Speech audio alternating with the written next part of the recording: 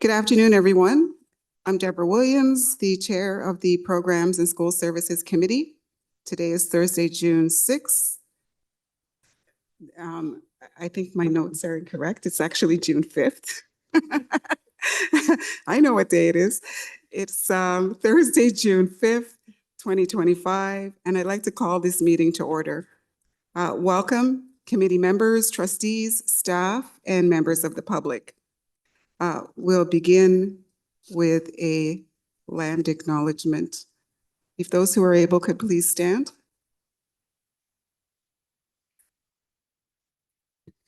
We acknowledge we are hosted on the lands of the Mississaugas of the Anishinaabe, the Haudenosaunee Confederacy, and the Wendat.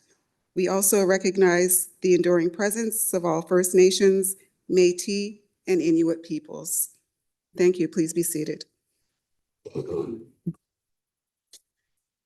The next item is approval of the agenda. I need a mover and a seconder, please, for approval of the agenda. Moved by Trustee Klein, seconded by... I can second. And I also have a comment, please. You need to amend the agenda? Okay, can we do...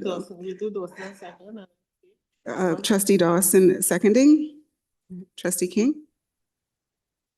Thank you, through you, Chair. I have a request that the item 6.1, motion for consideration, because this is a student item and just based on their availability for the evening, asking that this be moved up to be the first item following delegations and preceding the staff reports. Thank you. Do we need any discussion on the proposed amendment? Okay, so we will, the motion is on the floor to approve the agenda as amended. Moved by Trustee Klein and seconded by Trustee Dawson. All in favor? Aye. Any opposed? And that carries. Thank you. So we're moving on to declarations of possible conflict of interest. Trustees have had a chance to review the agenda and recommendations. Are there any declarations of possible conflict of interest? Okay, seeing none, we will move on. So we are now at item 4 on the agenda, delegations. Delegations allow for the public to address committees of the board and are designed to ensure members of the public can provide information and perspectives to trustees as we navigate the decision-making process. Delegates are reminded that they are to provide input in a respectful and constructive manner and should not engage in any behavior contrary to the board's code of conduct, human rights policy, or delegation procedure. We have originally 17. I believe there was one cancellation, so we have 16 delegations tonight. You will have 3 minutes to present your delegation. You will hear a bell ring near the end of your time. Trustees may ask questions of clarification following your delegation as well. Each trustee will have 3 minutes to do so if there are any questions of clarification, and that includes the response. Please just hold on, delegates, until we move to the next delegate. So I'd like to welcome our first delegate, Leah Detters, TDSB parent. Is that person in the room or online? Online? I am calling in. Yes, it's Leah Detters. Thank you. If you could speak more clearly so we can hear you. Can you hear me? Hello? Just a little bit louder and a little bit more clear. And when you're ready, you can begin with your 3 minutes.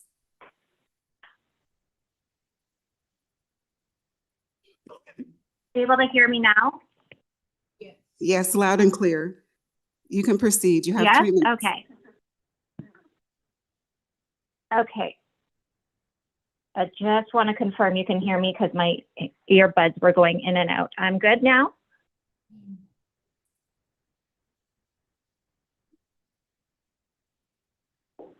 Hello? Yes, please proceed. You have 3 minutes. Okay. Okay. Good afternoon, and thank you for allowing me the opportunity to speak with you today. My name is Leah Deiters. My husband, Andrew, and I would like to share our experience with you of having a child with ADHD in the TDSB system. We are here to advocate for the TDSB to recognize ADHD as the disability it is, modify the application of neuronormative policies on children with ADHD, and promote the knowledge, understanding, and capacity of TDSB staff in the support of children with ADHD. Since joining Annette Street Public School 2 years ago, our 12-year-old son, Luke, has been suspended 3 times for impulsive behaviors. The most recent, in March of this year, was overturned recently by the appeal board due to it being related to impulse behavior not within his control. ADHD-related impulsive behaviors are not a disregard for rules or lack of understanding right from wrong. They are a neurological difference in the function of the ADHD brain. In each suspension, Luke understood that what he did was either inappropriate or wrong. He was incapable of preventing it from happening. When these situations occur, teachers and administrators apply the TDSB progressive discipline policy without considering the behaviors within the context of an ADHD disability, resulting in escalating consequences, punishment, and internalized shame. This is deeply harming our son, and it is discriminatory. The TDSB's own Special Education Advisory Committee wrote a letter in 2017 in support of the TDSB acknowledging ADHD as an exceptionality. 8 years have passed, and this has still not been done. The Centre of Awareness of ADHD Canada, CADAC, writes, "It is important to note that the Ontario Human Rights Code has primacy over other legislation, including the Education Act. This means that where there is an inconsistency between the code and the Education Act, the code will prevail. And in one case, the HRTO found that the Ministry of Education could be potentially liable for discrimination where its definition of exceptionalities prevented or delayed a student from receiving required accommodations. The TDSB's lack of acknowledgement of ADHD as an exceptionality demonstrates a disregard for the impact of this diagnosis on the learning needs and behaviors of children with ADHD. Further, this ongoing omission prevents staff and administration from obtaining adequate training on ADHD, thus eliminating their opportunity for learning skills to support these students. Had Luke's IEP recognized his disability and provided accommodations to support him, it's Thank you, Ms. possible he may Dieters. not have engaged. The bell has sounded. Your time has expired. So please hold on. We're going to see if there are any questions of clarification from trustees. So looking around, seeing none, I just want to thank you again for your delegation, Ms. Dieters, and have a good evening. Okay, thank you. Bye-bye. Have a good night. You So too. we're moving on to the next delegation, which will be Lynn LeBlanc. Welcome.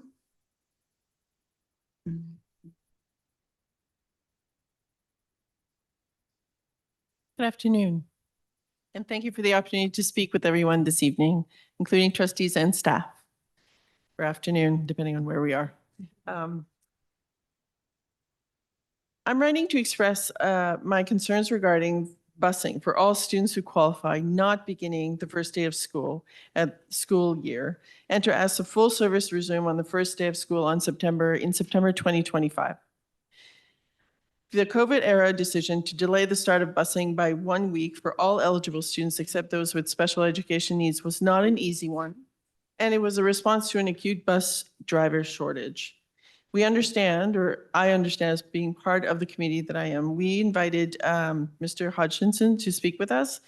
And we understand from that meeting that through the diligent work of his team, the situation has significantly improved.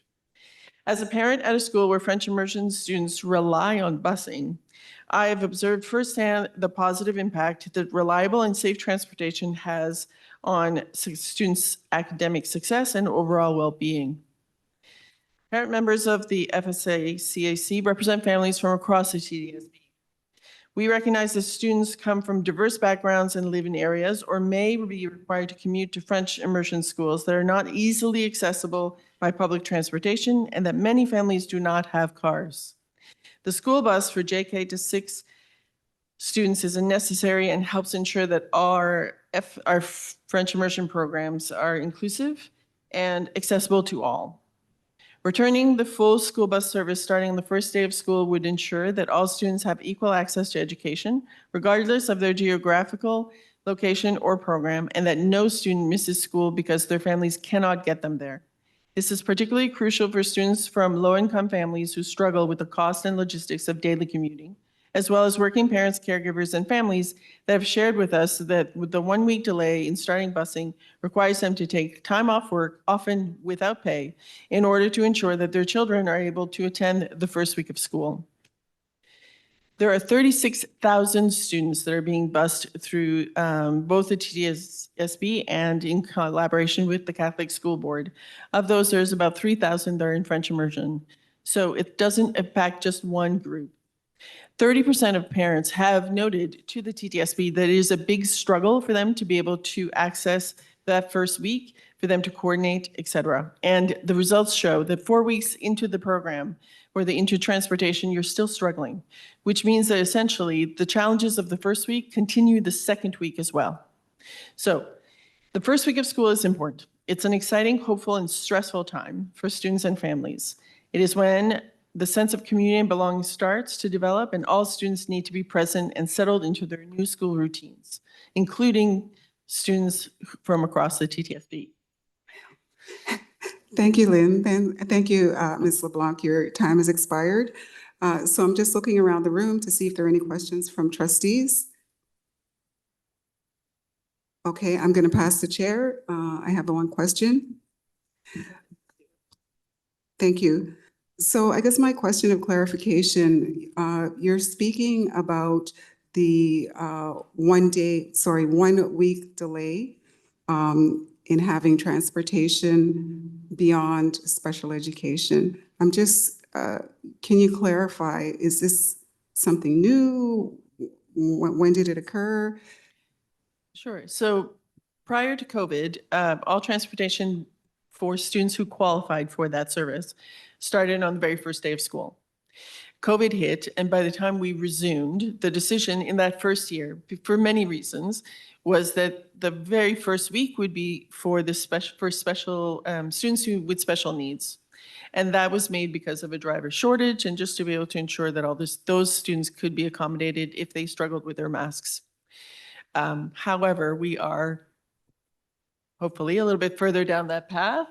And we are simply requesting that we resume the full service starting on the very first day of school, because that first week is really critical for all the students to be able to participate. And there doesn't seem to be any less chaos the second week. And the stats show that, because then the first 4 days with the special students that are going, the following week becomes an entire new week for them, because now they're mixed in with everybody else. They might start on a small bus, now they're on a big bus. Now there's a whole bunch of other kids.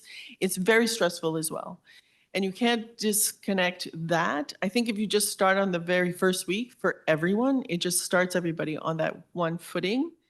And to be able to acknowledge that we are post-COVID, we should be able to return to where we were before and just start it for everyone who requires it, because that's a very stressful week for students to be able to miss in case their parents can't get to them to the school. And I'm not sure how those students are even being acknowledged at the school, whether they are absent because of lack of busing, or how that will reflect on their report card, essentially.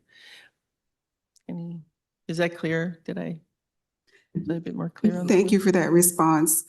So I will take back the chair. And just again, looking to see if there are any other questions of clarification from trustees, and seeing none. Again, thank you, Ms. LeBlanc, for delegating this evening. Thank you for your time, guys. So we're moving on to the next delegate, Yanoma Diamond, TDSB student. Welcome. And if you could say your name for us, that would be much appreciated. Yeah. Okay. Good evening, everyone. My name is Uhunama Diamond Ada Osasogie Isiomwa Chukwuma Ebe Okorobaraye.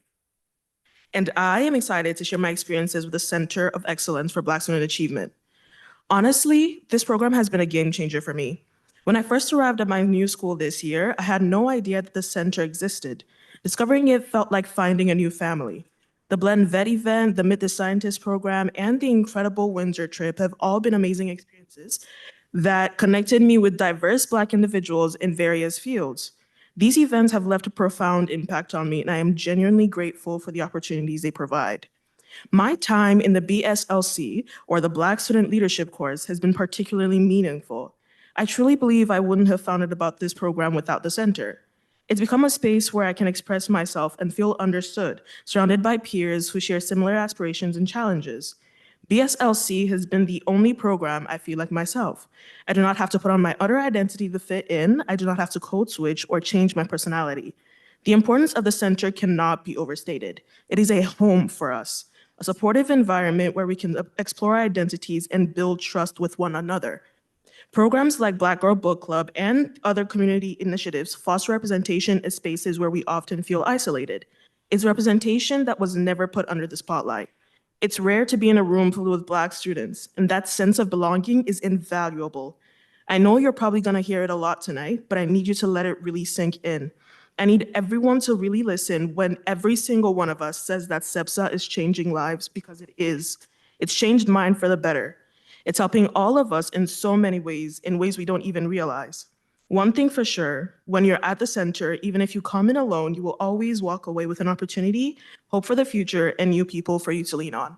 Thank you. Thank you. I see a question of clarification. Trustee Klein. Thank you so much. I'm so delighted that you came today, and I loved hearing from you. And you mentioned something called Black Girl Book Club, and that just made my heart swell. So just clarification, what is that? And tell me about the program and how that helps you. Okay. Personally, as far as I'm aware, Black Girl Book Club is, as the name sounds, a book club for Black girls where we read books by Black authors, specifically female authors. And it's just a space for Black girls in the high school program or in the TDSB to just come together and actually learn, because oftentimes our history is erased from everywhere, truly. Like, we're not in the narrative. So having that space where you're able to learn about other Black women, speak to other Black women, be with other Black women, keeps us in the narrative. And it's really important. That program at the Center of Excellence for Black Student Achievement, or CEPSA, is truly remarkable. Wonderful. Thank you so much. Have you read Americana yet? By Chimamanda? No? I don't think so, Oh, but I will put it okay. on my list. Well, I'll make sure I write that down before you leave. Thank you. Thank you. I'm glad to know about this, because I didn't know about this. And this is what's so important about you coming and sharing these programs I had no idea existed and are so important. Thank you. Thank you, guys. Hey, hold on. We're checking to see if there are any other questions of clarification. Any? Thank you. Yes, and I'll put a plug in for the Black Girls Book Club as well, because my daughter participated when it first launched and she loved it. So thank you for your delegation. Thank you.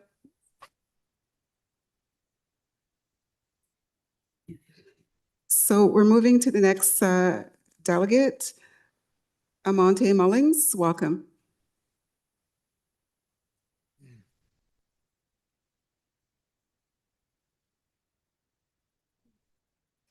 Welcome, and you have 3 minutes. Please begin. Good afternoon. My name is Amonte Mullings, and I'm a proud grade 11 student from Oasis Alternative, and I'm an active participant in the Center of Excellence for Black Student Achievement. Last year, I was a peer mentor, and I will be returning this summer. The center has done more than support me. It has helped me thrive. I'm a Black queer youth from a low-income family, and I've faced many challenges.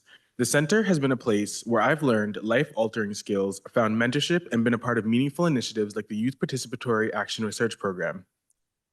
Each of these opportunities has strengthened my sense of identity, leadership, and purpose. Too often, Black students are left out of important conversations. The center changes that. It gives us space, voice, and power. It affirms who we are and reminds us of our potential. I also would like to emphasize that the Toronto District School Board is one of the leading school boards in North America and the largest in Canada. Other school boards look to us and they follow our lead. We must continue to lead by example, especially in the fight for diversity, equity, and inclusion. We must set an even stronger example for the students of the Toronto District School Board. It is crucial that we acknowledge the groundbreaking work that has been done through the Center of Excellence, whether it's the research initiatives, the Youth Participatory Action Research Program, or the education and mentorship provided to so many people. If the goal is equity and excellence, the center is a key part of that journey. I urge you to continue your support, not only with words, but with action and investment. With gratitude, Amante Mullings. Thank you so much, Amante. I have Trustee Dawson with a question of clarification. Thanks so much for your delegation. You mentioned a youth mentorship program where you are a mentor. I was wondering if you could elaborate on that a bit. What is that program? Absolutely. So last year, I was one of 7 peer mentors in the Black Student Summer Leadership Program. Are you familiar? I know a bit about the summer leadership program. Okay. Any other questions? What I was looking for was more just sort of your role and responsibilities in that capacity.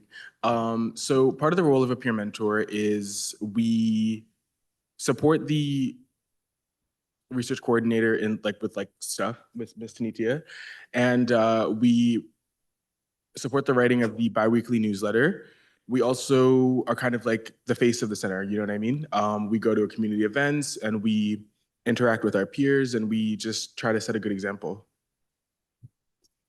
Wonderful. Thank you. Thank you for the great work you're doing. No problem. You have a question? Trustee King. Thank you through your chair, and thank you, Amante, for being with us. I don't know if I heard, I'm sorry, I may have missed it. Is this your first, how many years have you been participating in the programs at the center? This is my 2nd year. Okay. So am I correct in understanding then your first year you were a participant, and the 2nd year now you were a peer mentor? No, both years. Both years. Okay. Is part of the benefit of the center in that you're able to have this kind of continuity year to year? The opportunities are not just for one school year, but I think some of the criticism we sometimes hear with programs is they're kind of one and done, in and out. So are there benefits that you would attribute to the ability to continue year over year? Absolutely. And I think not just for me, I think for many Black students, it's very important that there is a space. There is like they said, like Diamond said, there is a home for us. It's really important that it's not one and done because most things take time to grow and to build. And the center fosters leadership for a lot of students and growth. And I'm sure a lot of the people in this room would agree that 1 year in the program, you learn a lot. And then in the 2nd year, I think you start to look at different perspectives. And I'm not at my 3rd year yet, so I couldn't speak to that. Thank you. Thank you. And I'm just looking to see if there are any further questions of clarification from trustees. And seeing none, again, thank you for your delegation, Amante. Thank you. Our next delegate, Adora Ademeni. And if I mispronounce your name, please state your name. Good morning, everyone. My name is Adora Adeyemi. Yes. So, my name is Adora Adeyemi. I am a grade 11 student that goes to Cedar Brae Collegiate Institute, and I am an active participant in the Center of Excellence for Black Student Achievement Programs. Since being involved with the center, I've had the opportunity to meet mentors who look like me, who sound like me, who come from the same background as me, which has been amazing because I wasn't born in Canada. I came to Canada recently a few years ago, and it has been hard for the first few years coming here and not seeing anyone who looks like me. So the center, being introduced to people who look like me, sound like me, and also a few Nigerians who have succeeded in this country has been so wonderful for me to meet. And I have participated in workshops and research topics close to my heart. I have been a part of the Black Student Summer Leadership Program where I researched the topic, which was the anglicization of Black ethnic names and how that affects your sense of identity. And it was a topic close to my heart because coming to Canada, you have to code switch, I had to change my name, how it sounds and things like that. So researching that topic was really great for me because it made me realize that I don't have to change who I am because I am who I am, and it doesn't matter what other people think about me. And so the center has been really great with talking about that and bringing that close to me. And these experiences have greatly improved my leadership skills because I participated in the summer leadership program. I had the opportunities to take grade 12 English while in grade 11, which I'm so glad I did because I succeeded and I did great. I was one of the top students in that class, and that was all because of the center. So I thank them for that. And it has allowed me to learn more about my identities and Black mentors who got to uplift me. To this day, I'm still connected with mentors from the center like Ms. Tinitia, Ms. Gordon. And so every single time, I'm just so grateful I was able to meet them. And I recently had the opportunity to be part of the BSLC, which is the Black Student Leadership course, where it was with Ms. Trey Anthony. And this program was advocated by participant of the Summer Leadership Program. They advocated for a space where we can be vulnerable and free. And as always, the center delivered. And the BSLC has been a game changer for me because it opened my horizons to many things that I didn't know were possible for me. And I learned more about my culture and identity and just the culture of Black individuals in this country. And I really think if we want equity and excellence, the center has been a huge part of that journey. And I really want to thank you guys because without you guys and your support, we wouldn't be able to have the courses we have in the center. And I really want to urge you guys to keep investing in it because not just for me, but for every other Black student who comes after me, because this is a big part of who we are. And as we're growing with the TDSB, it really is something that is needed, not a want, but a need that every single student should have. Thank you. Thank you, Adora. I'm looking around the room to see if there are any questions of clarification from trustees. Trustee King. Thank you, through you, Chair, and thank you, Adora, for being with us tonight. You mentioned a couple of times the opportunity to work with mentors. Can you clarify, are the mentors staff within TDSB or are the mentors external people that you've been introduced to as well? I think it's a little bit of both. It's mainly staff in the TDSB. Like for example, Ms. Tinitia and Ms. Gordon.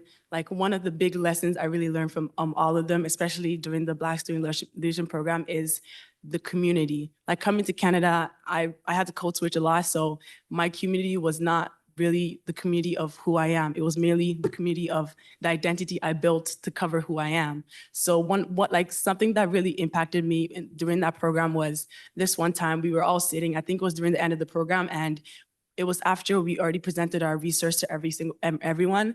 And Ms. Tanitia, Ms. Gordon, all the community and all the staff, they surrounded us and they were just a mantra of you are perfect, you are beautiful, you are this, you are that. And so that was just the thing that solidified that program for me, that it was just wonderful. Like, this is the community, this is what I needed. I don't change myself for anyone. It was a wonderful thing to have. So it's mainly staff in the TDSB staff and also Black mentors. Like for example, I recently met a Nigerian woman who's an accountant, and I want to be an accountant myself, and I'm also Nigerian. So it was really great to meet someone who's already established in this country, who I can ask questions of, like the career I want to. So it was just wonderful. Through you, Chair, I think you read my mind with my follow-up question, because I was going to ask for some examples of what mentorship looks like from both our staff and external partners, and you described those both very well. So thank you for sharing and helping us understand. Thank you so much. Thank you. Just looking around, I do not see any other questions of clarifications from trustees. So thank you again, Adora, for your delegation. The next delegate is Akea Carter-Smith.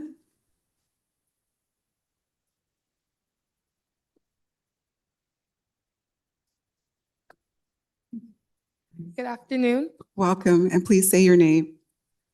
Hello, my name is Akaya Carter Sam, and I am a grade 12 student at David and Mary Thompson Collegiate Institute. I'm here not just as a student, but as a proud Black youth who has been impacted by a system that hasn't always seen or supported me. But through the Center of Excellence through Black Student Achievement, that began to change. The center has provided me with more than just programming. It gave me purpose, pride, and power. It is one of the few spaces in the school system where I feel fully affirmed, where my Blackness is not questioned, limited, or erased, but celebrated. At the center, I learned that I don't have to shrink myself to succeed. I've developed leadership skills, built community, and found mentors who reflect my lived experiences. I've been challenged to think critically, speak boldly, and lead with integrity. Because of them, I have decided to show up in underrepresented spaces as I pursue a career in neuroscience. And I'm honored to announce that I will continue my studies at McMaster University this fall.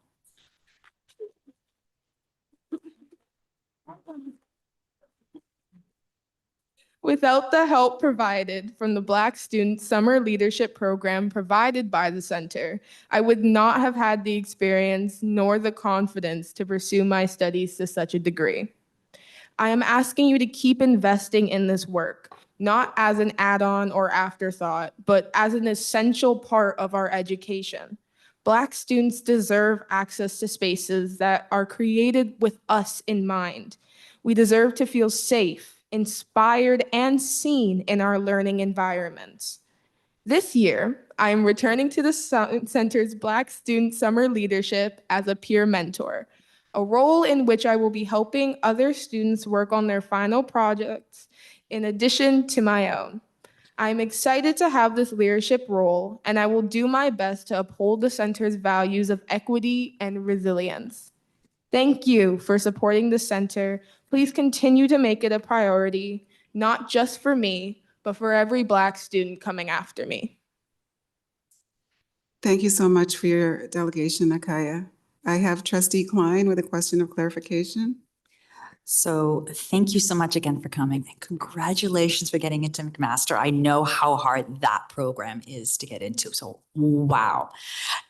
You opened up your speech by saying that you've been impacted by a system that you didn't feel seen before you went to the center. And I want to know more about your experience before you went to the center, just in a regular school. What did that feel like? What did that look like?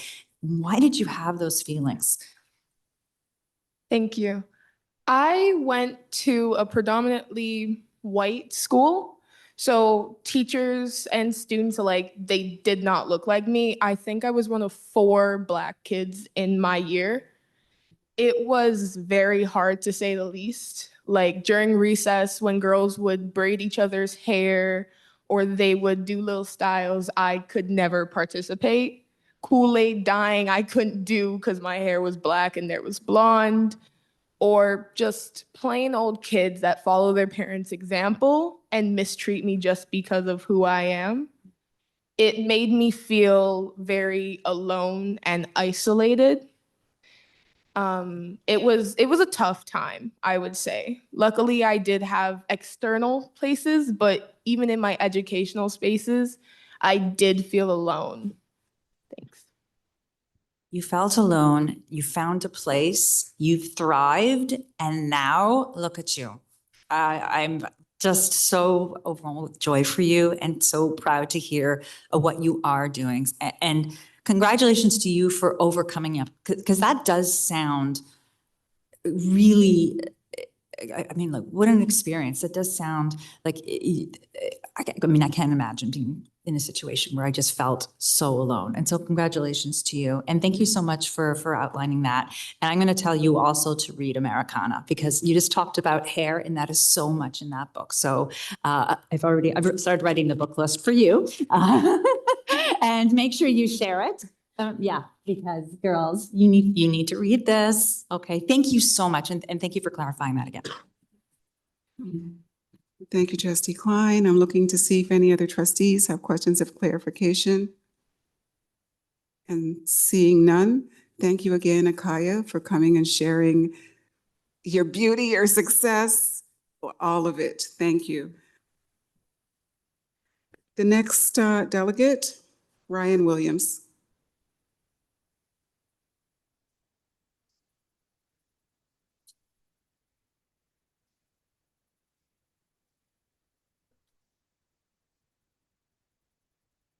Welcome. Do you need another chair? Okay. So Ryan, you have 3 minutes. Ava Jackson, 1990, right here.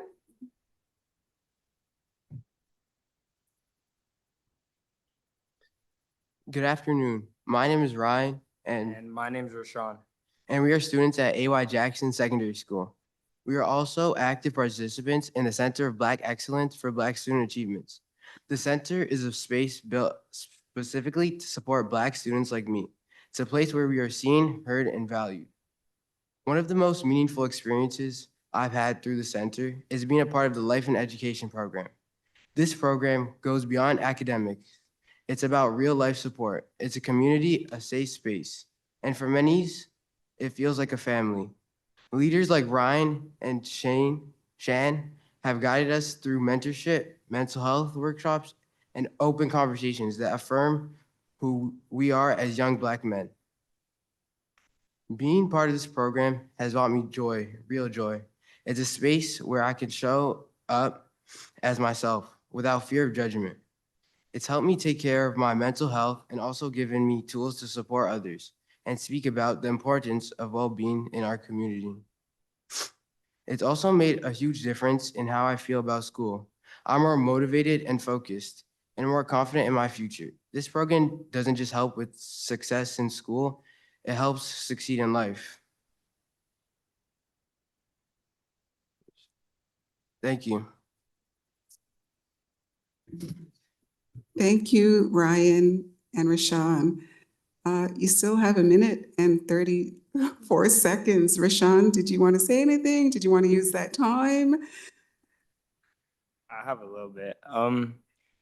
The program has helped me feel a lot more confident, especially being around people that, look like me.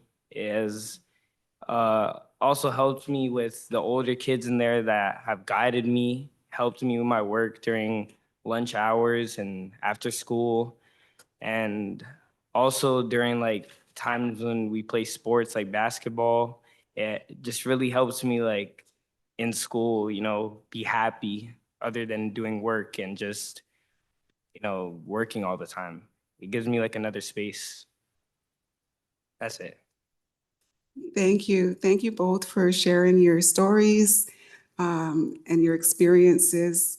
It's really very much appreciated. And I'm looking around the room to see if there are any questions of clarification from trustees. Trustee Dawson. Through the chair, thank you so much to both of you for coming today.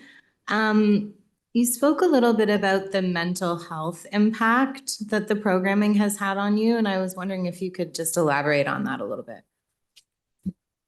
Yeah, having conversations with Ryan and Shan they helped a lot of us be able to control our emotions better. It helps us go through, we could talk to them about anything. So it really helps relieve stress because a lot of us go through things and it's hard to find trusted adults who we could talk to. So I think it's really a open space where we could talk about anything and feel listened to. So. That's amazing. I'm so glad to hear that. Thank you, Chair. Thank you. Just making sure, are there any other trustees with questions of clarification? Thank you again, Ryan and Rashawn, for your delegation and sharing your experiences. Hearing student voice is incredibly important for our board and our trustees. Thank you. Thanks. So we're moving on to the next delegate, Brian Williams.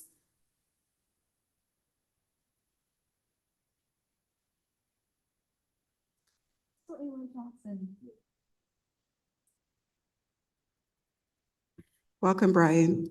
Thank you. Good afternoon. My name is Brian, and I am a grade 10 student at AY Jackson Secondary School. I'm here to share how the Center of Excellence for Black Student Achievement has made a difference in my life. Since joining the Life and Education program, I've been able to meet other Black students and connect with mentors like Ryan and Shan. They've personally helped me build more confidence in myself and taught me how to speak up and be proud of who I am. Having mentors like them who actually care and relate to us makes a big difference. One of the most impactful parts of my involvement has been creating genuine bonds with peers. The connections we make go beyond the program. They last inside and out of school. Knowing there are people around me who understand my experiences, support me makes me feel a sense of belonging. The Center of Excellence has supported not only my mental health and sense of belonging, but also my academic success with helpful mentors, useful resources, and a caring community. They have created a place where Black students like me can focus on our studies and dream big. As a grade 10 student, I wish I had joined the program my grade 9 year. Coming into high school as a Black student where there isn't a lot of people of your skin color can be very scary at times. And the program made me feel a sense of belonging and made me have connections with Black students and staff that can last with me throughout my whole high school career. The Center of Excellence has helped me grow in so many ways, and I hope the board continues to support it so more students like me can experience what it has to offer. Sincerely, Brian. Thank you so much, Brian, for your delegation. So looking for questions of clarification from trustees. First, we have Trustee Klein. Thank you so much. I really appreciate hearing from you. You talked a lot about activities, and I want to hear some of the activities that you've done at the center that mean a lot to you and have helped you. I just want to know more about how the center runs and what it means to you and everyone sitting here. So please. Thank you. A lot of the times we connect doing activities like playing basketball. Just being around each other makes us really have a sense of family. We also did a workshop at MLS Launchpad with other schools and Black students, and connecting with people from not only our school, but surrounding schools really makes you feel like you have a lot of people to lean on when you need support. Okay, that's amazing. So you're doing a lot of these programs after school? During lunch and sometimes after school. Sometimes after school. Okay, so it's giving you a chance for something to do when school is out, right? That is so important. And I really appreciate the importance of after-school programs. It's one of the most important things that we can do in our city, is making sure that our students have some place to go and something to do when school is out. And this to me is precious. So thank you very much. Thank you, Trustee Klein. I have Trustee Dawson next. Thank you, Chair. Brian, thanks so much for your delegation. You mentioned that you didn't start the program until grade 10. Did you have the opportunity in grade 9? Why didn't you join till grade 10? I did have the opportunity in grade 9, but I didn't take the opportunity that was given to me. And I do regret that now, looking back into the future, because I have a lot of connections with Black students and staff who support me right now in grade 10, which helps a lot. What changed your mind between grade 9 and 10? Do you think? Just hearing past experiences from other students who experienced the program before me really changed my mind. That's amazing. Thank you. Trustee King. Thank you, through chair. I feel like everybody's reading my mind today. I'm going to pick up where Trustee Dawson left off. Were you familiar with the center in grade 8? Had you heard about it before you got to high school? No. Okay. Do you think that there is a need to introduce the center to students sooner to help them be aware and confident when they reach high school in grade 9? And if so, do you have any suggestions on what we might do? I do think it's important to provide students that are in high school yet with the information about programs like this, because it could make you feel more comfortable and confident going into high school, knowing that there's people who will support you no matter what, and feeling a family. And I feel like a way to advertise this would maybe being like going into schools and doing workshops with kids to talk about the program and stuff. Thank you for that, Brian. Okay, looking to see if there are any other questions of clarification from trustees. And seeing none, thank you again, Brian, for sharing your experiences. It was wonderful hearing from you. Thank you. And our next delegate, Ugo Njoku. And can you please say your name? Hello, my name is Ugo Njoku. Good afternoon, trustees and senior leaders of the Toronto District School Board. I'm a grade 11 student at Malvern Collegiate Institute. I've been thankful to be an active member of the Center of Excellence for Black Student Achievement. The center has given me the opportunity to be fully seen in an educational space. I spent all my life being one of the few or the only Black person in educational institutions, often going unheard or being forced into the token role, i.e. the person who is the proof of diversity. My initial experience at the center entering in grade 10 through the BSSLP, the Black Summer Leadership Program, I felt instantly welcomed and supported by strong and professional Black educators. I was finally in an educational space where I could see other students who look like me with post-secondary goals and professional dreams like me. The center has increased my confidence with my skills within the realms of research, something that I probably wouldn't have achieved until I was in my second year of university. It helped me learn the professional skills I would need for the future, something important often left behind for Black students like me. I've learned how to make connections and properly speak to a crowd with enthusiasm and pride in my words. It's given me many other opportunities like scholarship opportunities and mentorship opportunities as well. Overall, the center has given me a chance to feel accepted, to be a better student, and prepared me to strive for a post-secondary future in order to achieve my professional dreams. It has also given me the skills I may have lacked in my school by helping me gain valuable research skills in my first paying job. I hope you continue to invest and support the center to allow them to uplift the future Black leaders here in Canada. Thank you. Thank you, Hugo. I have Trustee Dawson. Thanks so much for your delegation. You mentioned getting a job. That sounds amazing.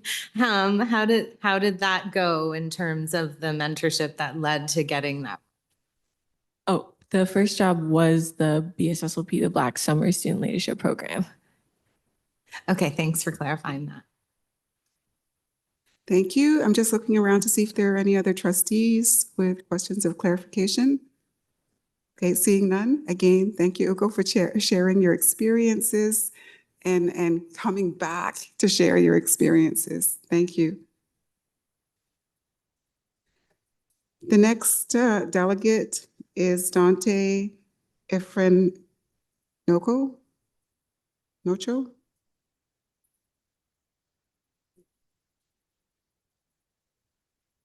Thank you, Dante. Could you please say your name for us? Dante Ifianacho. Welcome. Thank you. To the trustees and senior leaders of the Toronto District School Board, my name is Dante. I'm a grade 10 student at AY Jackson Secondary School. I'm writing to share how the Center of Excellence for Black Student Achievements have made meaningful difference in my life. Since becoming involved with the center, I have had the opportunity to go to workshops talk to my peers in an Bring environment. your mic a little bit closer so we can hear you better. Okay, there you go. Let's try. Since becoming involved with the center, I've had the opportunity to go to workshops, talk with my peers in an environment where we focus on ourselves and our personal experiences, a feeling I can't get in school. It feels like I could speak my mind knowing they understand what struggles I go through and are not people pretending. These experiences, it's helped with my personal confidence and getting the skill to lead my peers in different ways, helping each other in whatever way we can, like in the halls or with work. But also with classwork, when I'm stressed out or just not in the mood, they've always helped me figure out stuff and ways to motivate me. One of the most impactful parts of my involvement have been the experience to work with the Black staff, Ryan and Shan, as in my years of going to school from like 4 different schools, maybe once I've seen a Black staff member. So being able to break that wall is great and a wonderful new experience. I'm very grateful to Ryan and Shan. These opportunities have helped me feel empowered and valued in ways that are not always available in other parts of my school life. The Center of Excellence has not only supported my academic journey, but also my mental health and sense of belonging. It's a place where Black students like me are encouraged to dream big, advocate ourselves and others, to build future rooted in joy and excellence. I hope the board continues to invest in the center so that more students like me can benefit from these programs and the supports. Thank you for listening and for your commitment to the Black student success. Sincerely. Thank you so much, Dante. I'm looking around the room to see if there are any questions of clarification from trustees. You see, you were so good. We don't even have questions of clarification. Thank you again, Dante, for sharing your experiences. It's very much appreciated. Thank you. So our next delegate, Sarah Mohammed.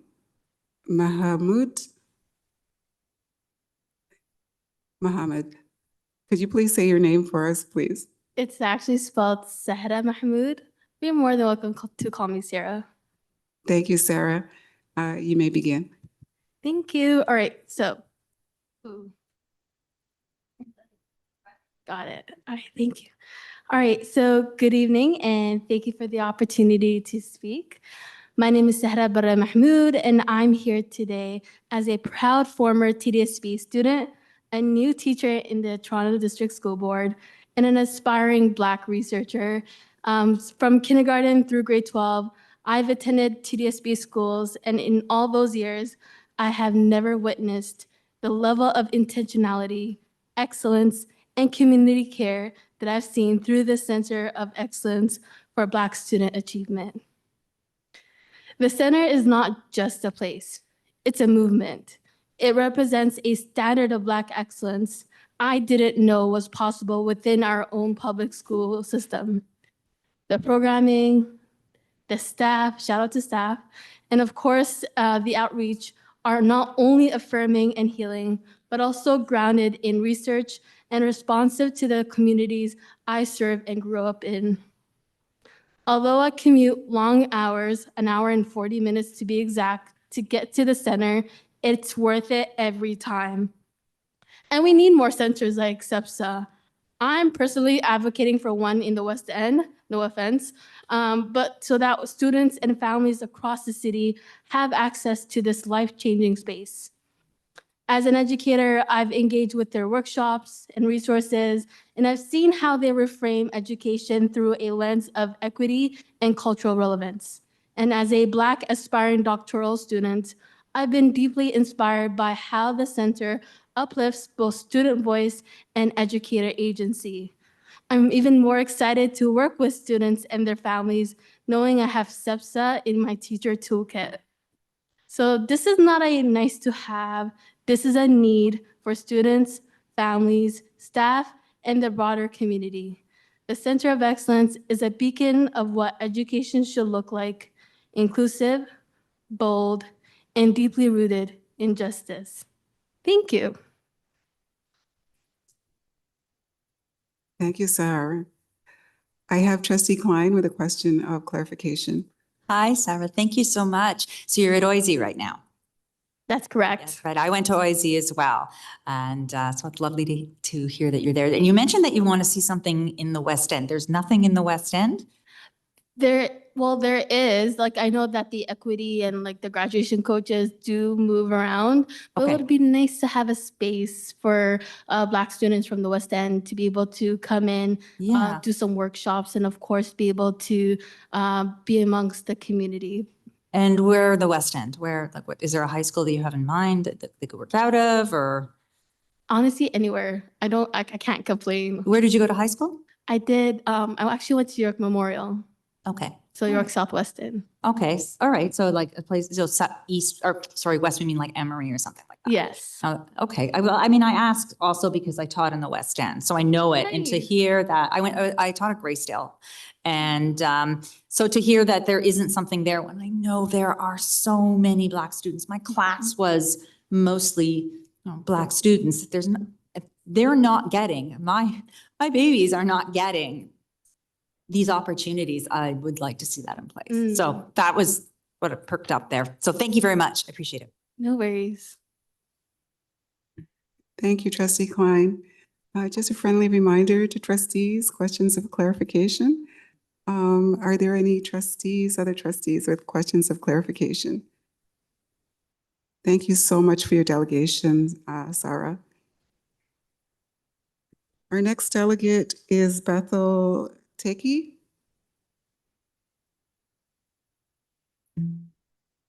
Welcome. It's great to see you. Please say your name.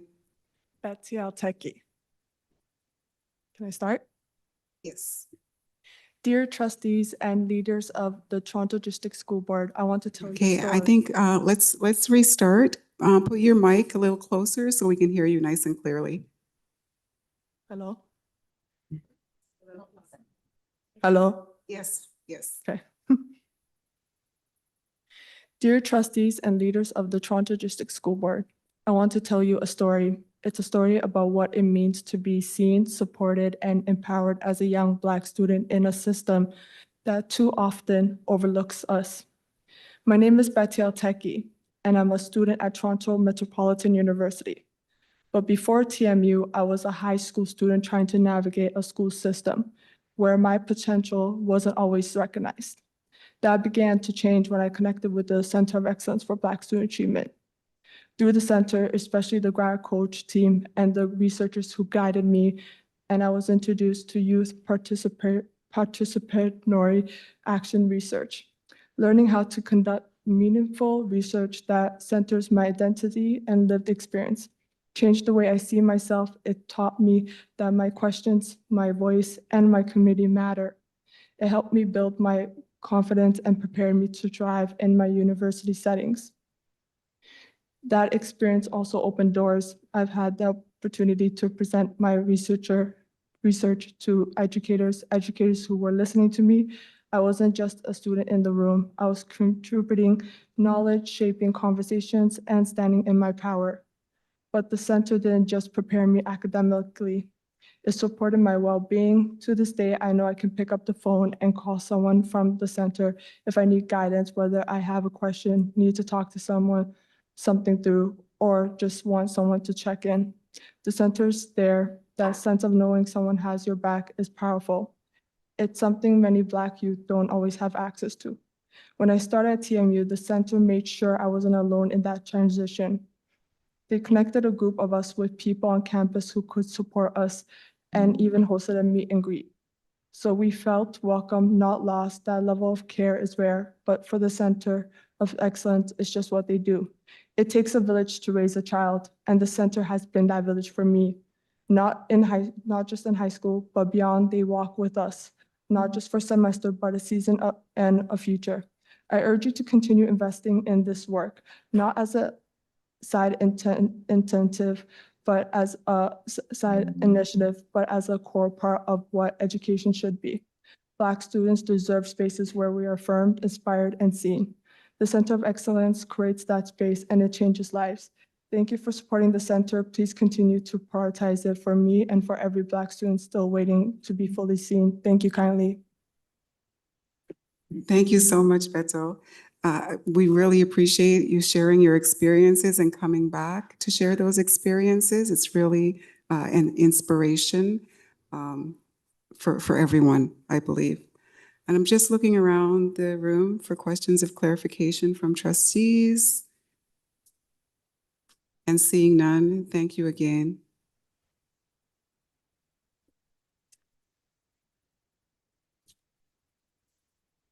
So the next delegate is Grace Camille Monroe. Are they in the room or online?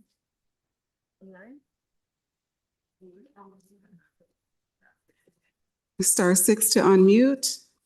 Grace Camille.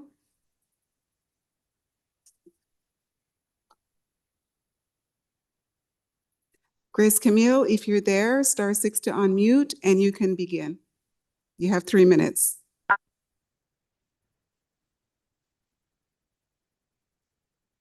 Are you there? Press *6 to unmute.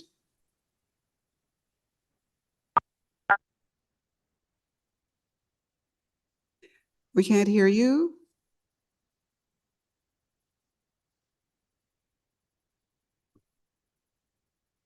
Okay, Grace Camille, it looks like you're having some technical difficulties.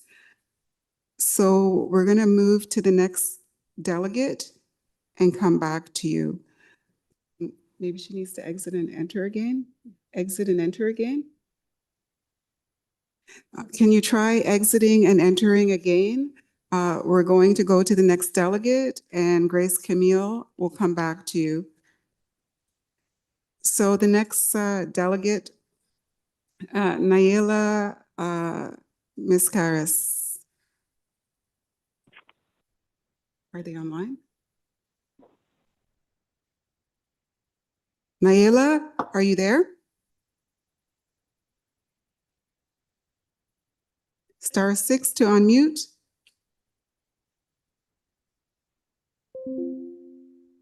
Nayela, we don't hear you.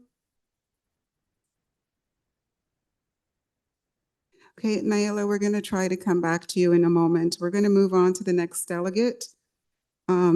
Is there a Miss Dora Brisma in the room? Welcome. Could you say your name for us, please? Hello, my name is Mr. Brema. Welcome. Thank you.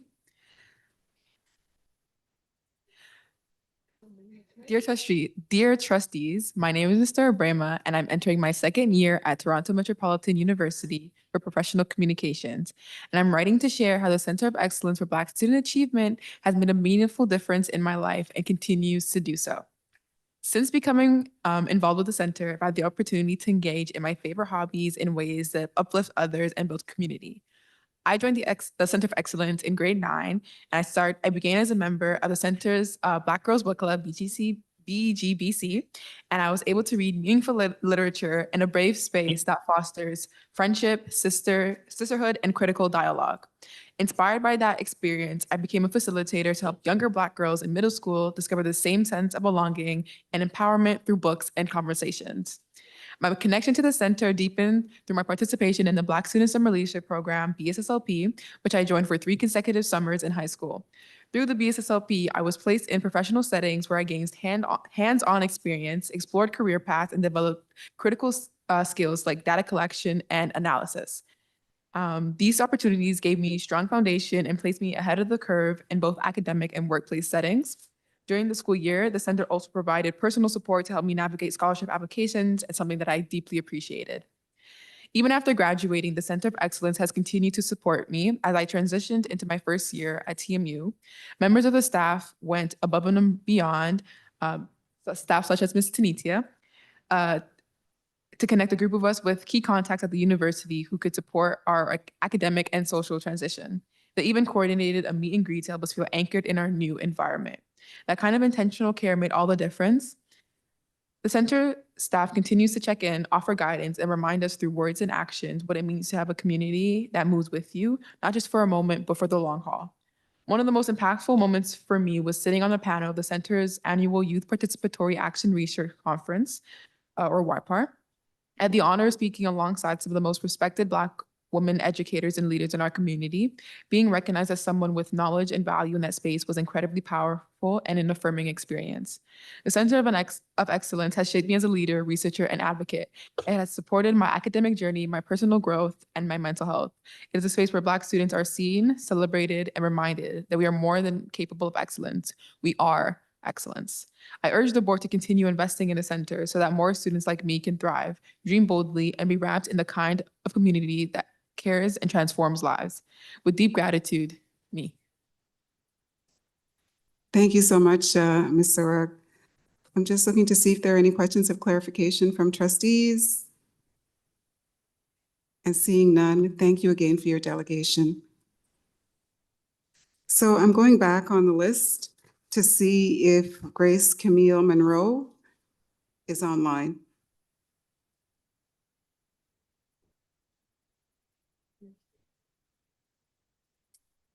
Grace Camille, are you there? You have 3 minutes. Hello. We can hear you. You have 3 minutes. Please go ahead. I want to clarify, I'm not Grace. I don't know if there's a different name on there. It's not Grace? Hello? Are you? My name is Nidra Udairaj. What is your name? Nidra Udairaj. Okay, Nidra. Okay. Please go ahead. Okay, thank you so much. Hello, my name is Nidra Udairaj. I'm a grade 9 student from Lester B. Pearson, and I'm here to test whether one voice can make a difference in the inclusion of transgender students. I've witnessed the struggles and harassment transgender youth endure globally, including in our community. One prominent area where this exclusivity is observed is in sports and gym, where the term co-ed is often used. The term co-ed traditionally refers to both or only 2 genders. This can make those who identify under the trans umbrella feel excluded and further ostracized than they already are. According to the 2021 Transgender and Non-Binary Census, 1/3 of 1% of Toronto's youth from ages 15 and older identify under the trans umbrella. That's approximately 100 people feeling excluded by this terminology every day. That number is increasing each year with the rise of LGBTQ+ support. According to Canadian statistics, transgender Canadians were more likely to experience violence since age 15 and also more likely to experience inappropriate behaviors in public, online, and at work compared to cisgender counterparts. Trans students face unwarranted hate and discrimination from both peers and teachers solely based on their gender identity. In some parts of the world, this prejudice and lack of inclusion have escalated into devastating and violent attacks on students. Why should we wait for such tragedies to happen before taking action? Instead, let's prioritize inclusion and create a safe environment where trans students can thrive, starting with a simple yet impactful change of terms we use. This change is already going on through the system, through TDSB sports documents for teachers. Though this progress is great, having more people support this change and show public support for trans youth can help make an accepting space for students in Toronto. Our world is rapidly changing and improving to include those mistreated in the past. It's time for our school board to adopt inclusive technology for students of all gender identities. We propose using the terms Unite Gym and Unite Teams to replace the current terminology utilized in school environments. This small name change is the gateway to change one of the steps to make TDSB more LGBTQ+ and trans friendly. This name change not only welcomes trans students, but is also less likely to see as political or controversial by parents, staff, and students. Terms like all gender often spark backlash against trans individuals and their allies. So by using terms like Unite, it focuses on inclusion and community, bringing everyone together. By using this term, we hope to unite those of all gender identities, feel more welcome and accepted by the TDSB. Thank you. Thank you, Nataro. Please hold on for a moment. I just want to see if there are any questions from trustees. Okay, seeing no questions of clarification, I just want to thank you again for your delegation. Have a good night. You too. Thank you so much. We're moving to the next delegate, Tammy Shabat. Tammy Shabat in the room or online? Online? Okay, Tammy, if you *6 to unmute, you can begin. Hi there, this is Tammy Shubat. Everyone can hear me? We can hear you. Please go ahead. Thank you. Good afternoon, trustees and members of the committee. My name is Tammy Shubat, and I'm speaking today on behalf of OFIA, a charity and nonprofit organization and subject association for health and physical education that supports the health and well-being of children and youth across Ontario.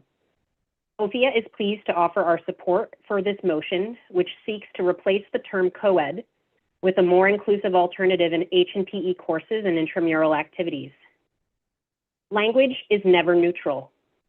The term co-ed, though often used without intent to exclude, reinforces a binary understanding of gender and does not reflect the diversity of identities in today's classrooms. As it currently stands, co-ed can make non-binary, trans, and gender diverse students feel unseen, or worse, unsafe. Changing the language we use is a meaningful step toward ensuring that every student feels like they belong in physical activity spaces. OFIA is aware that this issue is not unique to the TDSB. Other school boards across the province are also beginning to examine the limitations of the term co-ed and are consulting with their communities to identify more inclusive alternatives. Among the options being considered in various districts are terms such as unite, open, and all genders. This reflects a growing understanding across Ontario that the words we use in education deeply shape students' learning experiences. While we support the proposed consultation and implementation process, including audits and timelines, we urge the committee to view this as more than a naming exercise. Replacing co-ed is a necessary first step, but sustainable, meaningful change requires deepened understanding at every level of the school community. And so we're providing 3 additional considerations. 1 is for professional learning for educators that focuses on disrupting gender-based harm, that addresses misogyny, and that affirms gender-diverse students in physical activity spaces. 2, intentional positioning and promotion of all H&PE sections so that no course is seen as the default or the elite version, and that no group of students is made to feel othered based on the section they may select. And 3rd, focus on student-centered communication strategies to build awareness and trust, ensuring that students and families understand the purpose of the change and feel invited to participate in it. OFIA welcomes the opportunity to collaborate with the TDSB, equity staff, educators, and student leaders to support this process. We are ready to contribute to consultation sessions, share insights from provincial conversations, and assist in the development of tools, resources, and training materials aligned with this motion. Ultimately, inclusion is more than changing a word. It's about creating a culture of belonging. And this motion is absolutely a step in the right direction, and we applaud the leadership shown by students that are bringing this forward. Thank you for the opportunity to speak today and for your ongoing commitment to equity in education. Thank you so much for your delegation, Tammy. I'm just looking around the room to see if there are any questions of clarification from trustees. And seeing none, thank you again, Tammy, for your delegation, and have a good night.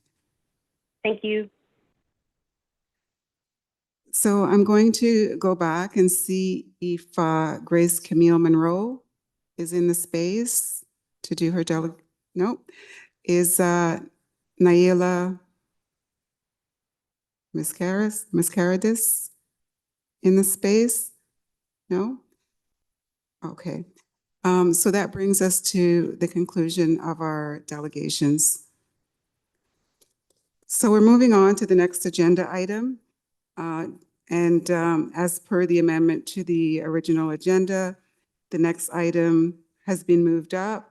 The written notice of motion for consideration, inclusive terminology in physical and health education. Trustees King and Dawson on behalf of student trustee Bell. Trustee King. Thank you, through you, Chair. As you mentioned, this is a motion that I'm moving on behalf of student trustee Bell. It's a motion that arose based on concerns raised by students. You heard some of them just delegate. When we did a bit of investigation and spoke with staff, what we found was that this is really about inconsistent practice in terms of how physical health and education classes and intramurals are named.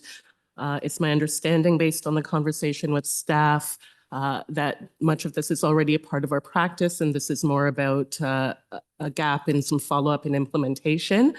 I also understand that since moving the motion, there have been some developments and further conversation from staff. So I would like the benefit of hearing from staff in terms of what has been done and where this stands right now in terms of updates. Thank you, Trustee King, and through to the director. Thank you, and through the chair. Yes, staff have been, in the past 2 years, working diligently in order to change the nature of the language. Part of what we've done is when we look at things like our secondary program guided choices document, and we go through this particular document, we no longer make reference in our documents around the notion of co-ed. What we are actually have been using for the last 2 years is all gender. And what has taken place is that some of the local schools, around 10%, we anticipate have in fact continued to use it in local classes, in which staff is happy to follow up with those particular schools in order to make the changes that are required. Staff believe that this is definitely the right direction, the right thing to do, and we have already embarked on the particular process in order to get there. So we are also happy to report back to board with respect to where we are in moving this item forward. Thank you. Through you, Chair, thank you to staff for that update. I think considering that the motion is asking for a work plan that you have spoken to, it sounds to me like the most logical thing is for this to be referred back to staff to continue that work. Just before I consider that, again, I'm moving this on behalf of Student Trustee Bell, and I would like to, through you, Chair, just confirm whether Student Trustee Bell would like an opportunity to speak. Thank you, Trustee King. I'd like the opportunity to speak very briefly. If that would be okay. Good evening, everyone. And thank you to the board for letting us as students speak to this particular topic. So very similar to parts of our delegation that was brought forward to you today here at board, this particular topic is one that has been in development for an extensive period of time for many of our TDSB students, communities, and overall individuals affected. What we're really calling for within this particular motion is to address a topic of naming. The term co-ed is a terminology that, based on the dictionary or the Merriam-Webster, whatever dictionary you choose to use, co means two.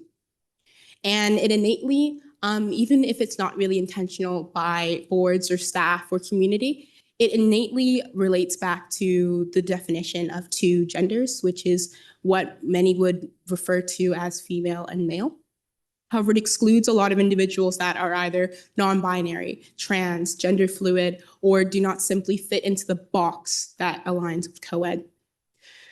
The ask of the motion, very similar to some of the delegations that we heard just previously, is to take the step of addressing that one name.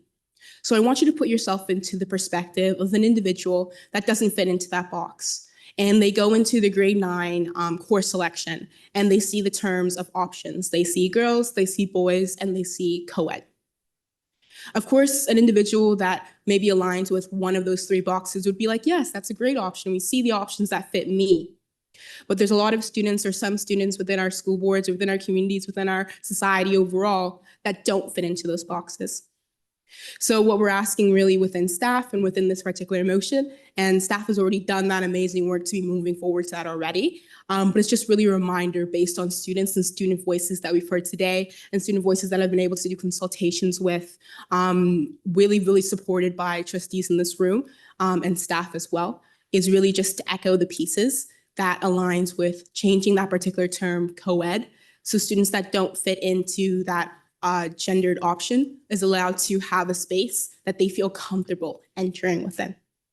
So I greatly appreciate the opportunity to refer this motion back to staff and see, I know I'm graduating this year, but see the work that's able to take forward, and my incoming student trustees will be able to echo and continue this work going into the 2025, the 2026 school year. Thank you. Thank you, Student Trustee Bell. Back to Trustee King. Thank you, through you, Chair, and thank you. I very much appreciate hearing from the students that delegated online and hearing from Student Trustee Bell, who's brought this forward in her leadership, as well as hearing from Ophia, who are the subject experts in this area. So again, I think because we have heard from staff that everything that this motion is asking for them to consider in terms of the consultation with students and in terms of updating on a timeline for being able to speak to the compliance and continuity of the use of those words, I think we can refer this back to staff for continued work with appreciation.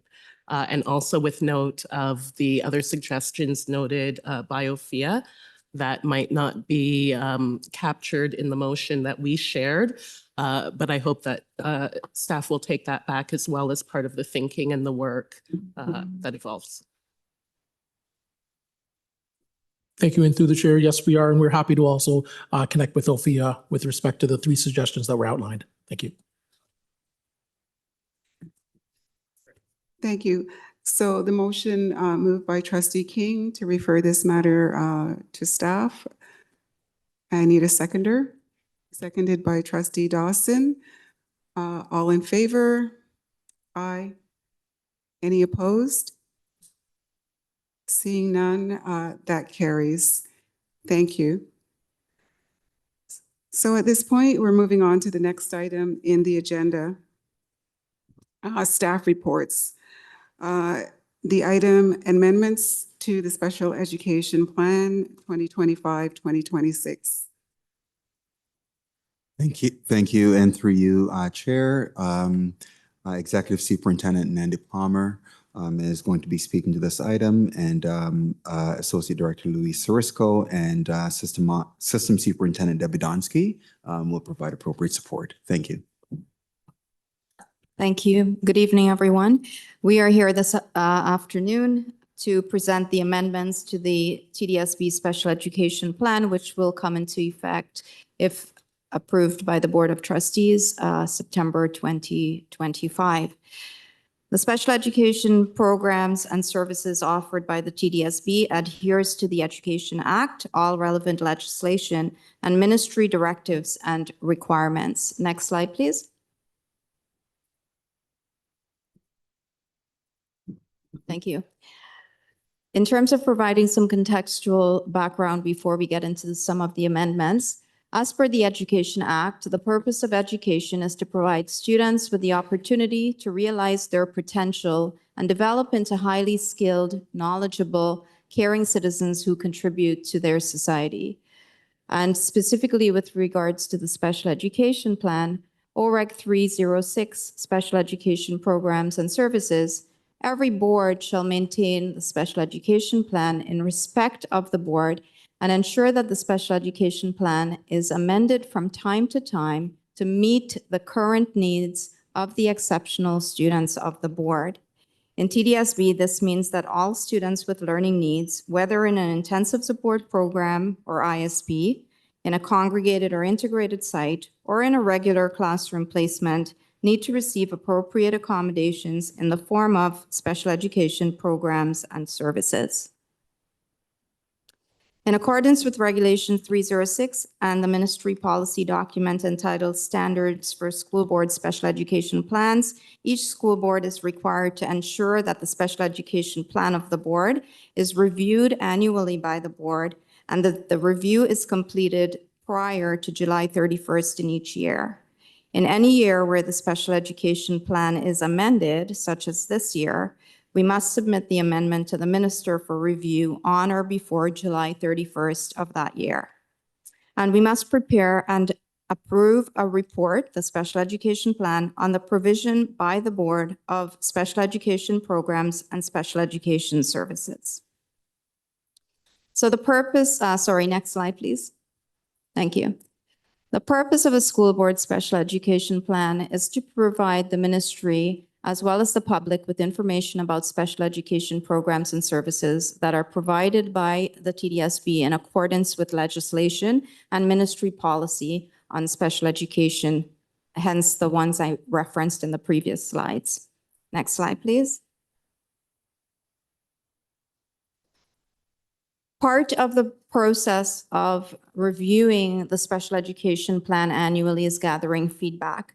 And the Special Education and Inclusion Department receives formal as well as informal feedback on the special education plan through conversations with school and department staff, the TDSB's Special Education Advisory Committee or SEAC, community groups, advocacy groups, and of course, parents, guardians, and caregivers.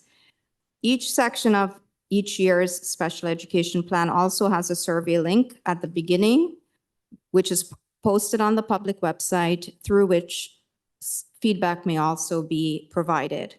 Parents, guardians, and caregivers, as well as community members, may also provide input into the plan through contacting their school principal, their school council, as well as the TDSB SEAC.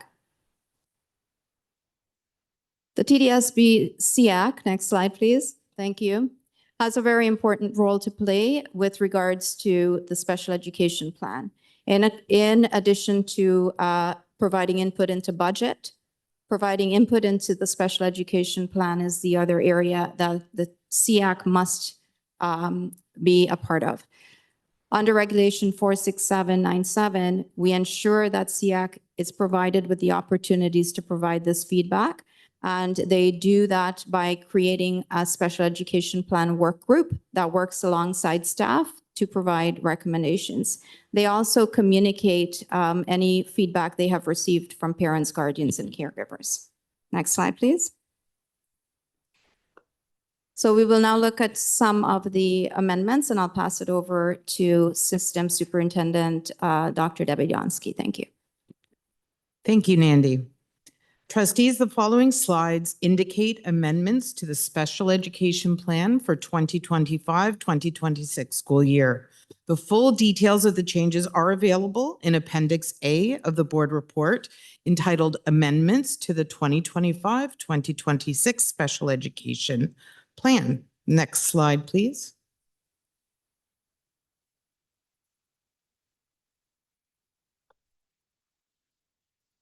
And next slide, please, again. Thank you. One of the areas we would like to bring to your attention is in Section G on page 24 of the Appendix A. You will see that we have adjusted the class size cap for the Diagnostic Kindergarten Intensive Support Program, which is a structure unique to the Toronto District School Board, from a class size cap of 8 students to 10 students. In TDSB, Diagnostic Kindergarten Intensive Support Programs are staffed with a minimum of 1 teacher and 1 support staff. Some diagnostic kindergartens may have additional support staff assigned for part of or for the entire day. Next slide, please.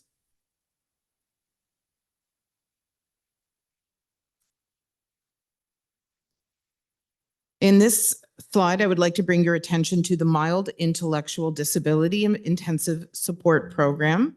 You will see an update to class size for the junior level intensive support programs from a cap of 14 to 16 students to align with the Ministry of Education class caps.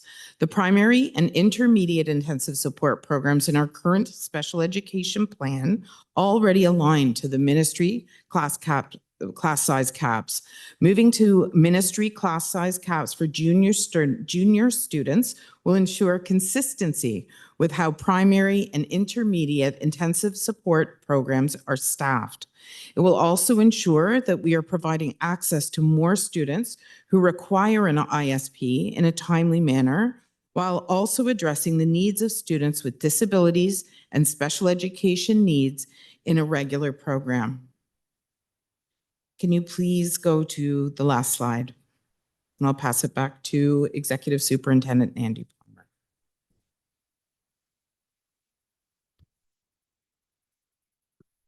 Thank you. Next slide, please.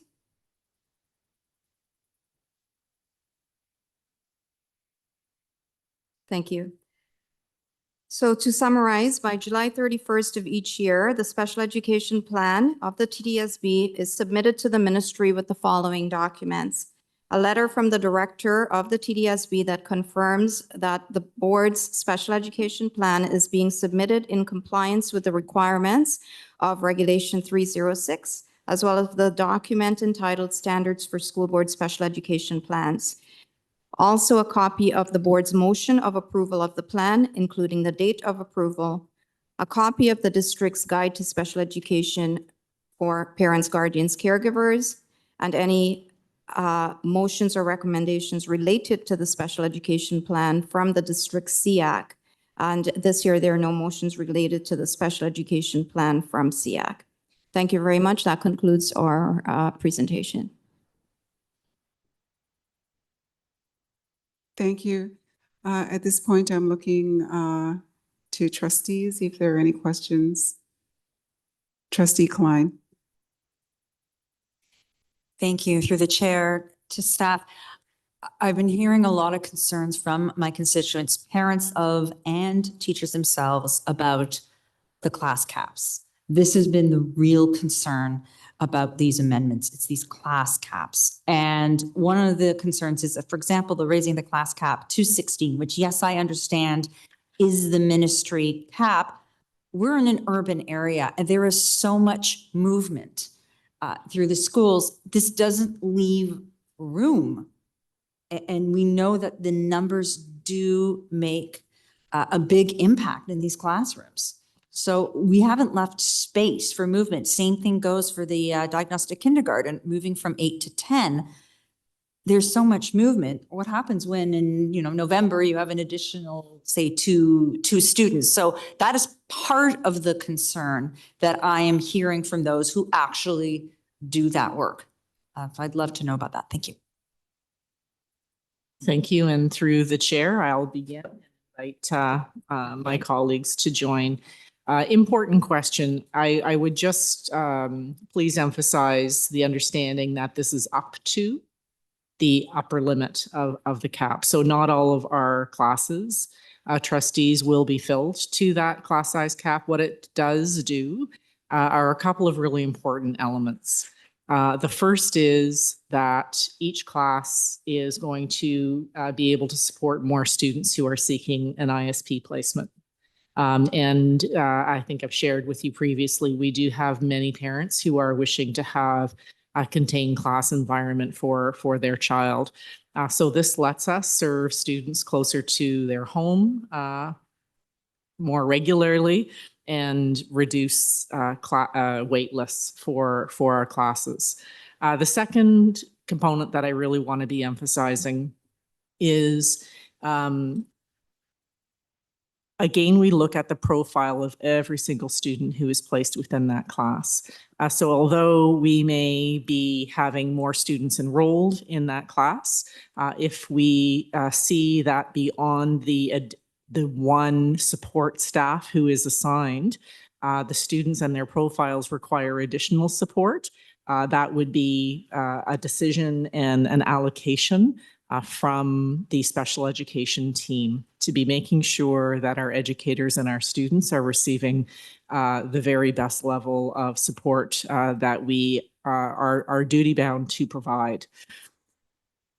When we are planning across the system, we also have to be considering the needs of our students who may be having a placement in a regular class, who have the exact same exceptionality as students who are in a contained class environment. So you can imagine reviewing every single profile for our 40,000 precious children with special education needs and disabilities. It is our professional judgment. It is our duty to be supporting and accommodating our students. And we feel this is a an important step for us as staff to be balancing the support within our contained classes to those who are in our integrated settings. I'll turn it over to Executive Superintendent Palmer to add any other information. Thank you. I'll just add that in terms of support, so we may have 2 different diagnostic kindergarten classes, and we really do take our time and look at each individual student within each of those classes. So depending on the needs, not only of the individual students, but combination of students, we may say, we understand we can go up to 10 in both classes. However, this class has a combination of needs that are different, and so we won't go to that 10. And another class may not, so we would go to that 10. And it could be a number of factors such as equipment and so on. However, we also look at clustering our ISPs. And so we may have several ISPs in a school. We may have 2, 3, or 4. And when a situation like that arises, we do allocate additional staff based on need. Again, that could be used amongst those cluster of ISPs in addition to the support staff and teaching staff that are allocated to each individual ISP. I'd add about that concept of knowing where we are placing our ISP classes in our schools. We strive to never have a single ISP class for the purpose of pairing, so that the support staff and the educators within those 2 similar class types can get to know the profile of all students, do cross-training, be streamlining timetables, supervision schedules, and so on. And that is another example of how we think to create efficiencies to make sure our staff and support go as far and as deep as possible. So the proposal in the amendment is an example of our very best thinking to make sure that all of our students have the maximum amount of support possible. Okay, thank you. So what you have explained does make a lot of sense to me, that we want to be able to have more children in these programs. I understand that. And I understand what you're saying about that, for example, if there's a group of students that you feel that there has to be capped at a certain number, under 10, that you will do that.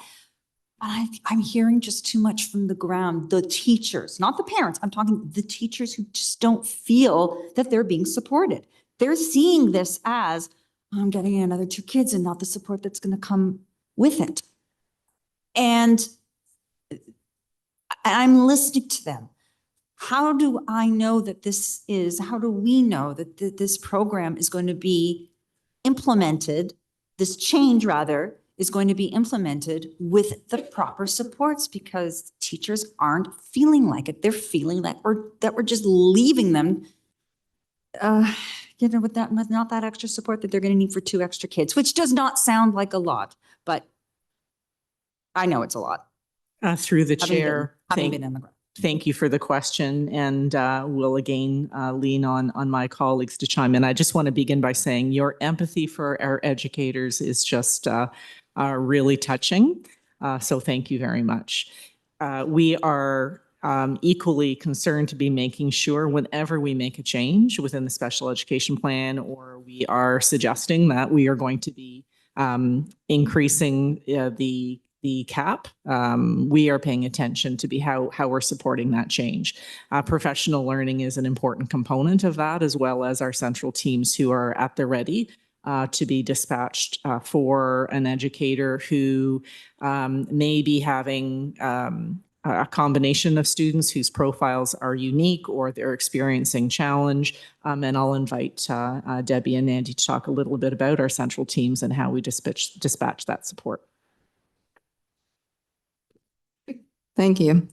So for example, we have different teams, as mentioned by Associate Director Sarisco, such as our ASD team for supporting students with autism. However, we don't just go in to support students with autism. It's really a capacity building team that can be accessed by school-based teams. We also have consultants and coordinators and transition navigators that can go in and support as needed. We also have our centrally assigned principals that work very closely with school principals as well as superintendents, as do Debbie and I, to support and ensure we're building understanding and strategies and modeling as well, those strategies for teachers and following up.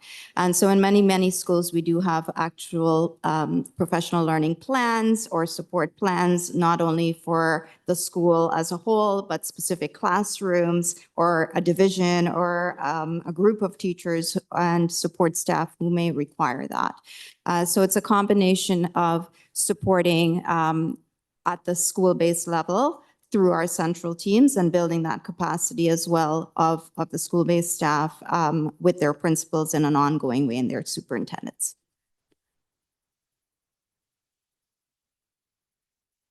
Just another follow-up, may I? Yes, you have almost 3 minutes. Okay. I just wanted to tell one little story that I saw a month ago. I've volunteered teach just grade 1 reading at a school in the Toronto District School Board. When I walked in at about 8:45, there was a student with autism who was having a very tough time. And the minute I walked in, I heard he hit me, meaning he hit the teacher and he hit the teacher in the face. At that time, there were 2 teachers trying to manage this child. When I left 2.5 hours later, there were now 4 teachers managing this child, including one who was trying to hold the student down because of attempts to elope. When I see this, and I asked them, I said, how are you guys doing? And they just did not feel that they're getting this, they're not getting the right support. So I just wanted to bring this story to your attention. I know that your intentions are good. I hear that. But this is what is happening. And I walked away shaken because I was looking at 4 staff members, one of whom was a gym teacher, so they had to collapse gym. One was the child and youth worker, and one was a spec ed teacher, and I can't remember the other teacher that was, but there were teachers pulled from programming, meaning supporting other kids, to focus on one student with autism because the support wasn't there. This is what I saw. This is what I fear by increasing the caps is that lack of support on the ground. And I hope you understand where I'm coming from. Through the chair, thank you very much for the opportunity. If I could just ask a question of clarification, Trustee Klein, for the class that you were observing, was it a mainstream grade 1 class? Oh, I'm a volunteer reader, a teacher. Oh, so it's just I pulled grade 1s on. This is completely separate. This is my my outside responsibility. It has nothing to do with me as trustee. It's something I've done prior to being trustee. I'm not actually seeing a class. This was something that was occurring in the hallways. I see. Okay. So if I may, I was wondering whether what you were observing was a student in a mainstream grade 1 classroom that may have 20 students. I don't believe the student is in a mainstream class, but the point is that they've just, in talking with the teachers at the time, walking out the door, because they've now since learned that I'm trustee, even though when I walk into the school, my trustee hat is off and I am merely a volunteer reading teacher. They don't feel support. They said, take this back. You know, as 4 of them are trying to manage this child, they just didn't feel like they had the support with this child. And I just wanted to relay that. Thank you. If I may,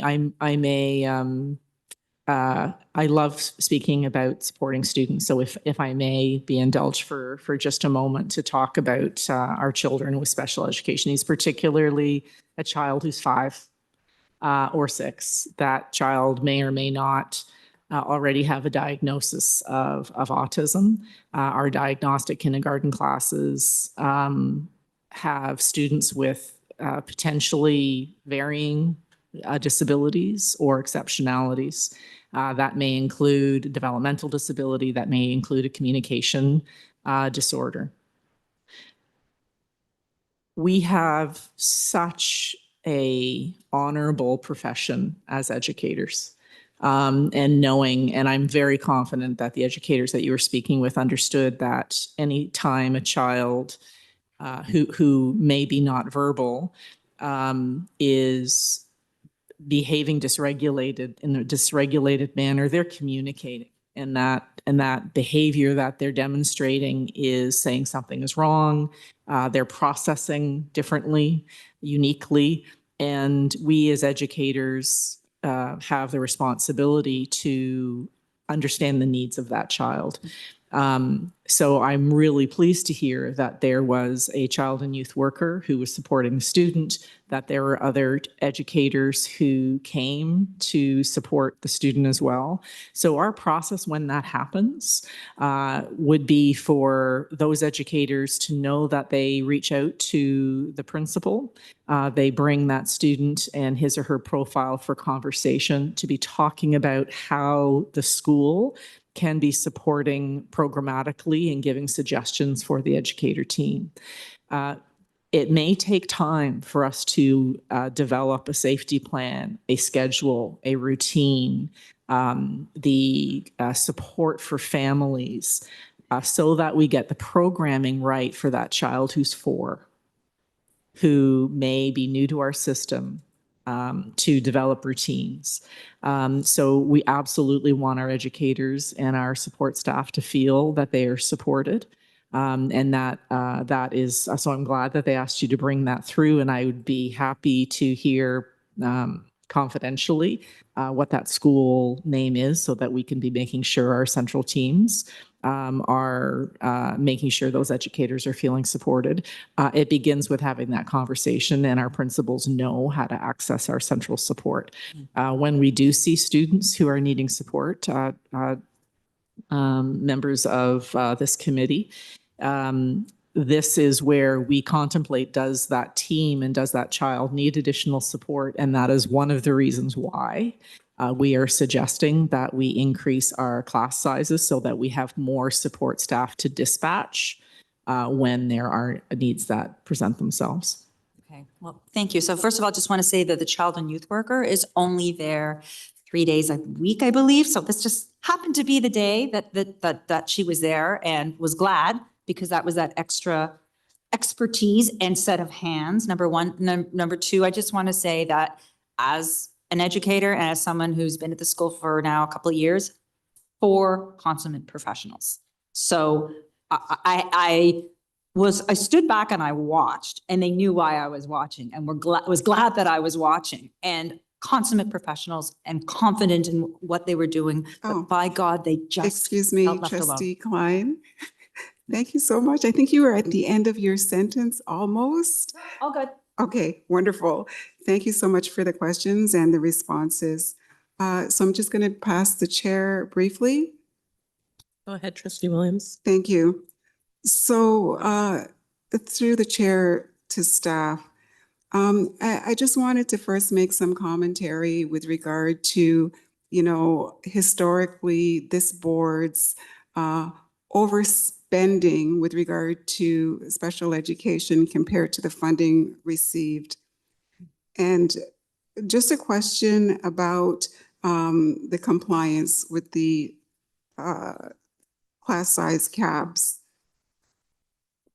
Could you maybe share the impact of, the compliance to the certain positions? For example, will it impact school improvement coaches, early literacy coaches and guidance coaches, the behavior intervention prevention teams?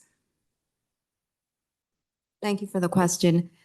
So we work in collaboration with other departments, staff from the Special Education and Inclusion Department, and we do not have any plans to change that collaborative approach to schools or the staff that work with those schools. I can't speak specifically to what staff allocations are available in other departments. However, we work very closely, for example, with diagnostic kindergarten classes. We would be partnering with early years, the early years department, as well as our own speech language pathologists and occupational therapy, physiotherapy services to support in those classrooms. So we would continue that collaboration to support.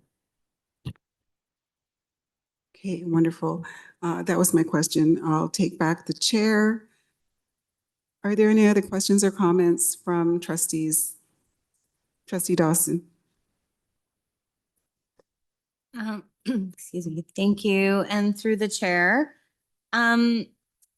First of all, I just wanted to say I really liked the added accountability measures in here and the metrics used, and in particular, the moving from IST to SST within the 6 to 8 week time frame. If things aren't working, I don't believe that that was something in place before.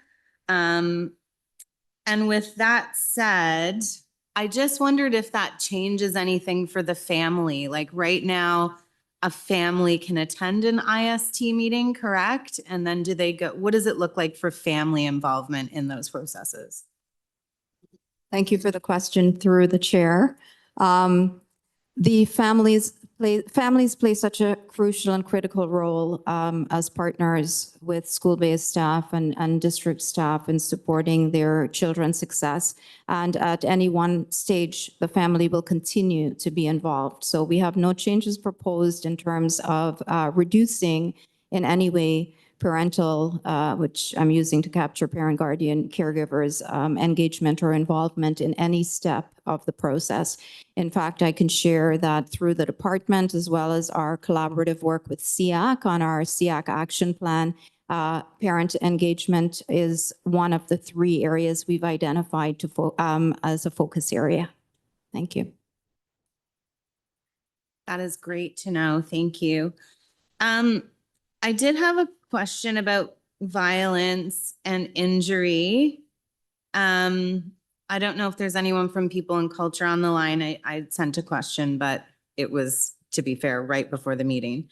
I was just wondering how many leaves, staff leaves due to injury in a spec ed classroom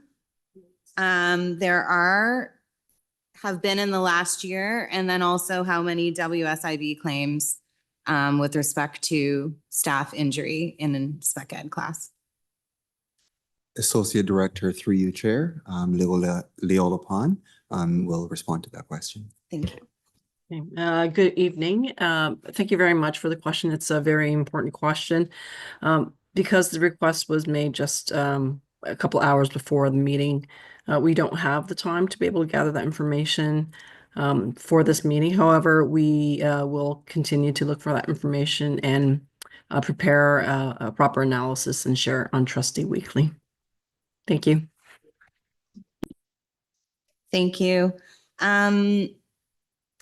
Okay, so looking at IPRCs, I found the numbers interesting, but they don't they don't really mean anything to me in the context of like a bigger picture Ontario. So I just wondered, with respect to our IPRC referrals, so the 3,760, how does that compare to other boards on like a per capita scale? Do we know that? Thank you. Through the chair, I don't have that information off the top of my head, but what I can say that I do know as of last year, and I'll have to go back and check for this year, is that TDSBs, the percentage of students that we serve with special education needs, we serve students who've been formally identified or IPRC'd, as well as those who have not, is consistent at 17%-ish across the province. In terms of exact numbers, though, and how we compare to other boards, we would have to get that information for you, Trustee Dawson. Okay, thank you. We did get a lot of emails about the survey and the survey linking to last year's survey as opposed to this year's survey. And I wonder if you have any comment on that? Like, what was the response rate like to the current survey? And did you hear about any challenges? Thank you. Through the chair, you're referring, for clarification, Trustee Dawson, to the survey link that's in the special education plan and on the website specific to the special education plan. Yes, I believe we did have a concern that was shared with us around that, but it was just the date that was incorrect. So it said 24, 25 as opposed to 25, 26, because we're always looking at a year ahead. But we were able to get the data regardless. We typically do not get very many responses. I would say less than 20, to be honest, every year in the 4 years that I've been here. I think it's 4 or 3. However, we do get very robust feedback through, as I mentioned previously, formal and informal conversations with families, through staff, through from families, through staff, from families directly, and through SEAC, of course, on an ongoing basis. Thank you. We received some concerns, and I'm just going to read it out. So the first is cuts to student supports. The proposed amendments are full of cuts to vital student supports. For example, there's elimination of school improvement coaches, early literacy coaches, and guidance coaches from the board's organizational structure. There's also the elimination of behavior intervention or prevention team. And so just also commenting that while it's great that there are additional supports for students with ASD, it shouldn't come at the expense of supports with students that have a broader range of behavioral needs. Thank you, Trustee Dawson. Through the chair, some of that information is not complete, is what I would suggest. And so we as a special education and inclusion department, as I said earlier, I can't speak to the staffing in other departments. However, we are not aware, or that we have not attributed that there are cuts to guidance counselors or some of the other roles you've mentioned. Rather, it's these roles and the names and titles of them change. So we just eliminated them from the spec ed plan to say we collaborate with other departments. And we also didn't want to leave out any of the specific roles that we do collaborate with. And so we just amended it to say that we work in collaboration with other departments. Instead of listing specifically, we work with guidance counselors and early years coaches and so forth. So that was the amendment, which I think was misread or misunderstood. If I may add as well, it's very important that we consider the support staff that we have in place for our students, and when we need to innovate or add more staff to another team, that we think about the caseloads, the needs of our students. So that is an important part of how we re-envision our support going out to schools, and the documentation, of course, is transparently made and discussed very openly so that the board is aware, our parents are aware, SEAC is aware, that again, we're not reducing support. It may be changing, but in our best advice, it is changing to enhance the programs that we have. Okay, thank you. So just to be crystal clear, all of these roles that were listed in the old spec ed plan they are still involved in the exact same way that they were or that they are currently. They just may have different titles and stuff like that. Like I just looking for the same exact support. Thank you. So through the chair, yes, we will work with the staff in other departments. As an example, the math team in the programs department, the early years team in the programs department, experiential learning team, the French team. We collaborate with all these teams and all these departments, and we will continue to do that regardless of what changes to titles or job descriptions that they may have. Okay, thanks. I would make a suggestion if you can do it or if it can be done next time to continue to list those roles because it does feel to people like it was a cut, but from what you're telling us, nothing's changed essentially. Thank you. Oh, sorry. Go on. Through the chair, I also want to share that we have consistently heard that the TDSB special education plan is overwhelmingly detailed, and there's a lot of information, and people just are very, very reluctant to even delve into it. And so we've tried to take that's a feedback we've heard year after year, and we've tried to do that to make it more concise. So I do want, and the chair of SEAC, David Lepofsky, I can say this because he said it himself publicly, that it is extremely overwhelming. So those were some of the reasons, Trustee Dawson. Unfortunately, we try to address some of the feedback, and in doing so, you know, something like this happens. But I just want to offer reassurance that we do collaborate with other departments. We'll continue to do that. The other piece that we've been trying to do, as I mentioned earlier, is that there is a document called the Standards of Practice for School Boards Special Education Plan, which clearly outlines what should be in a school board special education plan. So we've been trying to adhere to that to ensure, that, again, that we're not overwhelming families, but providing them with the information that is required to have. And in addition to that, I'll just quickly add that the reason that the ministry requires that each district provide the guide to to special education for parents, guardians, and caregivers is because all of the information about every single process is not what's required to be in the special education plan. So they expect that we do that through various and different and diverse communications to families. So I hope that provides a broader context. Thanks. Okay, yeah, that's actually very helpful and makes perfect sense. Okay, so just going back to the increasing class sizes. So I'm just going to read this. Very concerning as well are the unacceptable proposals to increase class sizes in classrooms serving students with multiple and complex needs. At a board-wide scale, we noticed that while enrollment has grown by 2,000 students, there's been a reduction by 5 schools. More concretely, there's a proposed amendment to increase diagnostic kindergarten from 8 to 10 students.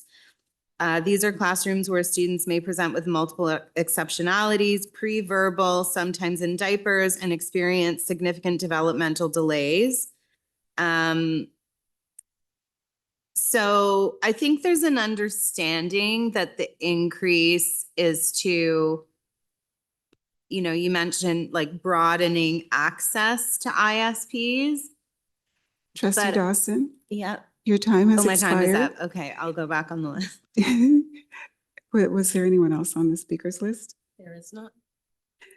Okay, you are back on the speakers list. Let's restart that timer. Okay, so I think there's just, you know, to Trustee Klein's point about sometimes needing 4 adults to manage 1 child, adding 2 more to a class of 8 that's barely manageable does seem unfair, but if you could maybe elaborate a little bit more on that decision, that would be helpful.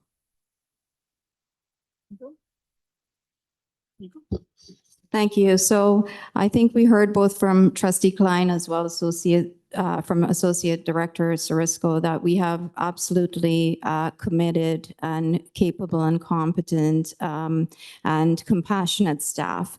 And that would include support staff as well as teaching staff and school administrators and all other staff within the school.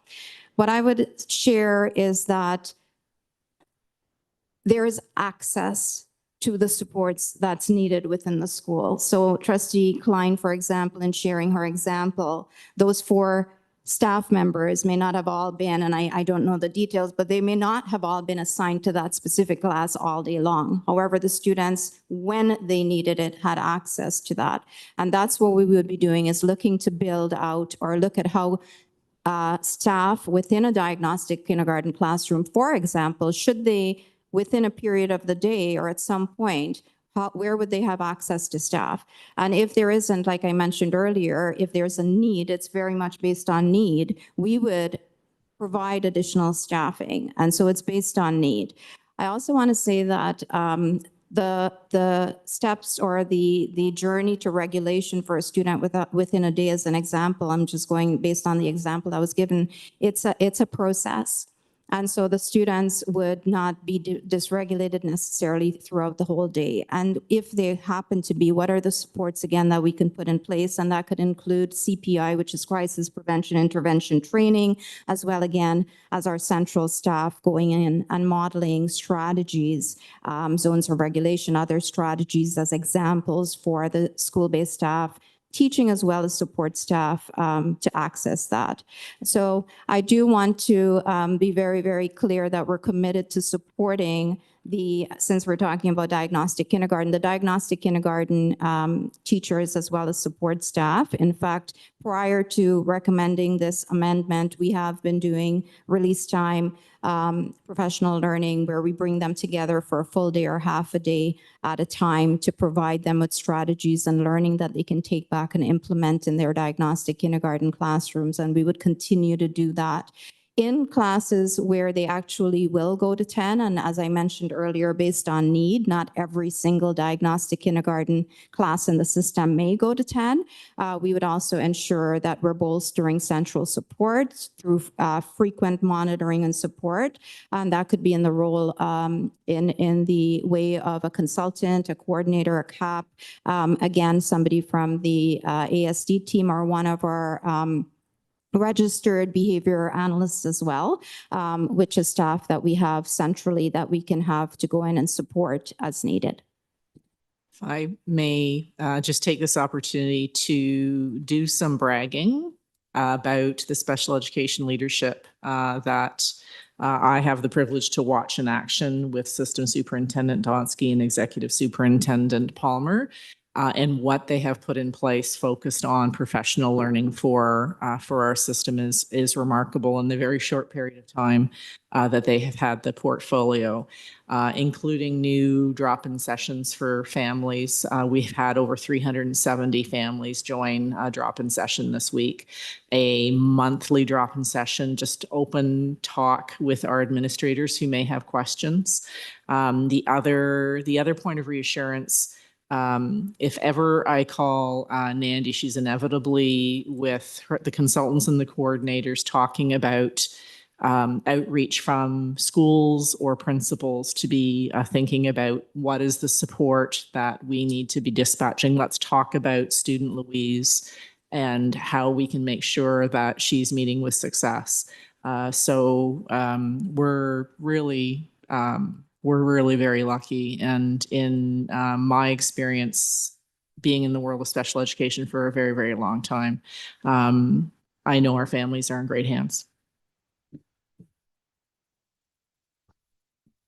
Thank you. Just anecdotally, we hear, at least I hear probably on a weekly basis, of situations in classrooms where there is a need for individual support for the student. And yet we go in and we have this sort of train the trainer model where the special needs assistant or an educator works to model behavior with the student. But it's not that the teacher isn't competent to take on those skills. It's just that when that special needs assistant leaves, they then are faced with managing that one child in a class of 30 when they need the one-on-one support. So does this plan put more special needs assistants or essentially assigned resources in place to be able to deploy more frequently in that way, or? Through the chair, I've spoken openly at SEAC, and I think at our last meeting, you heard Executive Superintendent Palmer talk about the increased number of ISPs that we're opening. My observation is that our parents trust the support that is in an ISP. It's smaller pupil to teacher ratio, and there's comfort in knowing that at least one support staff has been assigned. There are families, and studies indicate very, very clearly that the pathway to post-secondary may be curtailed when a student enters an ISP. So we engage families in that conversation about what that means. And when a family is wanting to support a mainstream placement, we want to be sure that we are putting the support necessary for that student. Our clustering of the ISPs is intended to do that cross-training so that we're able to move instead of 4 SNAs or EAs, we could be assigning 3 for that one to be moved to a mainstream location. I think that there is need to do more of that so that our educators who have a class of 23 or 25 also are feeling very, very supported with additional support staff. And that is one of the reasons why we are suggesting this change so that we can engage in more of that. I want to be very transparent that I think that is a need for our model. Speaking openly, looking for trustee support in the vision so that, again, we can balance the system and make sure that our mainstream students have just as rich support as our ISPs. Thank you. And then my last question, hopefully my last question, is just about the class size going from 8 to 10. Is that a governance decision or is that an operational decision? That's an excellent question through the chair to Trustee Dawson. So much of what we do is blended, and this is a really important example of that blend. So the legislation empowers our Special Education Advisory Committee. It's a statutory committee that every board needs to have one. We need to meet at least 10 times. It is our duty to be engaging SEAC with the changes to the special education plan, and we have that little working group. It is not for them to approve the plan. The Education Act doesn't ask for the board to approve the plan, but a follow-up memo does. So that follow-up memo has just as much import as the Education Act. So yes, it is before the committee to approve the changes. Class sizes are a standard or part of the standard of the Education Act. So we must transparently show that, talk about it, talk about the changes, provide the reassurance, and to engage in this exact conversation. We need to be reassuring you that we've got this. This is a good idea, and you need to be asking the tough questions, and we hope that we're answering them transparently and fulsomely. But it is for the committee to approve and the full board to approve. And what else can I say? It goes to the ministry then for their review, and they compare our amendments that are, in their words, must happen from time to time, are reviewed for compliance to the standard. We have to note the date that the board approves the plan. Thank you. Thank you, Trustee Dawson. The next speaker, Trustee Klein. And I believe Trustee Klein will be the last speaker, and then we'll move on to the next staff report. Trustee Klein. Thank you very much. And through the chair. So further to what Trustee Dawson was talking about, the caps, I really want to zero in on here the concept of, well, we've got 10 kids. It's too much. We need help. You said there's going to be frequent monitoring. What does that help look like? And I want to move beyond the concept of trainer model, because I also know that some of these teachers who I've been talking to can be the trainers. They're so good and experienced. They don't need training. They are the most diligent, compassionate, and highly trained professionals for example, a diagnostic kindergarten. They don't need training. They need support. So if I support these amendments and I go back to these teachers and say, well, if you're in a position where it's too much, what can they do? And the answer not being trainer model. Through the chair, I'd like to begin and then invite my colleagues to join. When we're hearing a school through an SST or an IST principal reaching out to the central team to say there's a student who is experiencing challenge, a team that is experiencing challenge to meet the needs of a child.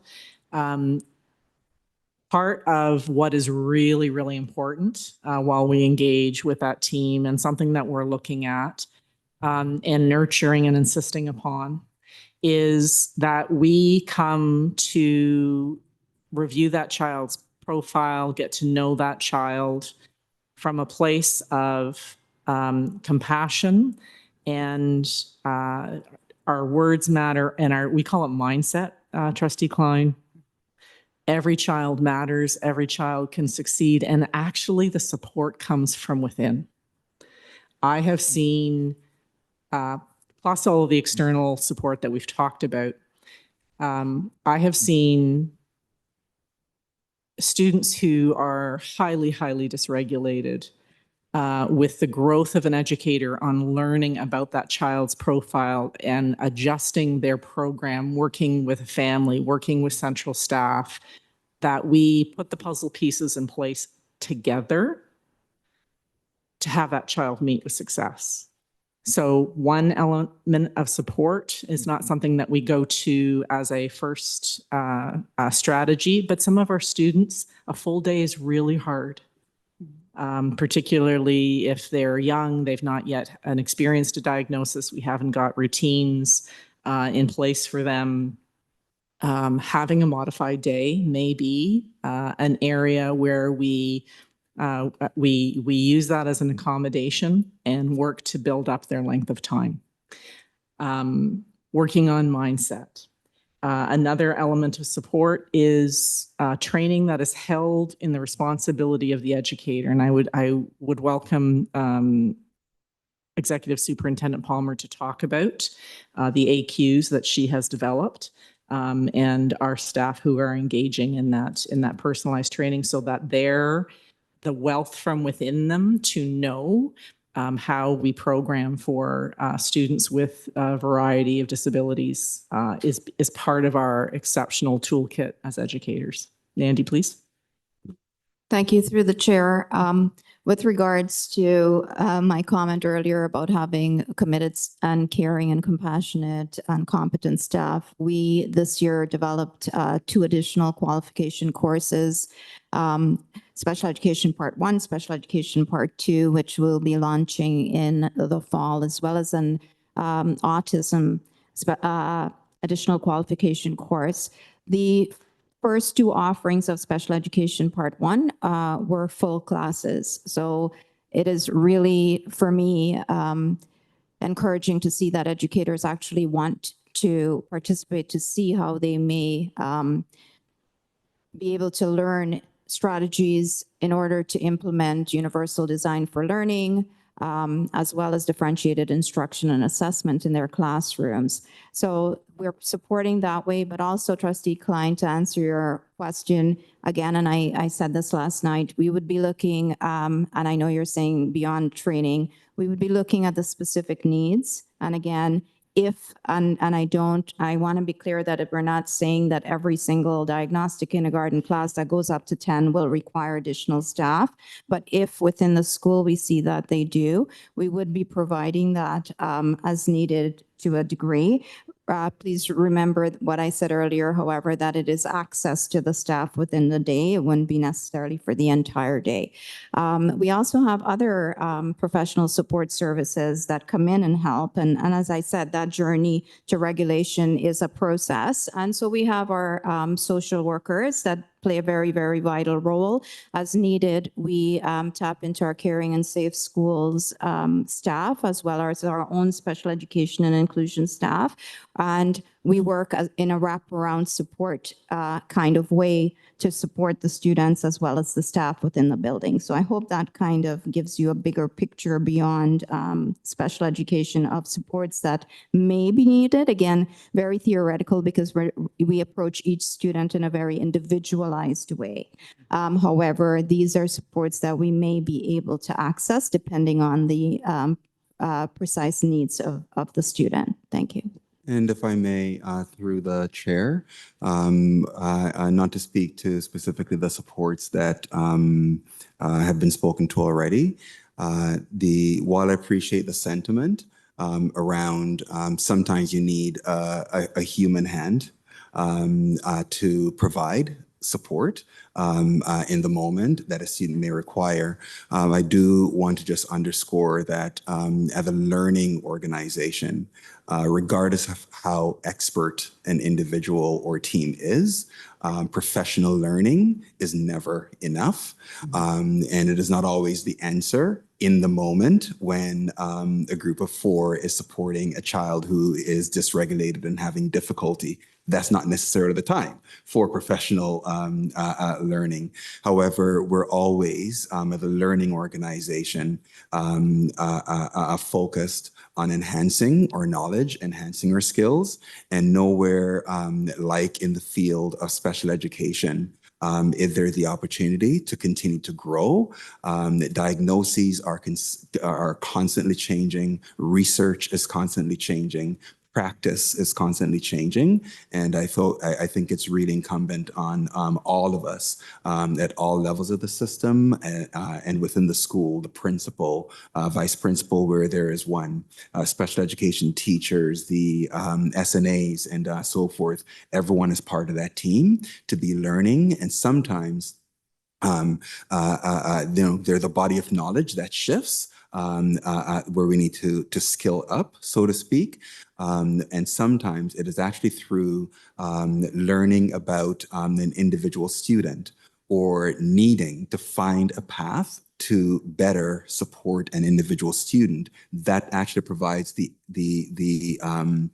need and the impetus to find a different way, find another way. And I'll say that both as a teacher, as a principal, and as a system leader, I have had those opportunities where professional learning is supported my upskilling to be able to respond in the area of my responsibility. So I appreciate the sentiment from which that question came, and I don't want to negate that in any way, but do want to use the opportunity to underscore that that regardless of one's level of expertise, professional learning and training is always going to be in need and beneficial, especially in a learning organization. Thank you through you, Chair. And thank you through the chair. Thank you for that. I think that every teacher values training.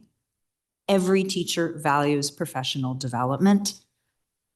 But in this case, and I know we're talking about theoreticals here, the theoretical 10-child class where theoretically it's just too much for the staff that is there because of whatever challenge that's theoretically being presented. We're talking theoreticals here. Because what I was seeking is what's our measure when we are in a situation that is beyond just the training. But I just wanted to bring up, you mentioned something about the modified day, that child simply cannot manage a full day and has to perhaps have a modified schedule of, say, a half day. And what I'm concerned about there is, first of all, the message potentially that's being heard is, well, we can't help this child for the full day, so we're just going to send you home. It's one way of looking at it from the parent's perspective. And second of all, when the child goes home, then there's no support being given to that family. That the child is in school to learn, to grow, to thrive. And if the modified plan is put into place because it just simply isn't working for that child for the full day, now it's the parents', pardon my lack of a better word, problem, and has that lack of support, child's home. So I don't know if really looking at modified day is a solution if, say, this theoretical 10-child classroom is too much to handle. And what I mean by too much to handle, in a sense that there's just not enough bodies in support. And again, this has nothing to do with any teacher turning down the possibility of training. Training is always welcome.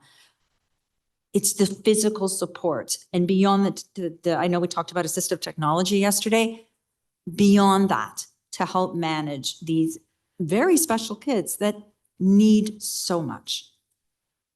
Thank you. And through the chair, I'll begin. Let me be very, very clear that having a student on a modified day, as documented within their IEP, is an accommodation that is necessary for the student.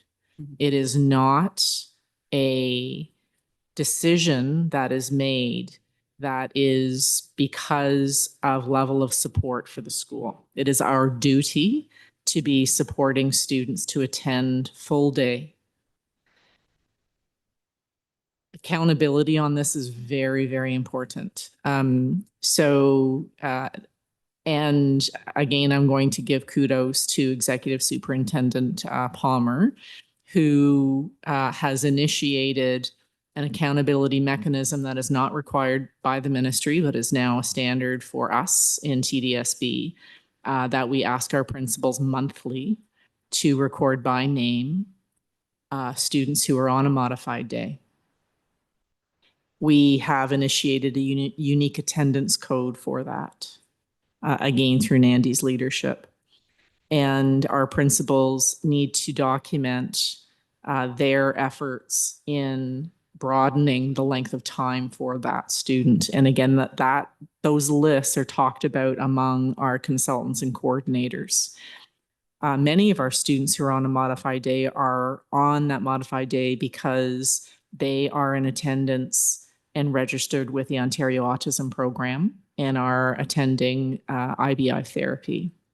There are absolutely some students, because of the unique needs of their profile, that attending for a full day is a stretch and is not meeting their needs. So we work with families.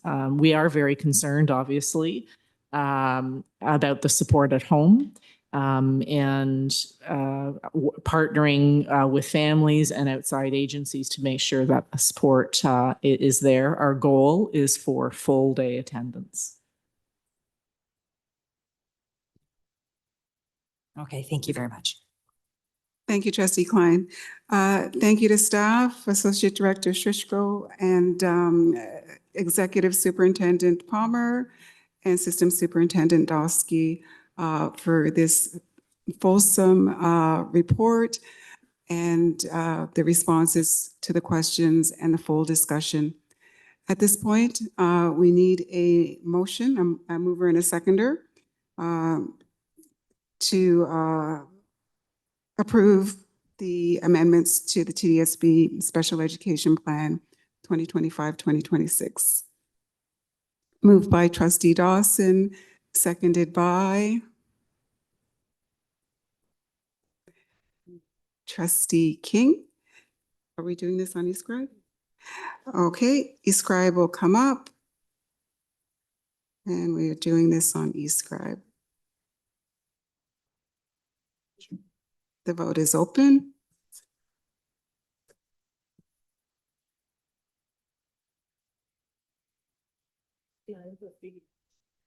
Trustee Klein, Trustee Hastings. Hastings in favor. Thank you. Trustee Klein?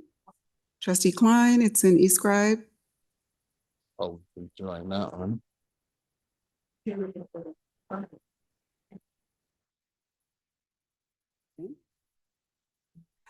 Trustee Klein, we need your vote. And that carries. Thank you again to staff for the report and the full discussion. At this point, we're moving on to the next agenda item, Indigenous Education Annual Report.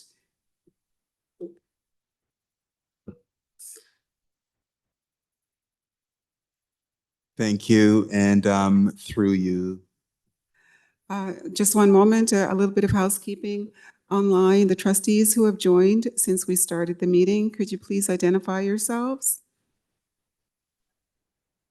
Trustee Hertz. Welcome.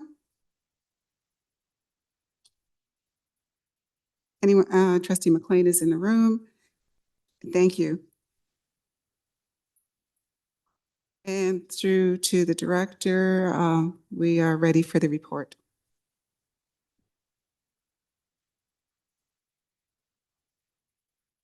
Thank you, and through you, Chair. The team is getting set up to present, and we're going to go directly to System Superintendent Tanya Sank to introduce the team that she will be presenting with. And we're pleased to share the annual Indigenous Education report. Over to you, System Superintendent Sank. Thank you very much, Miigwech, Ani Bojo, Tansei Tanche, Kendasa Nkwe, Indishnakas, Tanya Senk. I am a member of Cowessess First Nation that is comprised of kinship ties through the Cree, Saulteaux, and Métis peoples. It's a pleasure and honor to present the annual report on Indigenous education. We've been doing that since 2014, since a motion was passed. And here today, we have centrally assigned Principal Antonino Giambroni and centrally assigned Vice Principal Emily Wadsworth. And they will also be introducing themselves when we speak to the particular pieces of the annual report. So what we're going to present this evening is a high-level overview of some of the highlights from the annual report.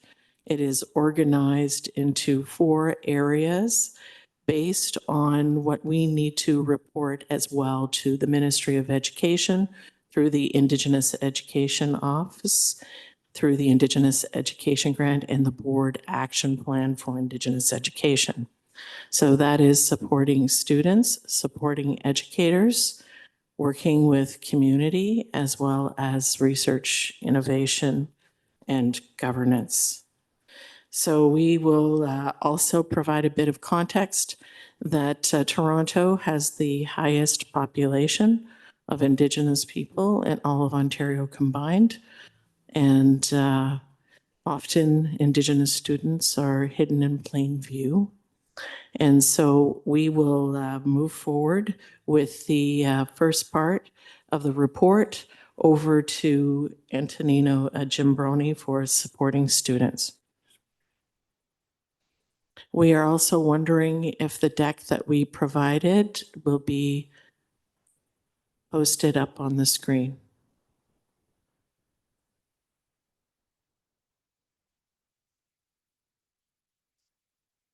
Thank you. We'll just wait a moment for that slide deck to be shown.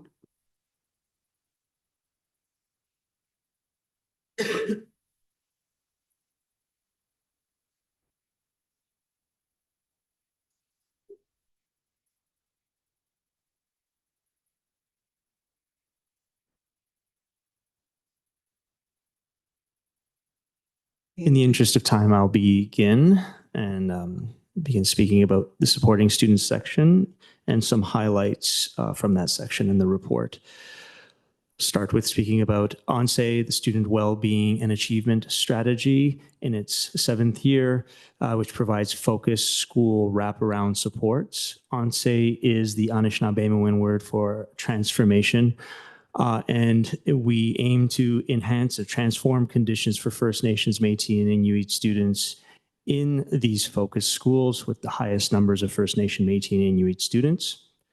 UIAC staff, most of whom are Indigenous staff, First Nation, Métis, Inuit staff, work alongside school staff to provide direct wraparound supports through Indigenous education funded site-based staff to support well-being and achievement needs in the school. The schools include Kapapamachwe Wandering Spirit School, Eastview Public School, Bowmore Public School, Dundas Junior Public School, and Queen Alexandra, as well as secondary sites, Native Learning Center East and Downtown, and Kapapamachwe Wandering Spirit School as well. And I'd like to acknowledge Emily Wadsworth, essentially assigned vice principal, supporting the secondary schools, alongside Whitney DeVoe, essentially assigned vice principal with Indigenous education as well, supporting a few of the elementary schools alongside myself. Key impacts reported from students include appreciation of access to culture and Anishinaabemowin language instruction, and access to community and social service supports. I'll invite essentially assigned vice principal Emily Wadsworth to continue to speak about the Indigenous Student Summer Leadership Program.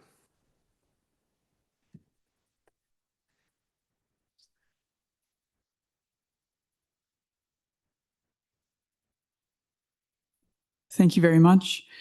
So the Indigenous Student Summer Leadership Program, the intention is to offer First Nation, Métis, and Inuit students from across the TDSB the opportunity to engage in meaningful work and co-op opportunities.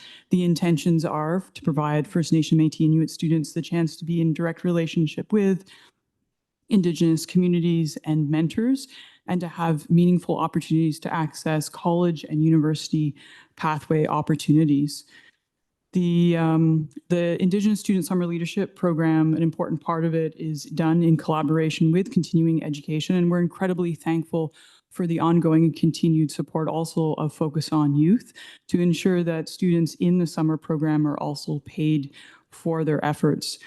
You'll see up on the board that the growth from 2023, the impact to 2024, that in 2023, we had 22 students who successfully achieved credits.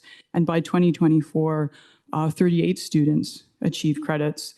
This is a direct reflection of the intentional work done by the Urban Indigenous Education Center graduation coaches and the wraparound support that they provide both to onboard, to recruit, to engage, and to continue to support students throughout the month of July to ensure their success. We are really excited actually about 2025. We're going to have up to 60 students engaged in the summer program, so continued growth. There's also the opportunity around the placements, and so we've seen a real impact in the opportunities and the access that First Nation, Métis, Inuit students have had to placement opportunities across the TDSB. From 13 different placements coming forward. 2024, we had 15 different opportunities with community organizations and institutions across Toronto. And as of 2025, we're already sitting at 25 different institutions and community organizations that have come forward, eager to support and host students from the TDSB.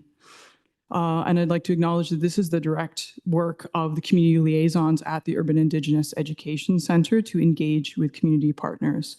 Along with the Indigenous Student Summer Leadership Program, we've also been able to develop and support the implementation of Nimkikwe Akin Summer Cultural Leadership Camp that started for the first time in the TDSB this last summer. And it's grown to continue to happen this coming summer. It is in the namesake of the late elder Grandma Pauline Shirt. And the intentions are for students to have the opportunity to engage with learning from the land, from community elders, knowledge keepers, and this is directly facilitated by knowledge keeper Clayton Shirt. Students part of Nimki Kwe also receive, last summer, it was a co-op credit. This coming summer, it will be a leadership credit. I'll hand it back to centrally assigned principal Antonio Giambroni. Thanks, Emily. So we'll move on to the section on supporting educators and highlight the work of Badabin, the Truth and Reconciliation Initiative. Badabin is the Anishinaabemowin word for that moment just before dawn, highlighting an acknowledgement of the past, recognizing the quickly coming future, and emphasizing the present. The goal of Badabin is to enhance conditions for First Nation, Métis, and Inuit students in all schools and increase capacity among school and system leaders in leadership and decolonizing education. Specifically, it's meant to leverage school improvement plans to reflect the TDSB's commitment to implementing truth and reconciliation in the United Nations Declaration on the Rights of Indigenous Peoples. We are in our third cohort in 2024-2025. Over the course of these cohorts, we've now been able to work with alongside 154 schools in the initiative over 3 years. That's almost 30% of all schools in the TDSB and is reflective of approximately 2 schools in each family of schools previously learning networks each of the years. That includes administrators, as you see in the chart, 149 of them, and 320 educator leaders, and that includes as well 25 superintendents who've participated in Badabin over the past 3 years. You see an image of the Indigenous Education for School transformation model that is on the screen. That is something that guides not only Badabin through school improvement processes, but all professional learning that is offered by the UIAC, mostly by the teaching and learning team, which includes learning coaches and instructional leaders, but as well offered by social workers and child and youth counselors and other members of the team in various capacities. Just some impacts reflected on this next slide. Overall reflect staff reported shifts in practice, specifically in leadership capacity to implement truth and reconciliation in the United Nations Declaration on the Rights of Indigenous Peoples, and specifically with respect to whole school shifts in practice in schools beyond classrooms, but including classroom practice.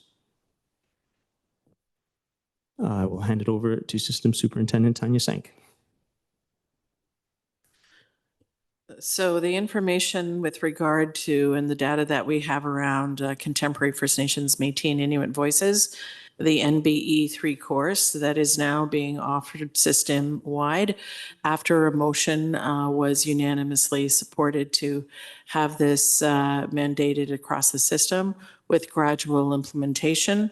We are pleased to announce that the course now is available in all schools. So this is to enhance educator capacity to teach contemporary First Nations, Métis, and Inuit voices, and to increase engagement and achievement for all students enrolled in NBE3 in our commitment to the implementation of truth and reconciliation, the calls to action, and also the United Nations Declaration on the Rights of Indigenous People. Teachers of NBE3 participated in multi-session professional learning series organized as collaborative inquiries. Teachers had opportunities to learn from Indigenous leaders and Indigenous scholars and elders, also including the UIAC staff and artists, and applied their learning in their classroom context and shared with colleagues the impacts of intentional actions alongside professional learning, with NBE3 teachers participating in an opportunity to visit spotlight demonstration classrooms. We can see from 2022 to 2025 the increase and as well as NBE3 because of the gradual implementation plan and the number of teachers who are participating has increased as well. And the number of schools represented from 46 to 135. That 135 also reflects the alternative schools and virtual schools as well. We did start implementing these courses from the First Nations, Métis, and Inuit Studies courses from the revised curriculum of 2019 that was put out through the Ministry of Education, starting off with the visual arts course, the NAC 10, which is Indigenous Perspectives in the Classroom. This work is all undergirded by the work of Dr. Susan Dion through Decolonizing Our Schools, Aboriginal Education in the Toronto District School Board from 2010. And we are working through a revised document, which will be a vision in progress to tell us where we are with regard to the recommendations being there made of, as well as the release of Truth and Reconciliation in 2015. And prior to that, of course, the Royal Commission on Aboriginal Peoples in the mid-1990s. So we have made gains in this area, and it's wonderful to see the excitement and working along our partnerships and working with artists in the classroom. We're also guided by a group of writers as well as the Elders Council, namely Elder Dr. Duke Redbird. So the next slide, I will turn over to Antonino Gimbroni, centrally assigned principal. Thank you, Tanya. This slide simply indicates achievement levels for NB3C and NB3U, which is Contemporary First Nation, Métis, and Inuit Voices, and does reflect a general trend of increases in achievement in C and U, more so in U, even as enrollment has increased to across the board. And it provokes some questions for us around how we support the distinctions between the two courses, but also see possibilities around bringing things to an NB3U only context to include all students in the TDSB. It just provokes those questions for us around what we see in those numbers.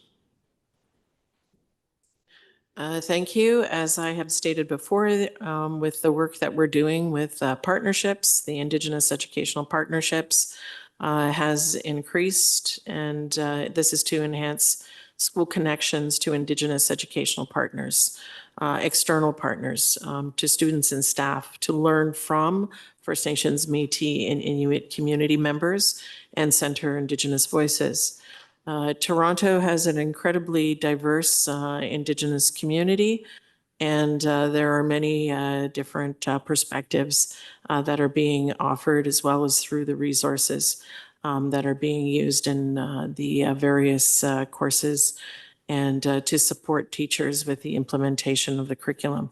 The actions of the UIAC in collaboration with the Educational and Business Partnerships team is to continue to do the work of recruiting and also to support and build capacity and facilitate relationships between the TDSB and First Nations, Métis, and Inuit community members. The impacts, as you can see, again, have been an increase, and we are tracking to approve 58 Indigenous educational partners by the end of this academic year. The next slide is around the community events that we offer through the UIAC. Working in collaboration with community members. We have our annual powwows, the Kapapamachkwe powwow that happens in June or in May. And this year, we enjoyed that in the year before. And we continue to do this, and we've been doing this for a number of years, as well as the Southeast Powwow, which is at Eastview. We offer drum socials, and we also have the winter solstice at Kapapamachkwe. and caregiver circles at both Eastview and Bowmore.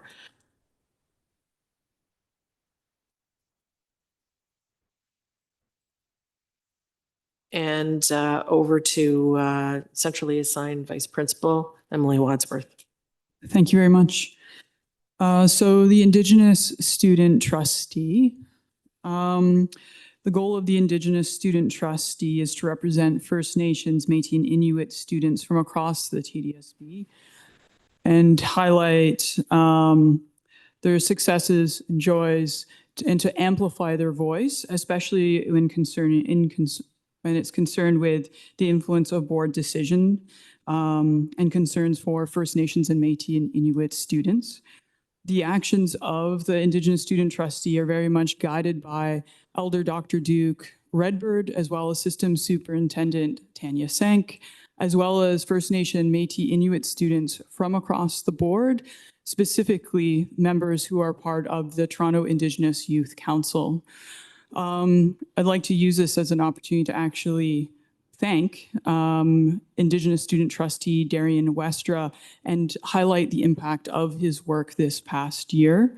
He's actively worked and been an active member of the Toronto Indigenous Youth Council, working to highlight and amplify student voices. He's really worked to increase and enhance First Nation and Métis Inuit student knowledge of governance practices. And we've seen this actually with an increase that last year, 3 students applied for the Indigenous Student Trustee position.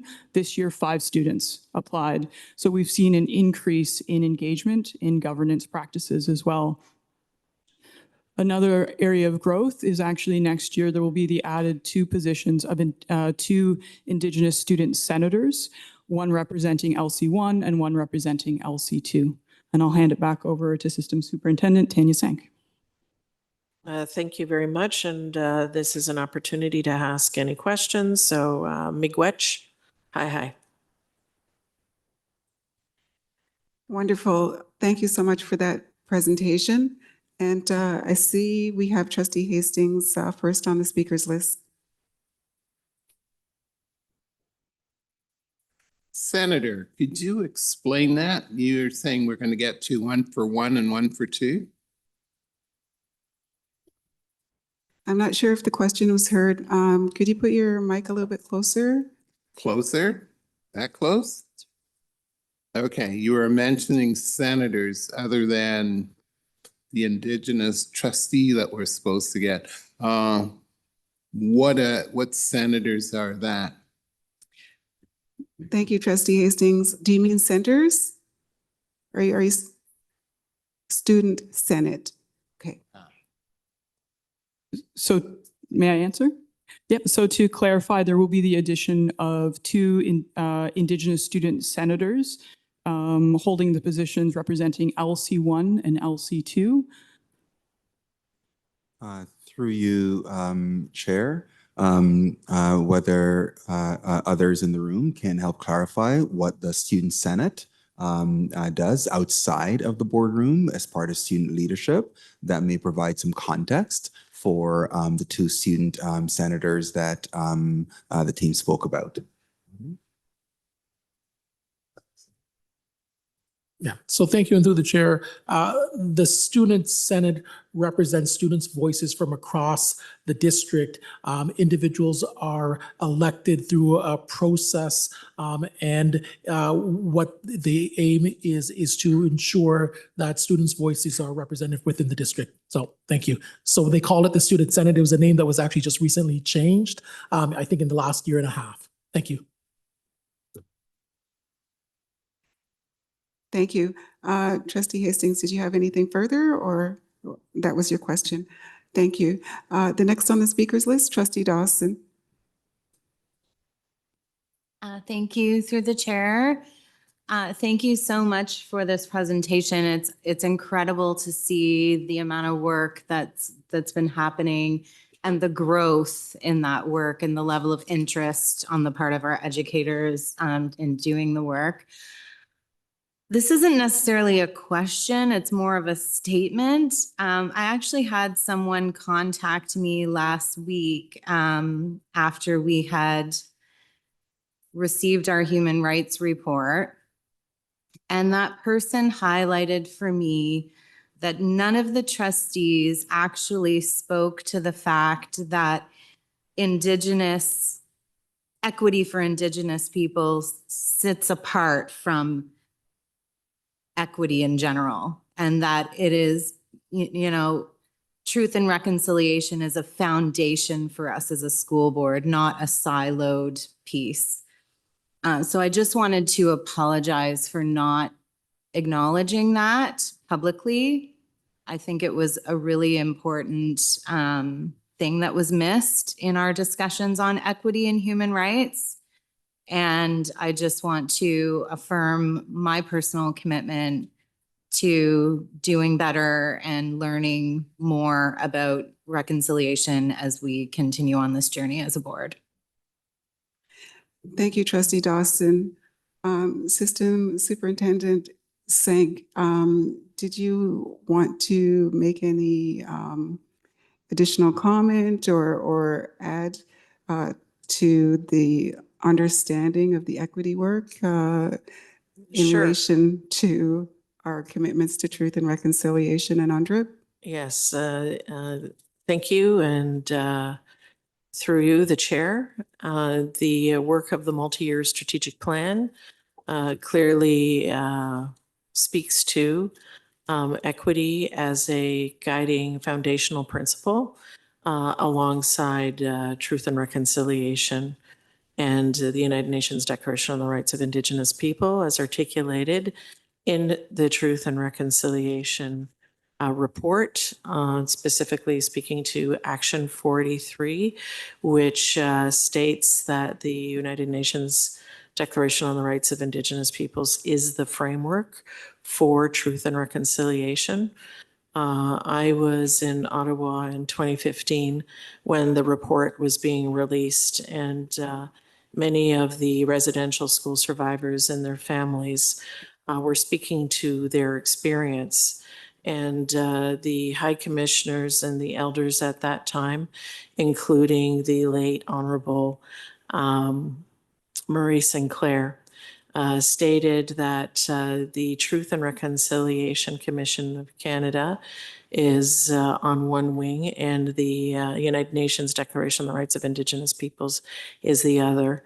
And you know, that it is like an eagle and that the body and the foundation is the United Nations Declaration. They are synonymous. It speaks specifically to treaty rights in the country. We are all treaty people, and you know, both ceded and unceded territories. And the Constitution Act of 1982, Section 35, which states the First Nations, Métis, and Inuit people are the Indigenous, or in that Constitution Act, Aboriginal people are the Indigenous people of what we call Canada today through that. So within that, it's important to speak to the distinction of Indigenous peoples as the first peoples too of this land. First Nations people. In conversations, of course, there are intersections of equity and the conversations around self-determination and sovereignty. To be putting that at the forefront in the work that we do so that Indigenous students and families feel affirmed. And this is also a part of the curriculum in the revised curriculum, both in elementary, the social studies, grades 1 through to 3, and the grades 4, 5, and 6 social studies, and the grades 7 and 8 history and geography, and is also throughout the secondary curriculum that was revised in 2019, the First Nations, Métis, and Inuit studies. So we are doing ongoing professional learning, across the system, in all sectors, both operational and academic, to bring further understanding to the forefront in the work that we do. Miigwech. Thank you so much, System Superintendent Sank. That thorough response actually answered the questions that I had in mind, so very much appreciated.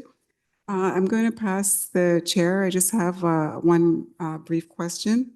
Go ahead, Trustee Williams. So if you, like, first of all, thank you for this report and the data and the indication of the progress that's being made. My simple question was with regard to the course, the NBE course. What's the difference between those two?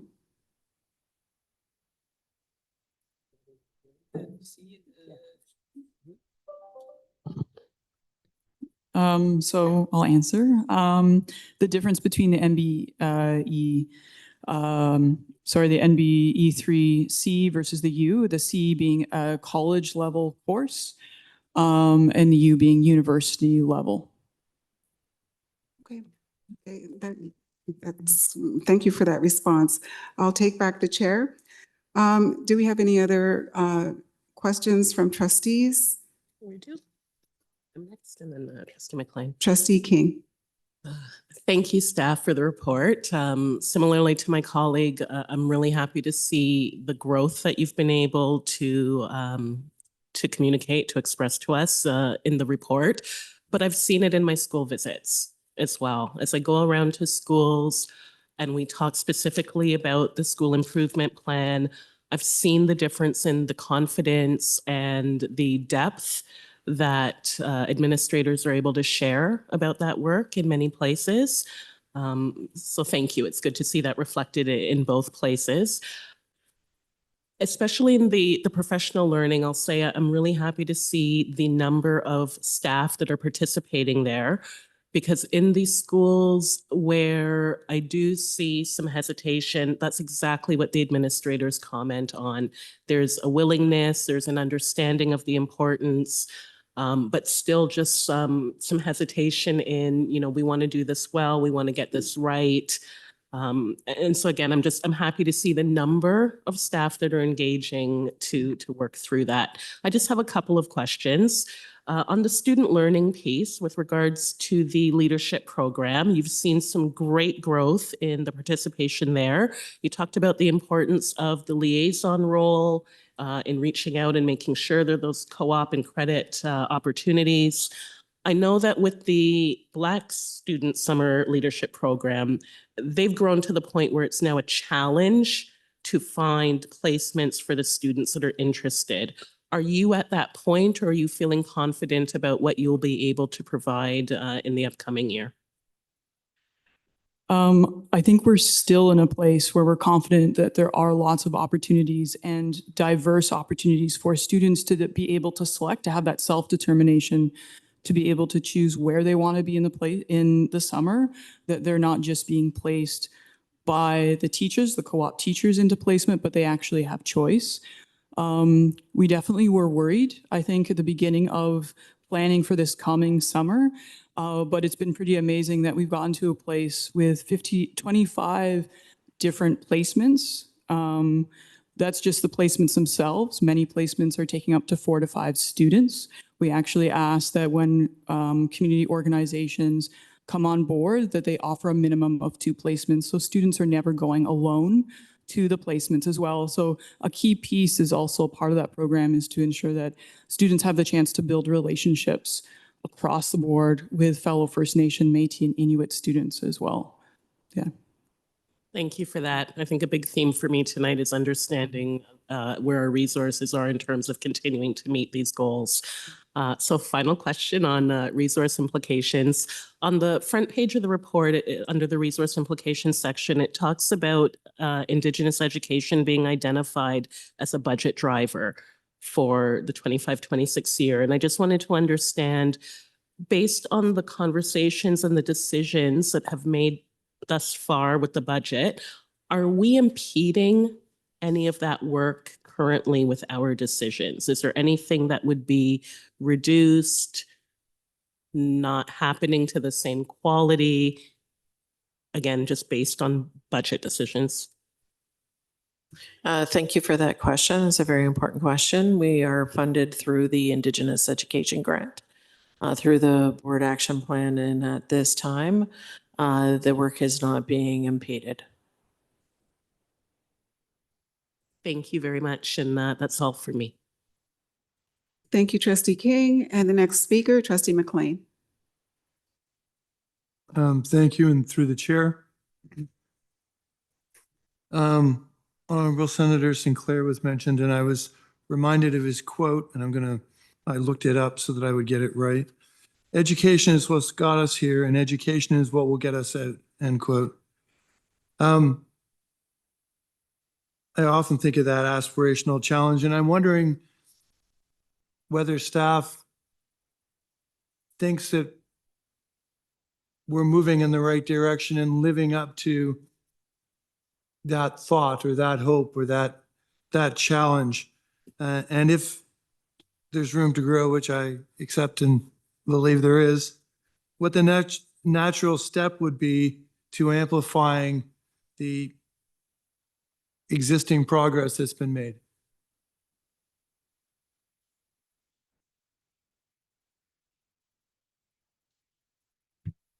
Thank you, Trustee McLean, and through to staff. Yes, thank you through the chair. We are making progress, and we still have quite a bit of work to continue to do to deepen and build knowledge. In the Decolonizing Our Schools report, Aboriginal Education in the Toronto District School Board from 2010, Dr. Susan Dion does speak to how the knowledge gap of Indigenous contexts historically and as well as contemporarily contribute to the so-called achievement gap. We are making changes, and certainly NBE 3 is an indication of that, where all students, knowing that Indigenous education is for all, both Indigenous and non-Indigenous, will graduate from the TDSB with a deeper knowledge than what had existed previously to this being mandated across the board. We are seeing an increase in members who are participating in our professional learning cohorts, as well as people reaching out to the staff at the Urban Indigenous Education Center.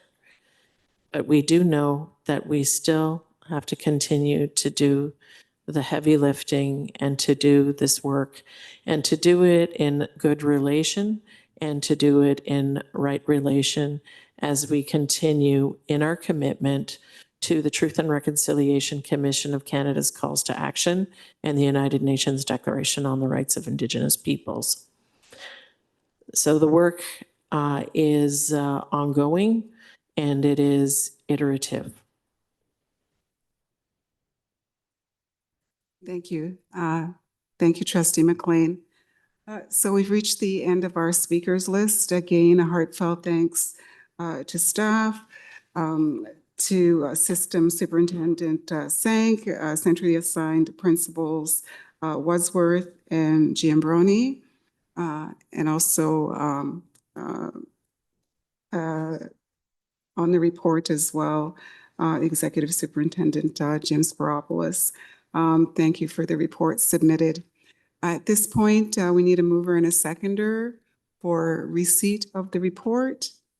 Moved by Trustee Dawson, seconded by Trustee Hastings. All in favor? Aye. Any opposed? And that carries. So at this point, we will take a break and I ask that everyone on the committee be back at 8 p.m. So we'll take about a 20-minute, about a 20-minute break. So we'll be back at 8 p.m. Oh, did you?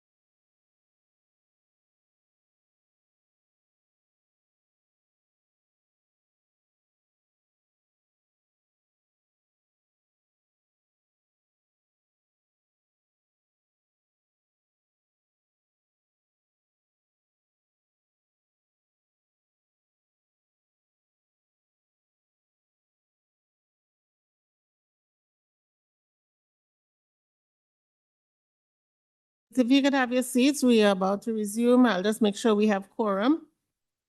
Trustee Williams is in the room, Trustee Klein, Trustee Dawson, Trustee Hastings, Trustee King. Trustees online, could you let us know whether you're here?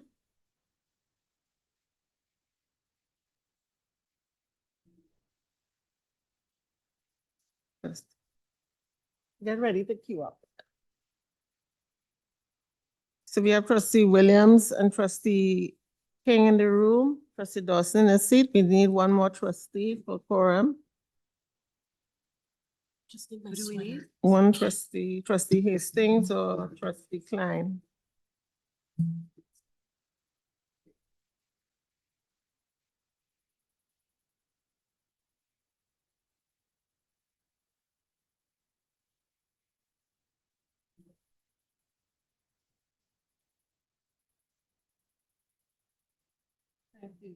Do we have Did you quorum see now? trustee Klein? No. No, he trustee. Let me. They come in this back. Hey, we just need another moment. We need one more trustee for quorum.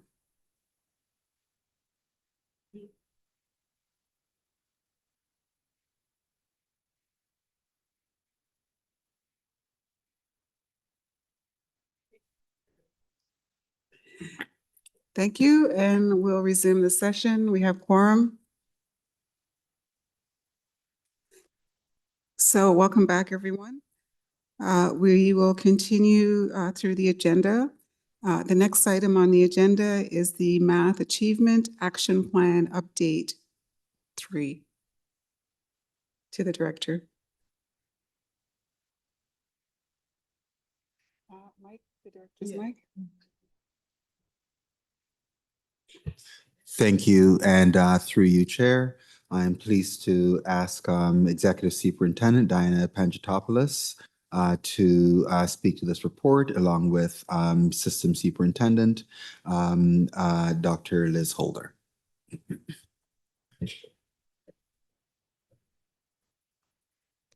Thank you.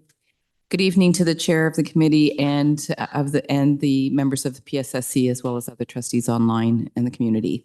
I'm pleased to introduce the third math report of the 24-25 school year. This report provides an overview of our ongoing work in mathematics across the system, reflecting a multidimensional analysis of Term 1 data. It includes insights drawn from students, educators, and leadership surveys, observations made by our math learning partners, as well as report card achievement data. This report continues to frame our efforts within the 3 provincially mandated pillars of the Math Achievement Action Plan, and we are monitoring progress through the ministry's key performance indicators, including the newly introduced measure related to IEP math page modifications. While Term 2 data, including EQAO results, will be shared in our October 2025 report, tonight's presentation highlights the trends and stories that have emerged from this first half of the school year. You'll see in the slides that follow how educators' confidence, professional learning uptake, and use of high leverage, high impact strategies are growing. We're also seeing early signs of students' confidence and content knowledge increasing in classrooms working with the MLPs. So this report serves as both an update and a signal of the direction we are headed, focused, measured, and committed to achieving sustainable system-wide improvement in math. I also want to sincerely thank Dr. Liz Holder and Lisa Dilworth for their leadership in math this year, along with centrally assigned Principal Murphy Sallow, Program Coordinator Jason Toe, and the 27 MLPs for their dedication to closing disproportionate outcomes, holding high expectations for themselves, students, and staff, and commitment to academic rigor while also fostering a love of math. I will now turn it over to Liz to continue to present the details of the report. Thank you. Thank you, and good evening, trustees. Next slide, please. As you can see, we continue to work within the 3 pillars of the Mathematics Achievement Plan. We also continue to measure our work through the ministry's key performance indicators. The 3 main priorities within the Mathematics Achievement Action Plan are listed on the left. They are fidelity to the curriculum, strengthening mathematics content knowledge of educators, and knowing the mathematics learner. Associated with those 3 priorities are the key performance indicators shown on the right. They include increased fidelity to the curriculum, increased math content knowledge for teaching, increased math confidence for students, educators, and system leaders, reduction of students with modified IEP pages for math, and increase in the percentage of students achieving at or above provincial standard on report cards and the EQAO. Next slide, please.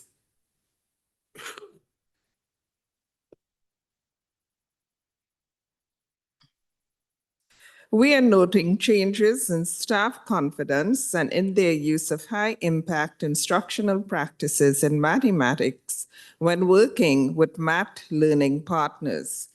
These include using assessment to drive instruction and the increasing use of digital tools in math learning partnership classrooms. We are also seeing an increase in educator content knowledge among educators who participated in central professional learning offerings. There is also evidence of increased math confidence among students in math learning partnership schools, and there is continued uptake in the fully subsidized AQ math offerings, as well as the Central Math Department professional learning offerings. We have engaged in ongoing conversations with Ministry of Education math partners about the math achievement data, which has remained stable. They have expressed confidence based on our survey results that the achievement data will move. They have noted that the scale with which we are working is unprecedented and will require consistency of our approach. Finally, this report contains some specific items around parent and caregiver involvement, including the recently distributed parent-caregiver survey to gauge parents and caregivers' level of satisfaction with the math resources that have been shared with them. The parent-caregiver survey closes tomorrow, June 6th. Next slide, please. Improvement efforts are having a positive impact on teaching and learning across the system. Recently, the Central Math Department has started to document stories of positive impact. A teacher shared the following positive impact story with a math learning partner, and I quote, "I want to share with you the impact of what we have learned in the 4-day professional learning sessions on algebraic reasoning. After implementing the strategies with my grade 9s this semester, and after yesterday's evaluation on the topic, I am thrilled to report that the success rate is one of the highest I have ever seen. Moreover, seeing a few students who were struggling getting perfect scores put me on cloud number 9. Not to mention the impact it will have on students' level of accomplishment and confidence. Thank you from the heart for one of the best professional learning sessions I have attended in the last 20 plus years. Awesome work." Next slide, please.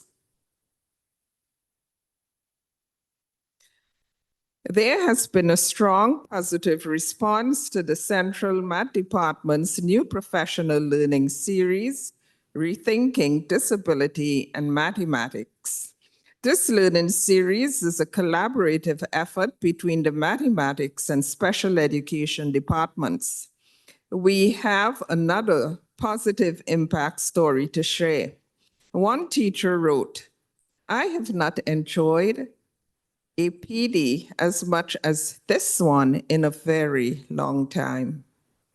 I was excited and inspired when I left. Thanks for all the resources. I used Raise to explore algebra with my intermediate math group in resource yesterday. In a 40-minute session, one of my students who rarely comes to school and was slumped in his chair when he arrived left with a smile on his face the width of Toronto. He came close to grasping an an abstract algebraic equation. Because he was able to do the math at each progressive step, he engaged more and more. At the end of our session, I showed him that the last array we did was as challenging as the worksheet from class he came in with. Was he ever proud of himself? Made my day. Next slide, please. Next steps. We have noted positive trends in teacher confidence and the implementation of high impact practices in mathematics. However, further work is required. Our key areas of focus and planned next steps include to further support schools with the necessary training and access to highly effective tools and system-wide aligned resources to enhance student access to mathematics content, and to continue to develop educators' understanding of effective mathematics learning strategies to prevent and address learning gaps proactively. We are also collecting data to support the impact of our work. We have already started and will continue to measure impact across the system through collaborative, math-focused learning walks that support implementation of the curriculum with fidelity and enhance the use of high-impact practices in mathematics across TDSP classrooms. The first report of 2025-26 will focus on the year-end results for 2024-25, including spring surveys, EQ, AO, and semester 2 school-based achievement data. Thank you, and back to the chair. If I may, through the chair, just to express my gratitude and hope for trustees that they did not find our presentation too long. We tried hard not to go on tangents. Thank you, Debbie King. Yeah, I love those math puns. It's not a math presentation unless I give a math joke. Yeah, the math puns are very much appreciated. Waiting for the math joke. That was harsh. Tangent. Seriously? I'm going to say it again. Language. I hope that our presentation wasn't too long. We didn't want to go on a tangent. Okay, did it finally get through? Oh my gosh. Okay.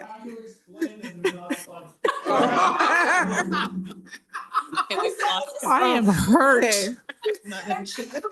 I love this. I'm gonna have to ask for order.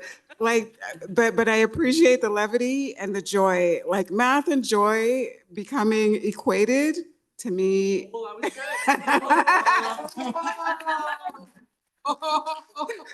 Okay, I couldn't resist. Okay, let's rein it in. Thank you so much to staff for that really inspiring, I think, report with the progress that's been made and the next steps. And now turning to trustees to see if there are any questions before we move on. One question from Trustee Dawson. Thank you. Thanks so much for the report. I love this one.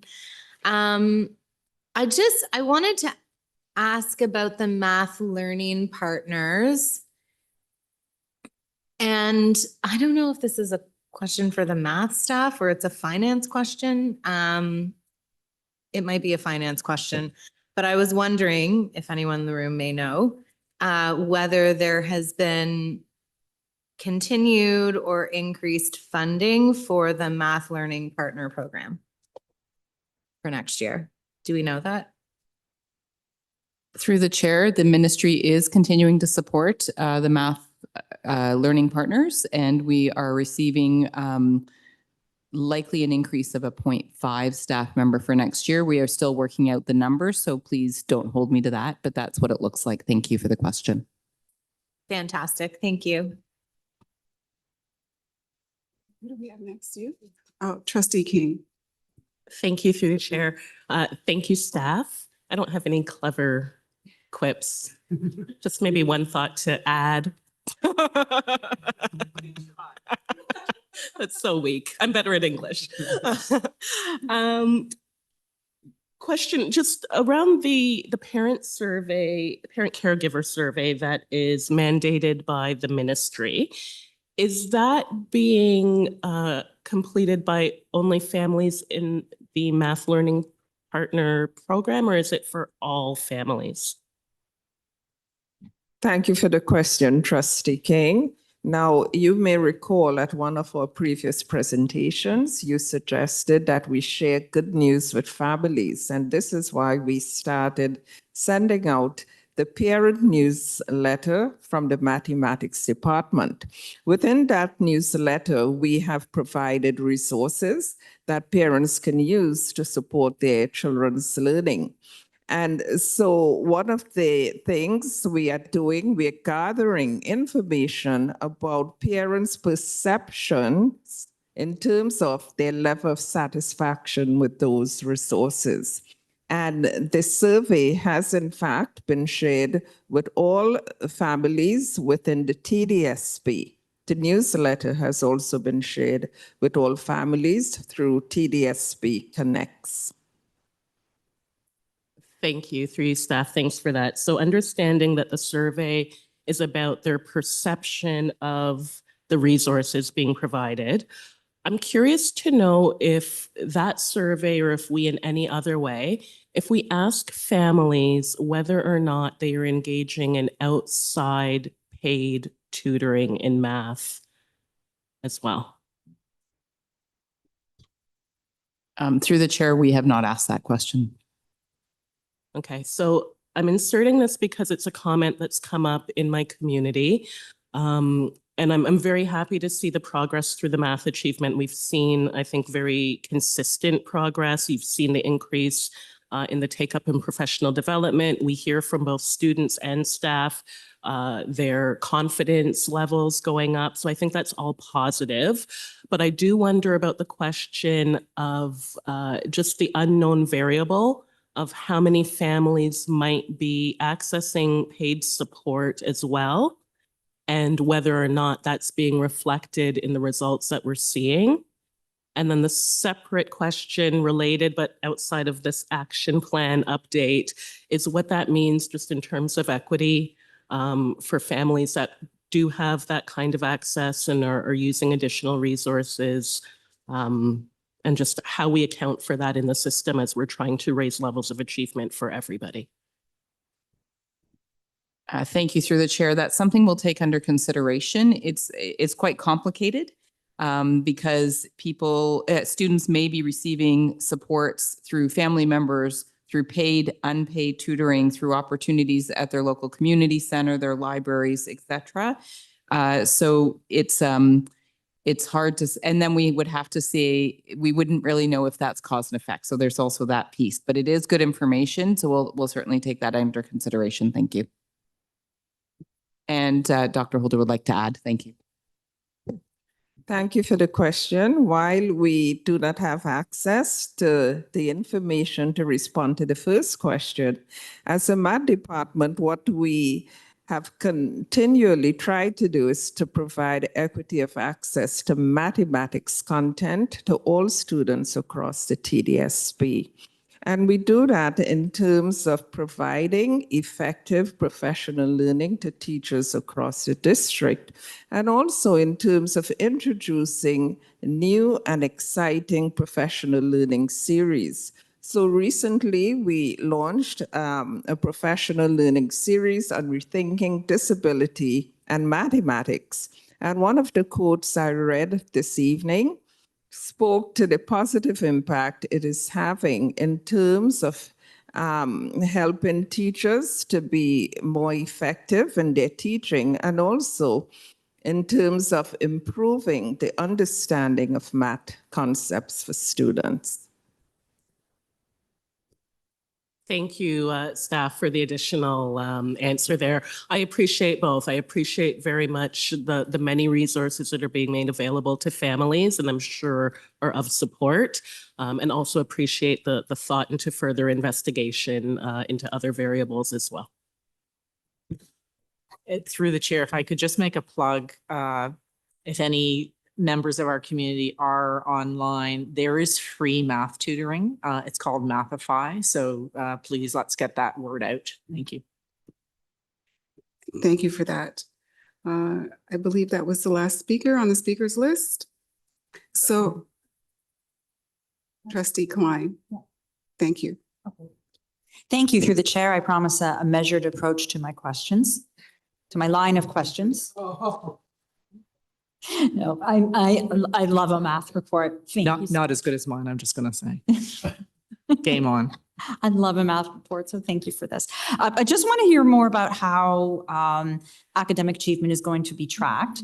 We talked a lot about confidence. I remember it was about a month or two ago, you made a report and we talked about math confidence, and that is so incredibly important. So now I want to move on to now that we're really conscious of confidence, how about the academic achievement? I want to know more about how that's being tracked. I mean, there's data about confidence and engagement, and how are we seeing that reflected more quantitatively? Perhaps you can give some more information about that. You did touch on, for example, the anecdotal responses, which is really helpful to know as well, because we're hearing from the teachers, but just a bit more about the actual data. Thank you. Thank you for the question. I will ask Dr. Holder to add more detail. There are three math reports through the chair to trustees. This is not the data rich one as what is going to happen in the fall. And I'll ask Dr. Holder to give more specificity on that. In terms of tracking academic achievement, we of course have the report card and EQO data. Come September, we are also assessing. Our intent is to assess students in kindergarten to grade 3 in schools with a focus on math partnership schools. And what that does, it tells us very closely the students' level of additive thinking. And in addition to that, our hardworking program coordinator and MLPs, they have constructed a site. So once students are assessed and placed on that early numeracy continuum, educators can then access the site and know exactly the strategies they should be implementing to move students on to the next level of achievement. So we have the report card, we have provincial measures, and we also have some measures we have developed within the TDSP. Okay, thank you very much. Oh, I just want to, if I just may, in the report, you talked about the report card grades. You just mentioned the report card, and it made me remember that talked about a 1% average fluctuation. Can you just explain that more? Because I didn't quite understand. Can you clarify, please, what that 1% means and what it represents? The intent was to show that student achievement results have been stable.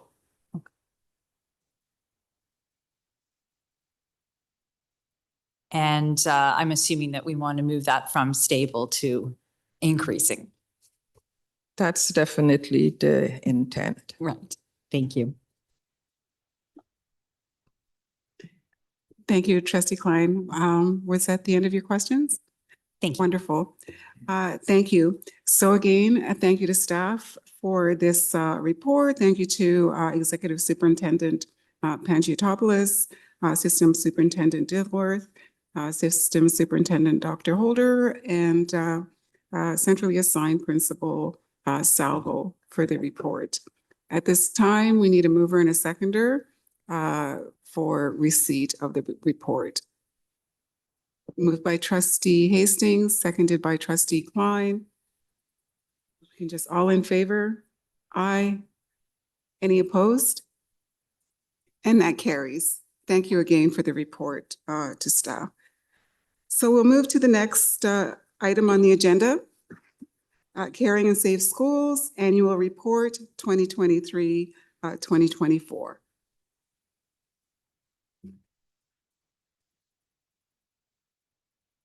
Through to the director. All right, thank you, Chair, and through you, I'm pleased to ask Executive Superintendent Jim Spiropoulos. Thank you very much. Sometimes the name just slips me. I couldn't come up with a good math joke for that one, sorry. But I'm pleased to ask Executive Superintendent Jim Spiropoulos to speak to this report.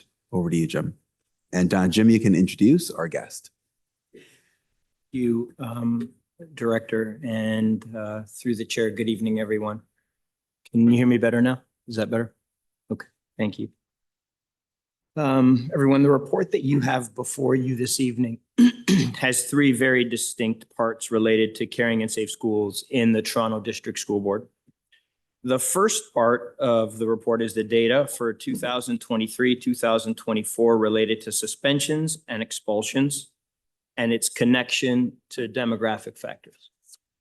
Anyone who's ever seen this report or reviewed this report knows that there's nothing quite like it in any other jurisdiction in North America, and that work is really a credit to our folks in research services. So with thanks to Dr. Cameron and to Samuel Zhang.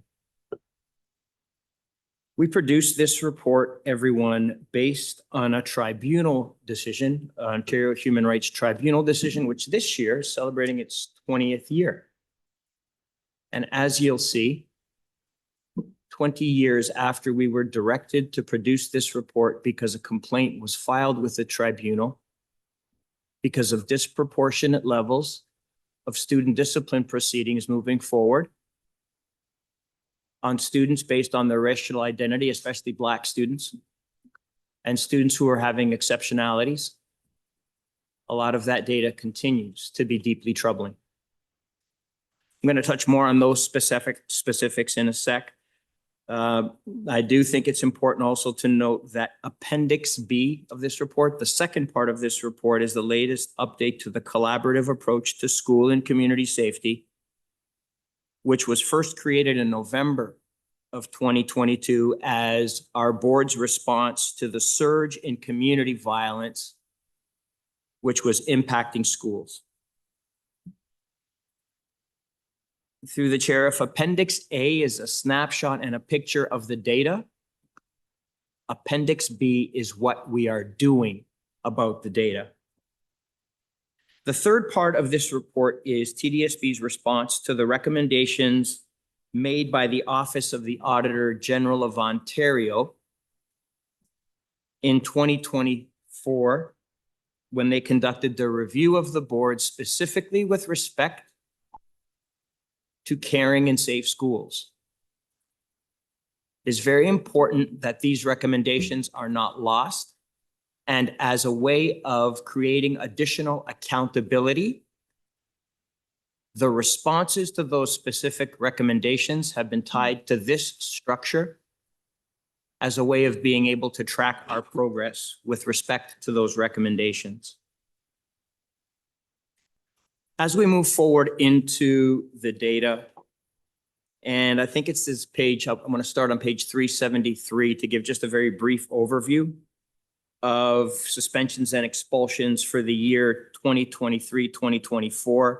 And for the purpose of this report, Madam Chair, the data is compared to the school years 2018-2019, as those years were most similar in terms of school conditions and learning conditions as identified through TDSB census and other research data following the COVID-19 pandemic. Conditions have shifted dramatically, and the best point of comparison for this data is with 2018-2019. And using that year as a comparator, we see that the numbers for 23-24 both declined slightly.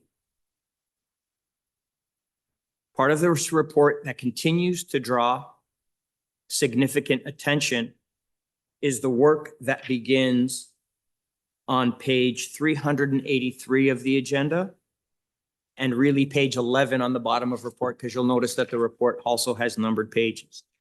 And you'll see that when we look at the distribution of suspensions and expulsions by gender identity, males continue to be dramatically overrepresented, although it's important to note what is happening over the course of the past 2 years with respect to females. And it is important for the purposes of working through this data in a way which is consistent with our commitments to equity, that we know that 1 or 2 percentage points means thousands of students. So I'd like to draw your attention to that. At the top of page 12, you see a pattern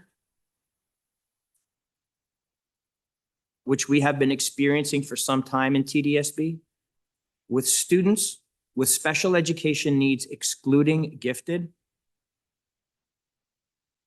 are dramatically overrepresented by more than 3 times their representation in the TDSB student population in terms of suspensions and expulsions. One of the positive notes that is important to draw from here, however, everyone, is that over the course of the past 2 years, in part to very intentional interventions in this area, we are starting to experience a small decline.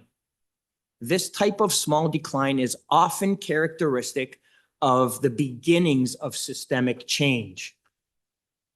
And we have seen in the past, when we start to get bigger increments of change later on, that it often begins with small changes, small positive changes like the ones that we are seeing with respect to special education. One of the most powerful indicators of suspensions connects to family income and socioeconomic factors. And we continue to see disproportionate levels of suspension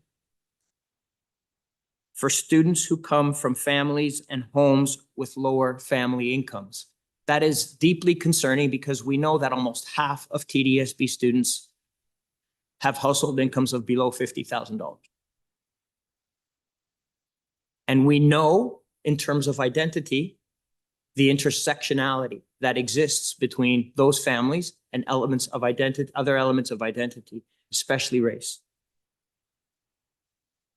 One of the areas that we are often asked to comment on connects to student racial background. That data is on page 15 of the actual report, but page 387 of the agenda. And after years of making progress, and I'm going to jump right into the one that the tribunal talked about in 2005. We see that after making significant progress since 2018-19, the number of Black students who were suspended or expelled once again increased in 2023-24. Also overrepresented are students who hold Middle Eastern identities, mixed identities, and even though the report identifies Indigenous students as having fewer than 10 suspensions, we know that based on lack of trust with respect to relationships, Indigenous students often do not self-identify. And based on other data that we have, we know that Indigenous students continue to be overrepresented in this area. I'm often asked the question as to why this surge may have happened, and it's difficult to assess or to assign attribution to, but I know from talking to various colleagues who do similar work, as well as colleagues at the City of Toronto, that our city is experiencing harder times socioeconomically and otherwise than we have in many, many years. In fact, many of our students describe it as being harder than they've ever had. And we know that those hard times disproportionately impact those who are already marginalized or othered. And that in part may explain the change to that specific data. We know that being suspended from school continues to impact academic achievement. In fact, one of the things that Dr. Cameron often reminds me of, and one of the reasons why we are so diligent with respect to pressing that button for a suspension for the very first time, especially for behaviors outlined under Section 306 of the Education Act, for which suspensions are discretionary, is that the first time a student is suspended,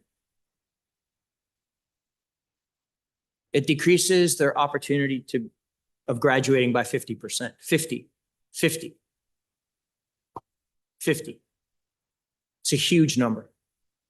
And that's why we take great care in our board, especially with respect to issuing discretionary suspensions.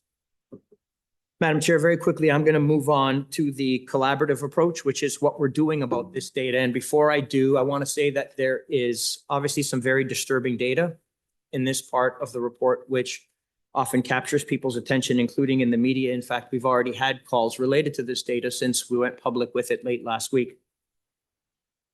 You can see from the data that 2023, 2024 was an extremely violent year for young people in the city of Toronto. In fact, we reached unprecedented levels of shootings, assaults, robberies, and stabbings. And that data is taken from the City of Toronto and the Toronto Police Service data portal. We know the correlation between community violence and what happens in schools, so it was no surprise that last year in TDSB, we reached unprecedented numbers of violent incidents. Those incidents, I think it's very important to explain what violent incident means for the purpose of this report. And it's spelled out on page 2 of the collaborative approach. But I think it's important to note to you that based on the Ministry of Education Policy and Program Memorandum 120 reporting violent incidents to the Ministry of Education, and that comes from Part 13 of the Ed Act. The term violent incident is defined as the occurrence of any one of those 7 incidents that you see there. So whenever any one of those 7 happens, we have a duty to report it to the Ministry of Education. Let me go further in saying violent incident in TDSB is an incident that occurs on school premises during school-run programs. And further continue to clarify that a violent incident isn't a specific occurrence. A violent incident are the number of students who are involved in a violent incident. So we may have one occurrence which involves 10 students, and that generates a number of 10 for the purposes of the reporting in this report. And because violent incidents get such extensive media coverage, and we know that they come from different sources, I need to make this distinction for you as well. That the Ontario Education Act and the Ontario Health and Safety Act define and handle violent incidents differently because they serve different purposes and apply to different contexts. We often hear in this board of violent incidents that occur within classrooms from our Federation partners and elsewhere. Those are based on the Occupational Health and Safety Act, which aren't captured in this report. They're 2 separate and distinct reporting numbers. And that's why those numbers don't specifically align, although they show similar trends. Just very quickly, there is an important byline in the report, and it was a finding that the Auditor General made in their annual report. And it showed that violent incidents in 2022-23 in TDSB increased by 67%. During the same time period, violent incidents at almost all other school boards in Ontario increased by a whopping 114%. This is not a TDSB phenomenon alone. The TDSB's rate of violent incidents, 17 incidents per 10,000 students, is less than the provincial average of 22 per 10,000 students. I don't give you that information to show you how we're progressing or that every one of these incidents is tragic and in some instances catastrophic. Just giving you this information so you know that we're not experiencing this alone. This is happening at 72 other boards across the province of Ontario, and it requires more interventions, as we've often said, from beyond just school boards. And to that end, you'll see that the numbers this year are down dramatically. And notwithstanding the events of the last few days and even weeks, those numbers are also down in the city. And while we're in our last few weeks, you see that the number of violent incidents in our schools this year has declined dramatically. I say that with hope for a safe next 3 weeks. And the reason why I believe, in part, with thanks to you, is $2.7 million in additional adults in schools, focused specifically in areas where their deep concern exists. I know we're in tough straits over the course of the next 3 weeks, but I just want to tell you that's $2.7 million has made a huge difference.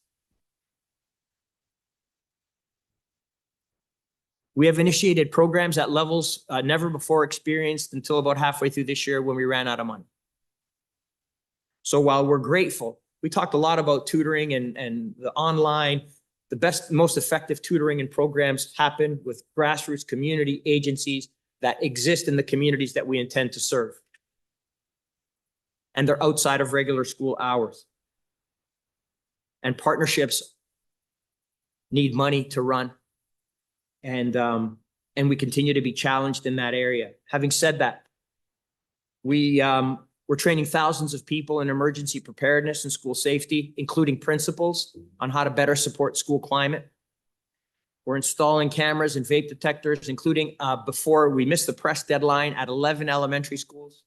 Haven't done that before in TDSB. It's coming through a ministry grant. And I think it's important to note that we're working with the City of Toronto in ways that we never have. We value that partnership and working through the SafeTO framework. I brought a guest, everyone, tonight, and it's the Director of Community Safety and Wellbeing in the City of Toronto. And we're working shoulder to shoulder with the city. And Scott, when I asked him to come, he said, just tell me where and when. And as I'm sure you can appreciate, it's been a hard week for people who deal with these issues in the city. And Scott didn't miss a beat about coming here. And I just said to him, in the interest of time, he has 1 minute to just say hello and give you a quick update. And I'm grateful for Scott's support and for his answering the phone 24/7. Great. Thank you. Thank you so much, Jim and Audley, Dr. David Cameron, who are our primary partners, and of course, the TDSB board. On behalf of the City of Toronto, I just want to say thank you for the partnership. We launched SafeTO, which is the city's community safety and well-being plan. We set out to implement it in 2022, and your board adopted that framework. And so it's allowed us to work across institutions in new ways. We funded a centrally assigned principal as part of that work. And we had Jason Camden Carey before his promotion, and now Tando Hyman, who've been working with us. We work very closely with the Caring and Safe Schools team, the social work department, Dr. David Cameron's area, I'm not sure what the area is called, and of course, individual schools. We work through the spectrum of prevention, intervention, response, and recovery of violence primarily. And I wanted to let people know a couple of things tonight. We have just gone to council with an update report about all of the work that's happened through SafeTO between 2022 and 2024. It's referenced in your report. Our city council has adopted unanimously the recommendations and gave us direction to continue this work and expand it. So you'll be receiving a copy of that report as a board. It outlines the work that we will continue dealing with mental health crisis response, violence response and recovery, integrated data, but also gives us new direction to start implementing efforts to address gender-based and intimate partner violence, responding to the national calls for justice for missing and murdered Indigenous women and girls, and a number of other pieces. I also wanted to say that we launched with the support of TDSB, a summer safety plan. So the mayor just launched it on Tuesday in a press conference, and it contains a number of initiatives that are available to young people throughout the summer. And that is available on the City of Toronto's website, and we've launched that. And just to give you one quick story, because I think this is what grounds why this partnership is important. We have been, in touch with a lot of parent and caregivers across the city who are trying to understand the new dynamic of violence, how it's impacting young people and how it plays out in the digital world. And so our team worked with TDSB to develop a conference, which is called Impact Conferences, that deals with innovative measures for parents and caregivers in today's environments, essentially. And we held 3 conferences over the last month in each part of the city, each having 200 parents.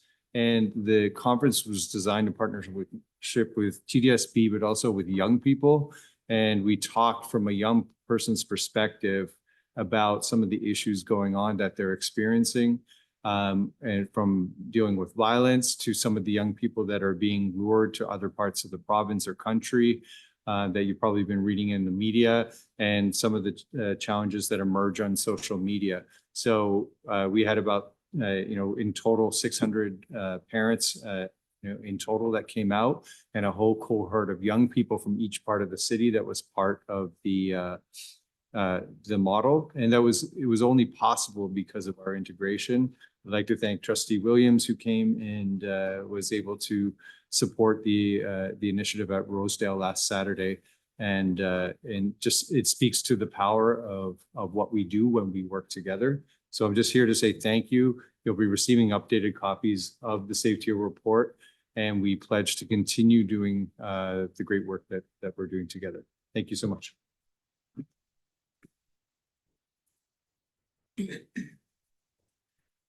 So with thanks to Scott, everyone, I'll just wrap up by saying that every single person in the school district is a part of our Caring and Safe Schools team.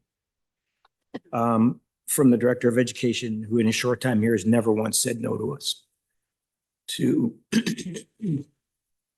Melanie, who oversees our office, and folks in People and Culture like Gerda, who process hall monitors in days, not weeks, like some people say it takes in TDSB, and Louise Prince and Jim Clement, who process our invoices, to our partners who traditionally have said, how do you even become a partner in TDSB? The door's always been shut for us. To Jayton, who hangs the cameras in facilities, and Raymond, who manages our IT database, but to the 150 or so people. Everybody, when you look at 23 and 24, and there are 410 violent incidents here, every one of those incidents has a story. And families and children suffer in each one of those instances. And the 150 people who are part of our group are there for them at the hardest moments. When we see a byline that crosses CP24 and it says 15-year-old or 16-year-old or 17-year-old, those are our students. 8.5 times out of 10, 85 out of 100 of them go to TDSB, and they have to come back to school. And you don't just come back to school after something traumatic like that has happened without the assistance. The 150 people who serve in Caring and Safe Schools are my inspiration. I bring this report to you on behalf of them, and I'm deeply grateful for them. And I'm happy to take any questions if you have them. Thank you.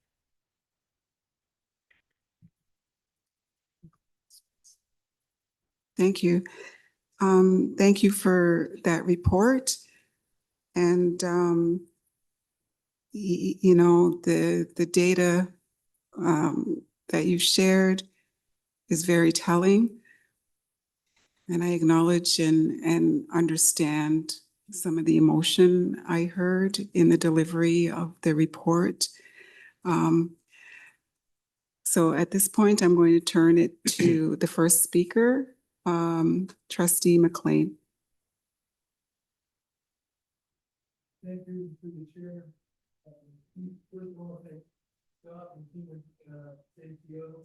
I had the privilege of attending at Centennial College in September, and it was an inspiring room to be in, of caring people that were working really hard to make a real difference in the lives of children at risk. And so it was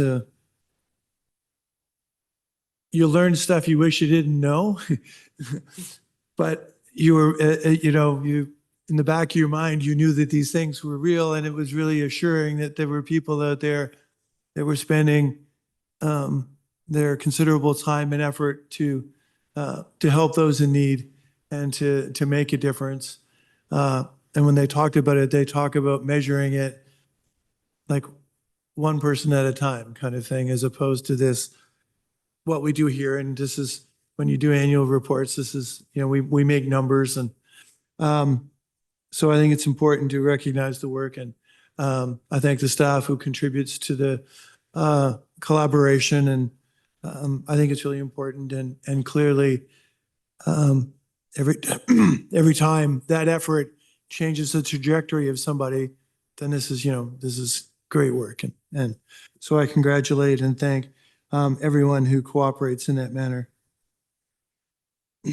Some of the numbers in here are offensive.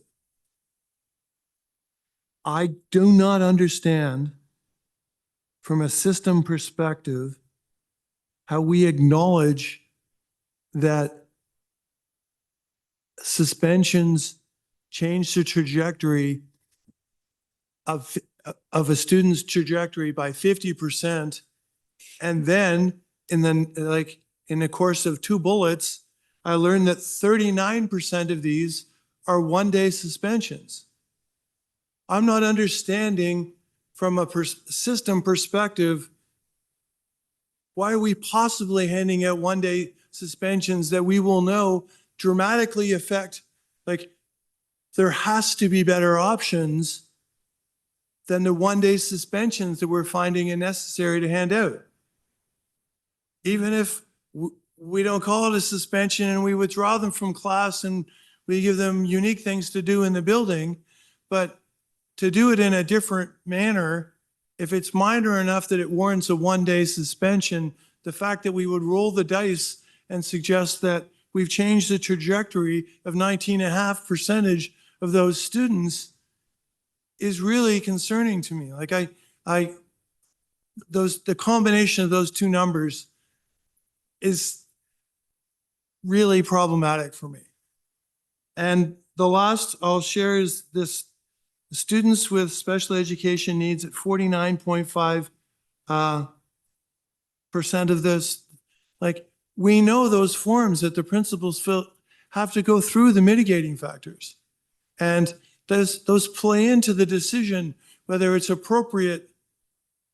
And I can't for the life of me conclude, not, just looking at these numbers, thinking that we can't possibly be applying this properly.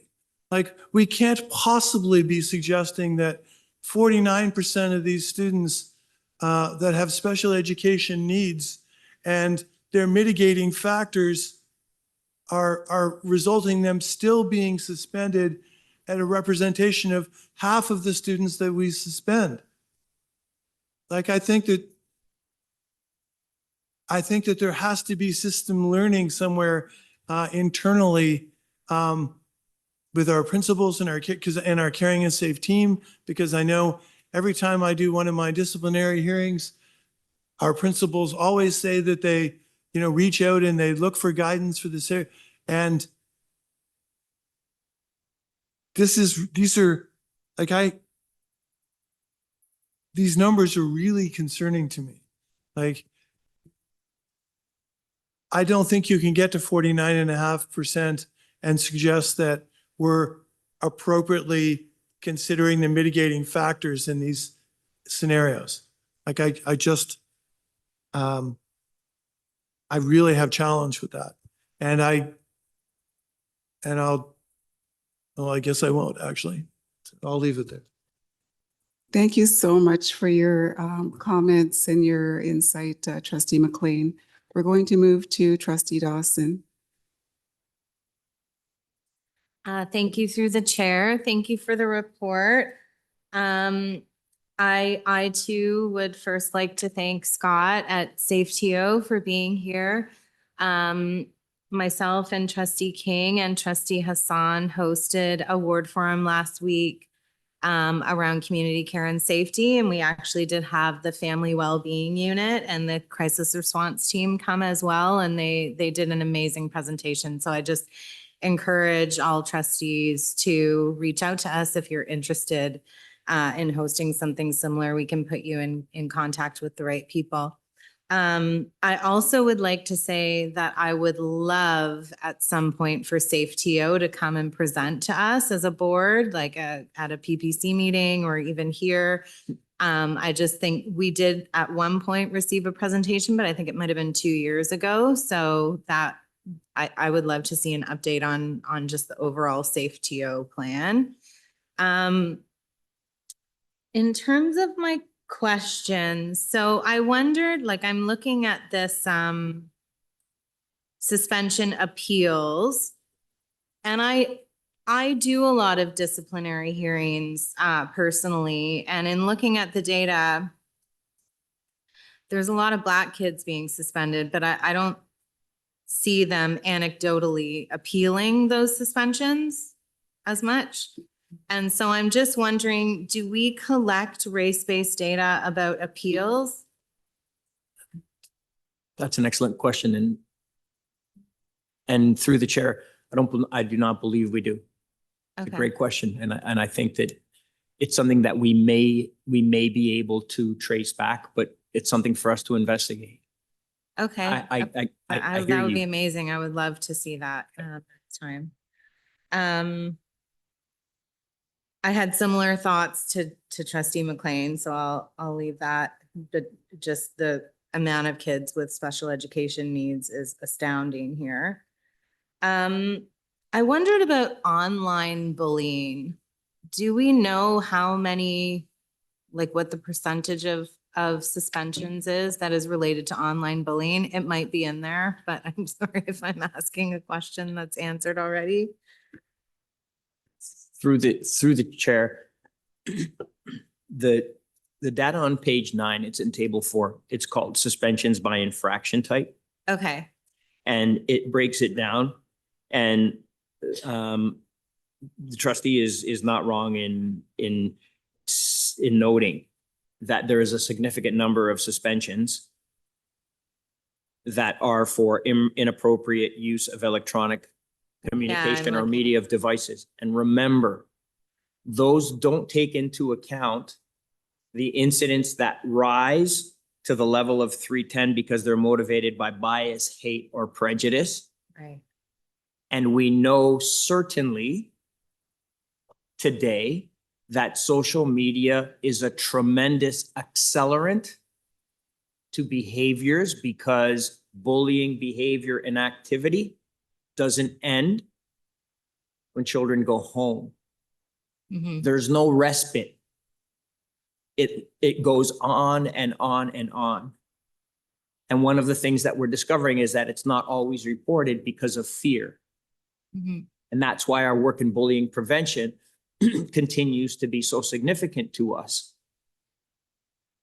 I think that even looking at the last few days and sort of incidents that have been captured on social media and how they elicit an immediate response or get back are a clear demonstration of that.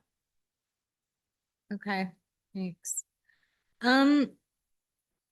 There's been an increase in suspensions for girls. I just wonder, do you have any insight as to why that's happening? Through the chair, I think that there are, again, it's so difficult to assign attribution for specific types of behavior.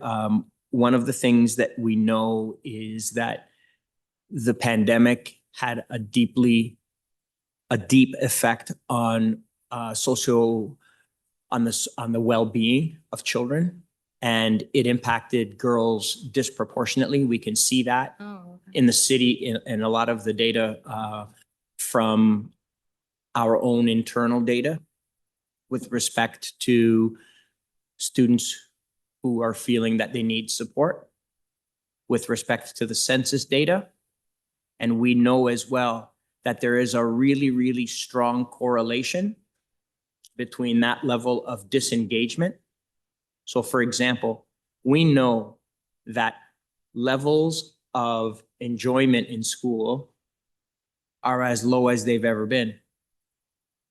So then when we disaggregate that data based on gender, we also know that girls have been deeply impacted by what's happening.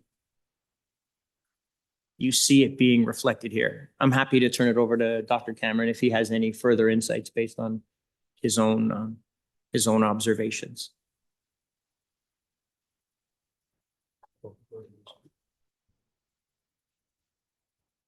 I'll also add this, and this is again based on our app observation as a team. Sometimes people will ask, what types of behaviors are associated with suspensions, for example, of girls? And we know that most recently, girls have been suspended in clusters. So there is group activity. So there will be one incident that involves 4 or 5 girls or young women who engage in a specific activity, which results in discipline for the entire group. And those clusters we know contribute to the numbers. So if you have, for example, 2 incidents which involve 5 or 6 girls or young women, it adds to the numbers. And as I said through the chair, while it's only a couple of percentage points, we know what a couple of percentage points means in TDSB. It's a lot of raw numbers that we have to continue to follow up on. Okay, thanks.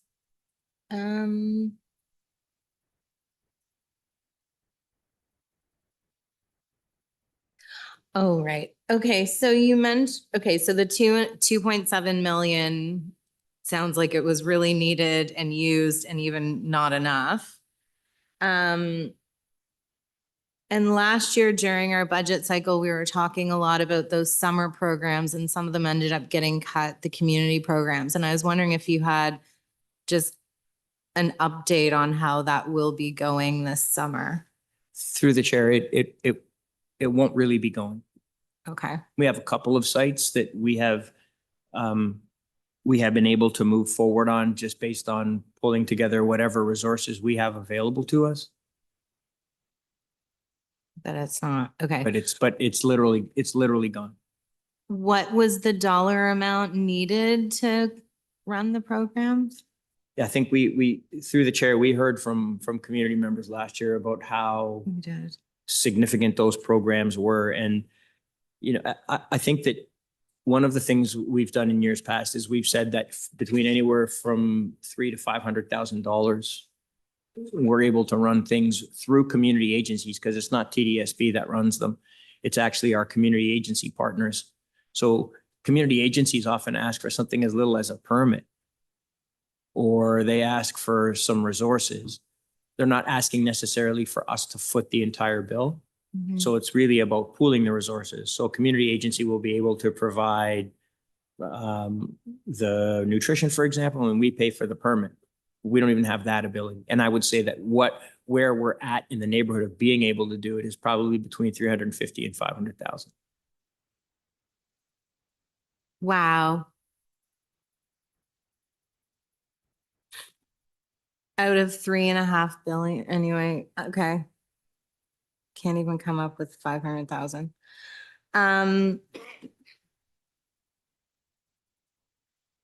Okay, those are my questions. Thank you very much. Thank you, Trustee Dawson. The next speaker on the list, Trustee King. Thank you, through you, Chair. I want to start with some thank yous and some acknowledgements. I'll start by thanking SafeTO and TDSB for working with SafeTO on those conferences that were put on across the city. These were conversations that I was having a year ago with staff after tragically losing the life of one of our community members. We spoke about how do we help families know what's going on? How do we help families get directed to the kinds of resources, both preventative and in crisis response that they might need. But how do we do that in a way that isn't further stigmatizing to the point of the kind of information we see in this report? And I think the approach that was taken I wasn't there personally, but I think it was a great approach to be able to make something widely available across the city, knowing that these are issues that impact everyone. They're not isolated and selective about communities that are impacted. So I want to thank you for that work. I also want to acknowledge the work of the Caring and Safe team. My interaction with this department was very limited up until this year. The most that I saw was the coordinator that participates and supports in suspension appeal hearings or expulsion hearings. But this year, again, because of the activity happening in my ward, I have seen firsthand and gotten to meet many members of the team, those caring adults that are running programs with our students. I've seen firsthand the impact that they have, and they are so vital. In this space with this report, we are talking about some of the worst situations. We're talking about the things that we don't want to talk about. We're talking about students that we know are at risk and might not have the outcome that we all hope for. But I want to talk specifically about the program that I saw and I was invited to come to, because it was a celebration for kids that had been through the Caring and Safe program. And I was so touched to see how wrapped around they were, how much joy they had, how much promise they had for their futures. I'm going to run out of time before I even get to my questions on this report. But you brought in people and you set up mentorship opportunities. I got to talk with kids where I don't know what their story is. I don't know what brought them to that place, but I saw them in a place where with their families and with the support of staff, they got to talk to people like me. They got to talk to plumbers. They got to talk to real estate agents about their dreams, about their plans, and about how they're going to facilitate getting there. And that's an important part of this work too, that should not get lost. We often want to talk and I don't know what the word right is right now, but it can't all be about the tragedy. We're not in the business of talking about tragedy. We're in the business of doing the work to get past that and support students. And we need to be able to talk about that too. So I think your team is very humble, but I think they need to be acknowledged for that work that they're doing. I have so many questions. I think I need my own committee meeting for this, but I'm going to start really simply. Just looking at the numbers for this year, one of the first things I did automatically was I looked at a comparison to the numbers of last year. And it doesn't tell the same story. And I would like to understand why staff feel that comparing to last year isn't as relevant as comparing to pre-pandemic.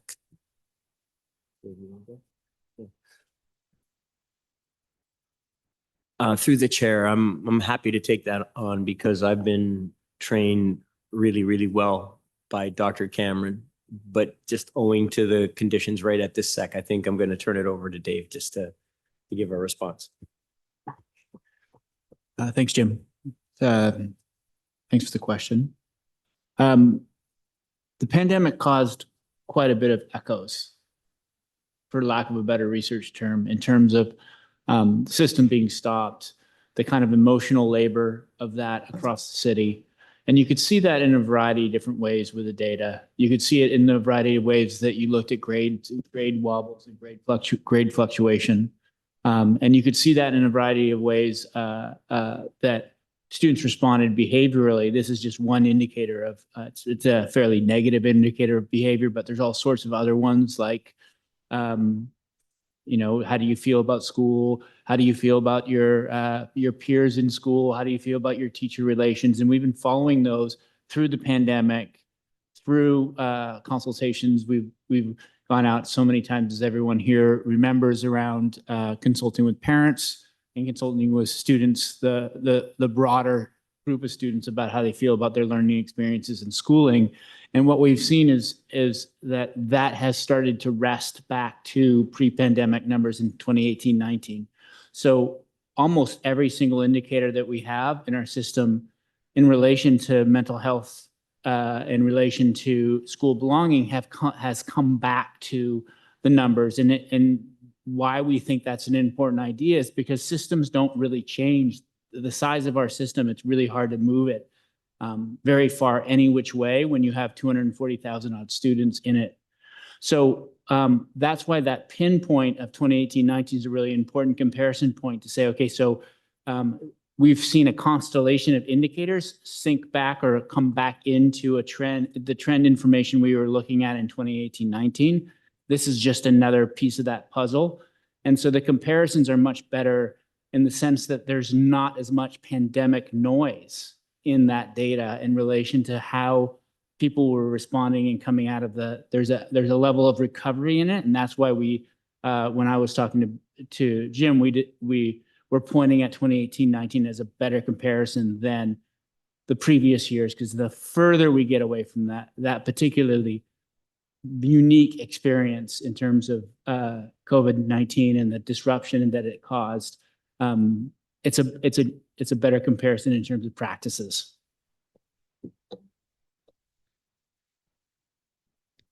I would only add to what Dr. Cameron had to say very briefly, and that was the first question that I asked as well through the chair. And one of the things that I learned is that 18-19 is being used as a comparative year for data sets across TDSB. It's not just the Caring and Safe Schools report that we used it for, exactly for the reason, as I understood it, that Dr. Cameron just spoke about with respect to it, the noise, if you will, from the pandemic influencing the numbers to the extent where we weren't really comparing apples to apples if we look to last year. And the best way to do that would be to go back to 18-19. I mean, the first thing I said to Dr. Cameron was, are you sure, like, you know, it's going to look as though we're reluctant to, or we don't want to, or we're trying to present it in a certain way? But I think Dave answered it again here tonight. Thank you. I'm not quite sure I follow it, but I'm going to trust. And if we're looking apples to apples as we look year to year, then I think we're getting the information that we need. When I did a scan through, there were a couple of areas that stood out to me, and I'm curious to know whether staff kind of looks and packages some of this information in the same way, and if that contributes to response. So I saw a heightened number of incidents in the grade 6, 7, 8, 9, 10 years. I saw that most, to the point of Trustee McLean, were lesser infractions.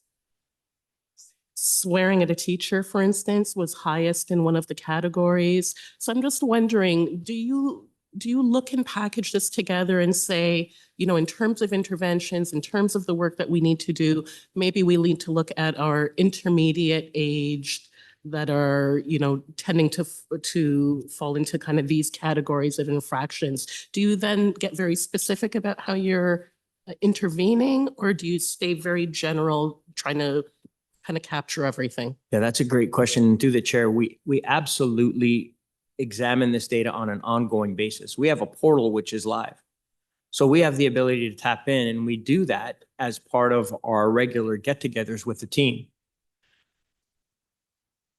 The phenomenon of the one-day suspension, one of the reasons why suspensions have decreased so dramatically in TDSB over the years is because the one-day suspensions have disappeared. When the tribunal decision came down in the early years, we had almost 20,000 suspensions a year, most of which were one day. The most powerful tool that we have to support principals is when the centrally assigned principal is able to work through a matter with that principal. Principals don't call on one-day suspensions. And as a system, we have a lot of work to do with respect to creating a culture where, as I described earlier, we think deeply before that button is pressed for the first time. And while we continue to message to principals, we don't have the most important tool, And that is that conversation. And some of the most significant systemic changes that have happened at this board have happened because we've made larger changes. So for example, the reason which was attached to most one-day suspensions was breach of the school code of conduct, which allows for a level of subjectivity which is this large. And when we locked that reason, not surprisingly, we experienced a huge decline. Perhaps what we have to do is lock the one-day I'm thinking out loud as part of our conversations. What is going to be that lever for us as a system in 500, almost 600 schools to move away from that? And that's what we have to continue to contemplate.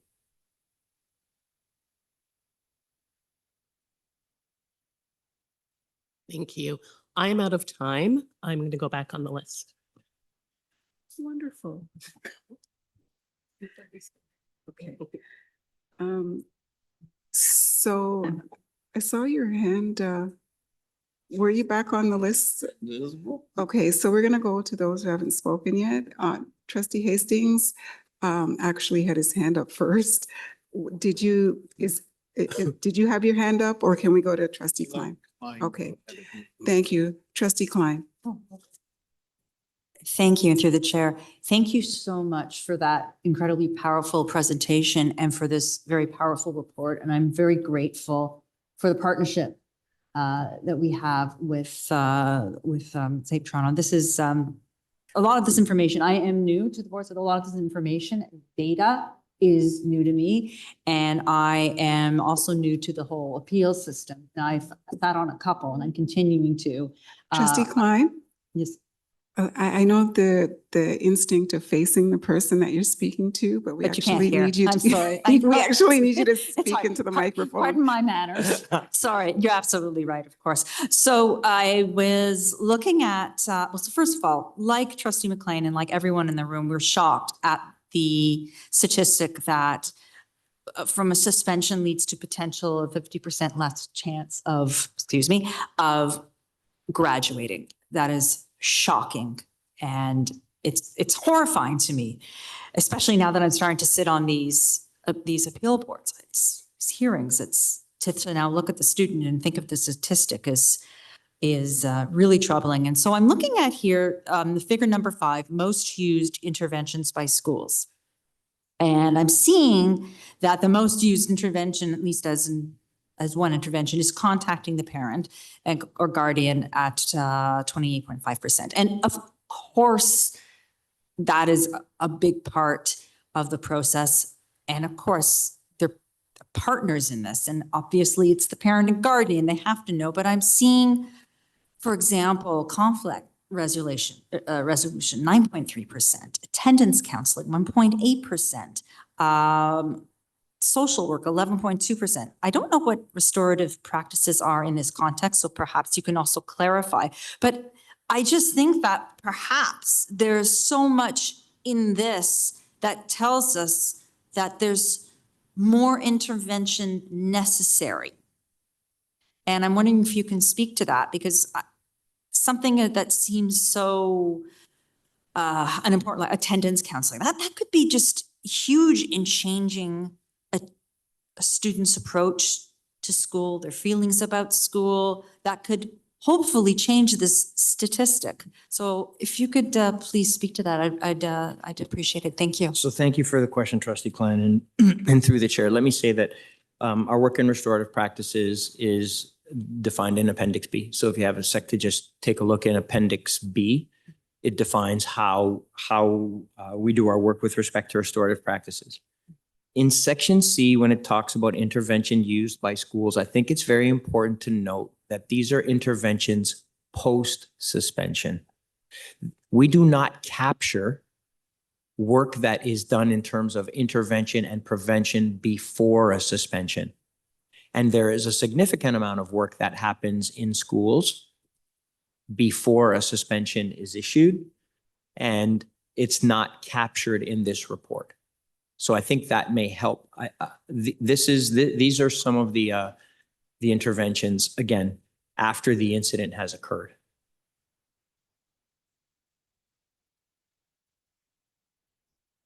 Okay, thank you. Do you think that there is an intervention we should explore? And again, I know this is post, because when I sit in these hearings, I think, well, what could have been different? How could we have helped a child in a different way? Is there something more that should be explored? I think it's through the chair, I think based on supporting our principals in schools and the work that they do, the excellent work they do at providing different levels of support, we are continuing to move through a culture of suspension as a last resort. Going to school is a human right. We have to contemplate very, very deeply before we take that right away from a student. And that is part of the work that is ongoing. So it's a cultural shift that has to continue to happen in TDSB. And if we look back at the extent to which suspensions have declined, the dramatic extent to which suspensions have declined in TDSB over time, I think it's indicative of that shift.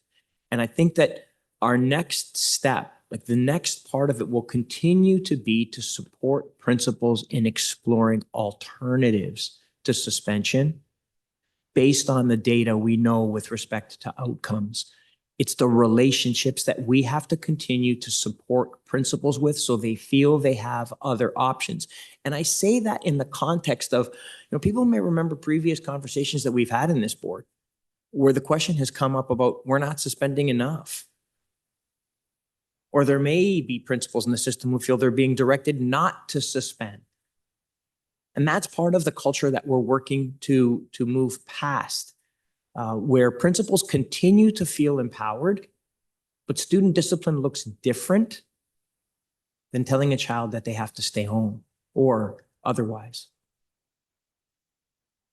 Okay, thank you very much. I do appreciate your answer. I quite like that answer. It's a paradigm shift that we need in the first place before we get here. Thank you. Thank you, Trustee Klein. Trustee McLean, were you back on the speakers list or no? Yes, please.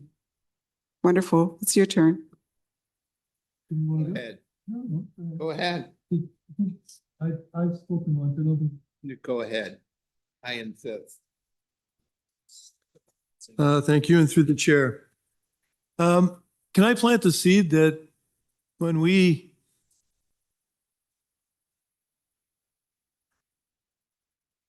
in our first term, we went on a field trip, trustees. We went on a field trip to a caring and safe location. And we toured the facility. We met with the teachers, one of the counselors, and we got a real sense of what it was like to be there. And that was a very informative for some of us. So I'm not suggesting tomorrow or anything, but sometime early in the new year that it might be an interesting, or in the new term, that it would be an interesting, eye-opening experience for trustees. Can you tell me, because my toy's not, it's on the blitz a little bit here. Can you tell me how many expulsions we had in the 23-24 year? Memory, through the chair, if memory serves me, the number is, through the chair, it's 20. Thank you. Yeah, And it's 20. through you, Chair. And this is just anecdotally because as trustees, we get suspension. We don't see all of these suspension materials because we only see when appeals generated, and then we get invitations to partake if to the extent that we're available. But expulsions require us. There's no student that gets expelled with it without a trustee panel being formed. And I've noticed I literally did the math on my phone and went through, and I think you can count them on one hand this year.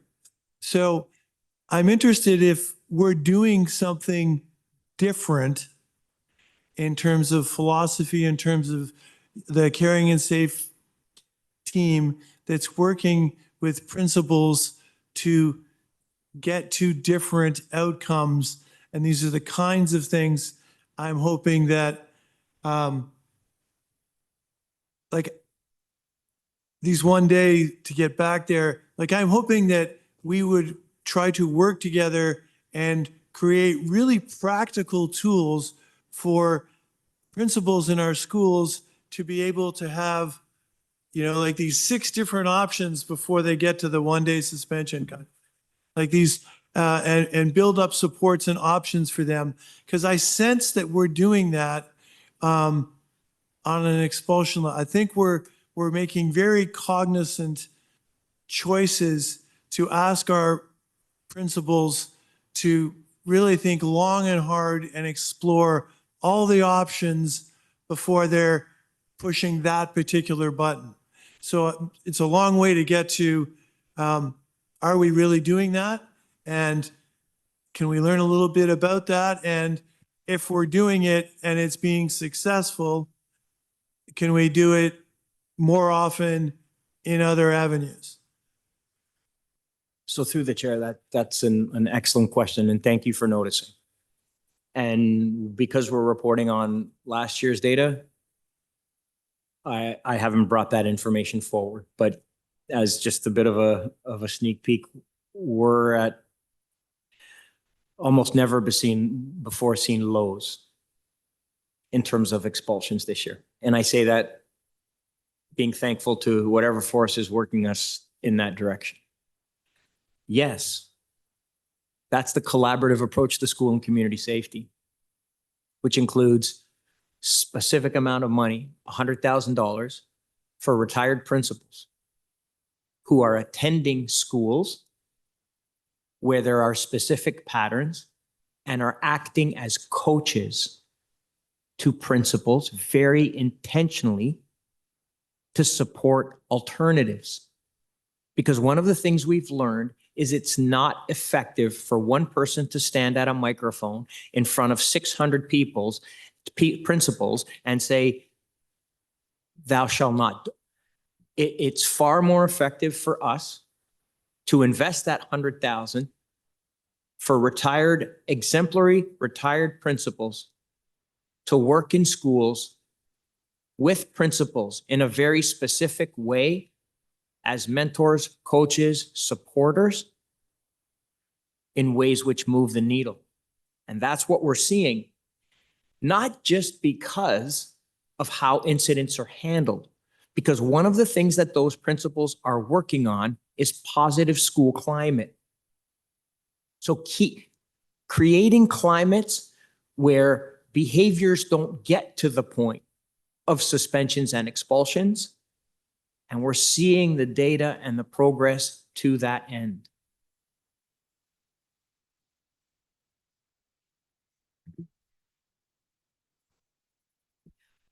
I'm good, thank you. Thank you, Trustee McLean. So we're going to go to the last speaker on the speakers list for this item, and then we'll move to the last report. Trustee Hastings, I thought you had taken yourself off of the speakers list. If that wasn't the case, Send me to climb over. my apologies, Trustee Hastings. It's your turn to speak. Gee, I love that. To you, Madam Chair. I'm pretty sure that the speaker knows my thought on that which we call suspension and how it's done and why it's done. But I would like to toot a horn to a group, actually 4 groups that I work with. Trust 15, Men of Distinction, Women on the March, and it is in the Rexdale area. And we managed to take some pretty rough and tumble kids out of the system. Well, out of the suspension system. Let's go and throw them in jail or something like that. No, we're managing to, these are the groups that I'm working with. And I've supported them in the sense that they needed money, so I gave them some. Not that I'm rich or anything, but in any case, is if we could do something along that line within our schools, where we're having a group that takes, because a lot of the things that happen to kids, they don't just happen in school, they happen after school, out of school. If we can take those people and put them in a different line so that they can have something to do. It's like Grammy always said. She says, the devil always finds work for idle hands. So if we can find those idle hands and get them to do other things. There are groups out there, my groups. Actually, they're not my groups. They belong to a lady called Ma Brown. I like to call her that. And she works with these people. So that's my toot for suspensions and people that are behaving badly and people that you'd like to get out of your hair. Thank you. Thank you so much for sharing, Trustee Hastings. I'm going to go to the last speaker on the speakers list at this point, Trustee King. Thank you, through you, Chair. And in the interest of time, I will edit down my questions to keep us moving. For staff, I'm wondering, do we have mediation as a formal alternative to suspension as part of our process in the system? Yeah, that's a great question. Through the chair, we work in the direction of restorative practice, which includes elements of mediation that are in it. And we continue to train staff throughout the district in restorative practices. We've had a lot of learnings from the Urban Indigenous Education Center, as well as the Center of Excellence for Black Student Achievement with respect to extending the concept of restorative justice into restorative practice in ways that emphasize mediation. So we have, and you'll note that there is an increase in using restorative practices in our system over the course of the past few years. Thanks for that. So when we look at anytime there's a suspension, an expulsion, there's been an incident, and there's obviously the student that is implicated or has perpetrated.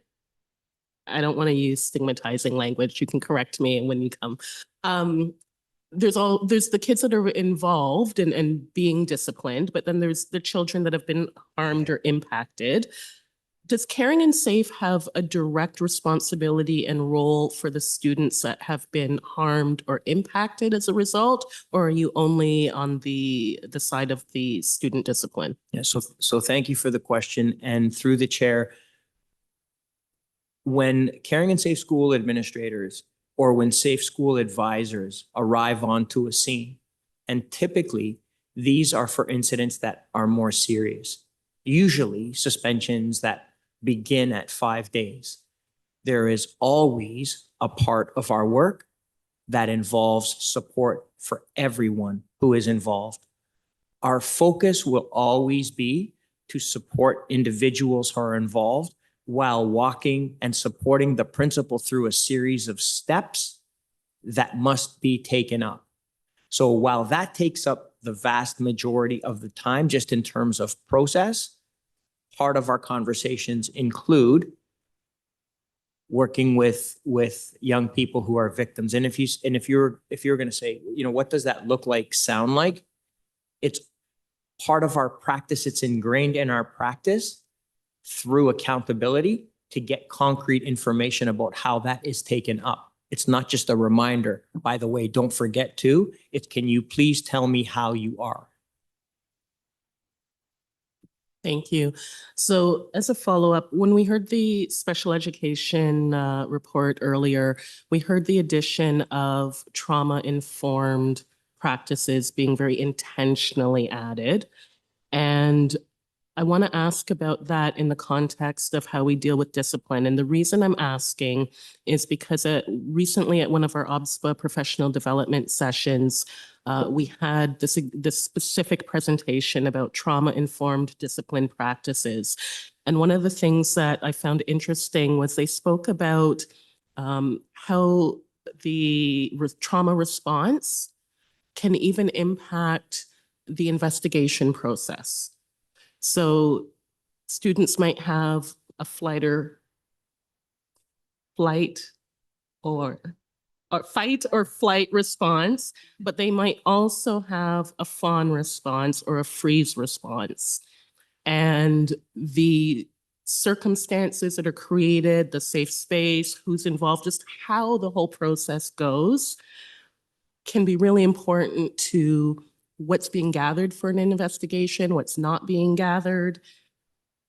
Are we getting intentional about making sure that our staff have trauma-informed practices at the start of this process before we even get to what the discipline is? Through the chair, trauma-informed learning is a must for everyone on the Caring and Safe Schools team. I think it was through a previous question, we heard that about Caring and Safe Schools programs. And what people don't always know about Caring and Safe School programs is we serve approximately 1,000 students a year. And on the program side alone, there are over 100 teachers. When the students walk through those doors into those programs, they have experienced significant events. Trauma-informed practice is a way of working for us. And our learning in these areas isn't just one day of learning, it is ongoing, and we invest heavily in that learning. It is also important for our staff to be in touch with how they are dealing with trauma and how they are processing trauma, because they experience it as well, almost to the extent of first responders. They are often the first contact point for students who return back to formal schooling after having dealt with these issues. So the answer is yes, along with threat assessment training, which combines with trauma-informed practice so that we're able to support students through next steps as they continue to reintegrate. The answer is yes, absolutely, with an ongoing and continued focus in trauma-informed practice. Thanks for that. And I want to emphasize just the importance of that work continuing. You mentioned first, that work really residing with Caring and Safe staff as a beginning, but you also spoke about Caring and Safe staff really coming in, when we're at the point of a threshold of a 5-day suspension. So I think there needs to be, I'm asking for the work and the attention to support staff before it even gets to that point. And I'm speaking from experience again of seeing how groups of students are impacted and are not necessarily treated with the same acknowledgement of the trauma that they've experienced. Through the chair, if I just may respond to that. Thank you for that level of supporting in terms of my initial response. The primary goal of the Caring and Safe Schools team when they arrive is to work in trauma-informed ways in support of those who are overseeing the situation, and acts as a learning tool as well. That is real live coaching. Part of our issue, however, continues to be if the Caring and Safe Schools team isn't involved and we have incidents which specific schools may be dealing with, those approaches may not always be in play because the level of training that the team has had hasn't extended necessarily more deeply into specific schools. And the reason why that's a deep concern to us is because we know that students come to school each and every day with different experiences that impact what happens to them at school. And part of our goal will always be to make sure that our staff is better prepared to support school-based staff with being able to walk into students' worlds through their door. So I'll leave it there. And if I may, to put a point on that, there are far more staff in schools working with far more students on a daily basis, to the executive superintendent's point, then there are caring and safe staff that may be directly involved even at the secondary level in working with Ps and VPs through the more high level incidents. And so what I'm hearing through your question, Trustee King, is the need for sort of a cultural shift and more broad-based training and professional learning for including in trauma-informed practices for all administrators, and really building that into our work for all staff. So that at the earliest point of contact and intervention, those practices are having the kind of effect to prevent things from evolving further, or to make sure that as we're working with students through sometimes the unfortunate incidents that occur, that we're bringing those practices to bear in how we're carrying out our work. So I definitely hear your point and support the executive superintendent's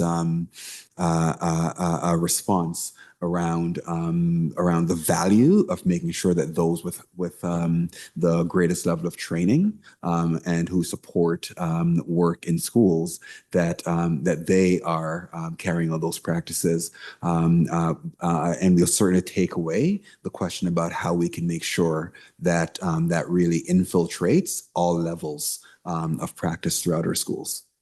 Thank you. Thank you for echoing that back.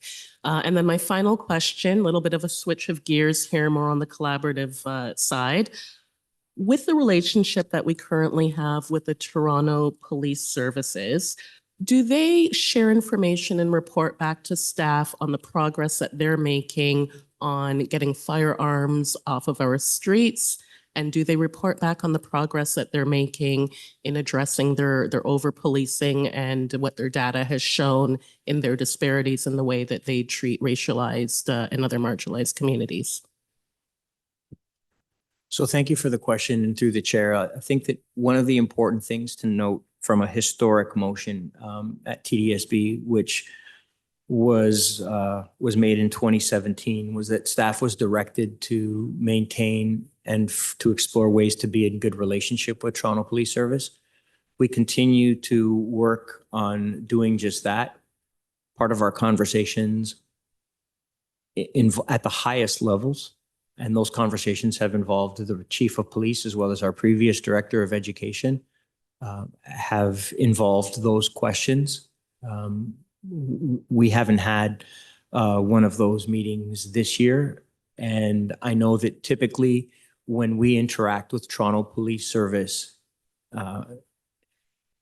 it is as primary responders to specific incidents, and we don't typically engage in those types of conversations, but we have done so in the past, and we're very aware of the commitments we have to the specific issues that the question asked, and that's part of ongoing conversation. Absolutely, especially in light of recent announcements that we may be confronting in the near future.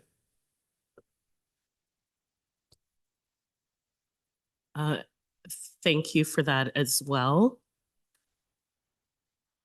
I think I'd like to add, as part of the suggestions that you've heard for presentation from SafeTO, I think it's important that we also hear from the Toronto Police about their progress in those areas.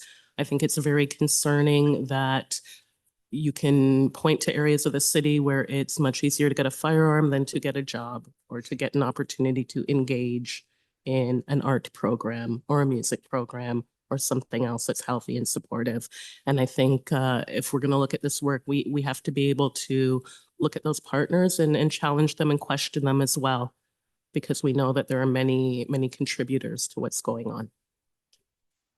If I may, through you, Chair, to build on the Executive Superintendent's response and drawing a connection to Minister Calandra's recent announcement with respect to SROs in the new Supporting Children and Students Act, that if passed, and the plans for reinstatement of an SRO program where that is requested by the local police.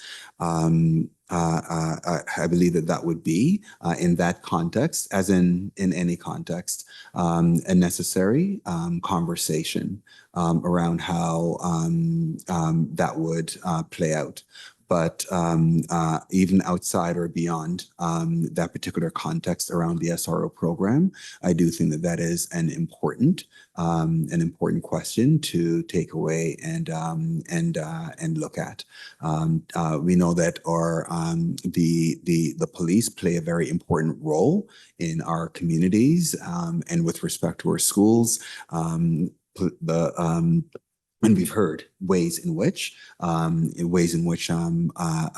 happens, but we also know historically groups that are negatively impacted by that, and so it's a necessary conversation, and all the more important as the new bill has been tabled. So appreciate that that question, and we will certainly take that forward. Thank you, and thank you for everyone's indulgence through what I believe is a very important report to spend the time on, and given the time of night. So thank you. Thank you, Trustee King. So I would just like to close the discussion with gratitude and thanks for the delivery of this report and the very engaging discussion. So thank you to Executive Superintendent Jim Spiropoulos, to Scott McKean at the City of Toronto, SafeTO, and just the amazing work and collaboration that's done there that really, in some cases, saves lives with regard to our youth. And of course, Dr. David Cameron for your work in all of the research and data collection that goes into the reports. So at this point, I need a mover and a seconder for receipt of the report. Moved by Trustee Dawson, seconded by Trustee Klein. And all in favor? Aye. Any opposed? And that carries. And with that, we move to the next item on the agenda, the 2025 Year 3 update, the Center of Excellence for Black Student Achievement. Thank you, and through you, Chair, certainly want to express gratitude for the patience of this final team of the night. And although it's the last report, it's certainly not the least. And we're about to hear how that is the case. And I'm pleased to introduce Systems Superintendent Karen Murray, who will introduce the rest of the team that is here to support her with this report. Over to you, Karen. Thank you and good evening, everyone. I just first wanted to just send a thank you so my young people can go to bed, because I think they're listening, just for coming forward with their delegations and to sharing the importance of how the center has made a difference to them. So I just wanted to say a thank you to them. This evening, what we wanted to do is share a little bit of the highlights of the work that we have been engaging in for the 2024-25 year at the center. As you know, the center continues to do system-wide work to confront anti-Black racism, but also to really center this idea of Black joy, a place of belonging, and a place where young people from K to 12 are able to feel affirmed. The work is woven into the student programming.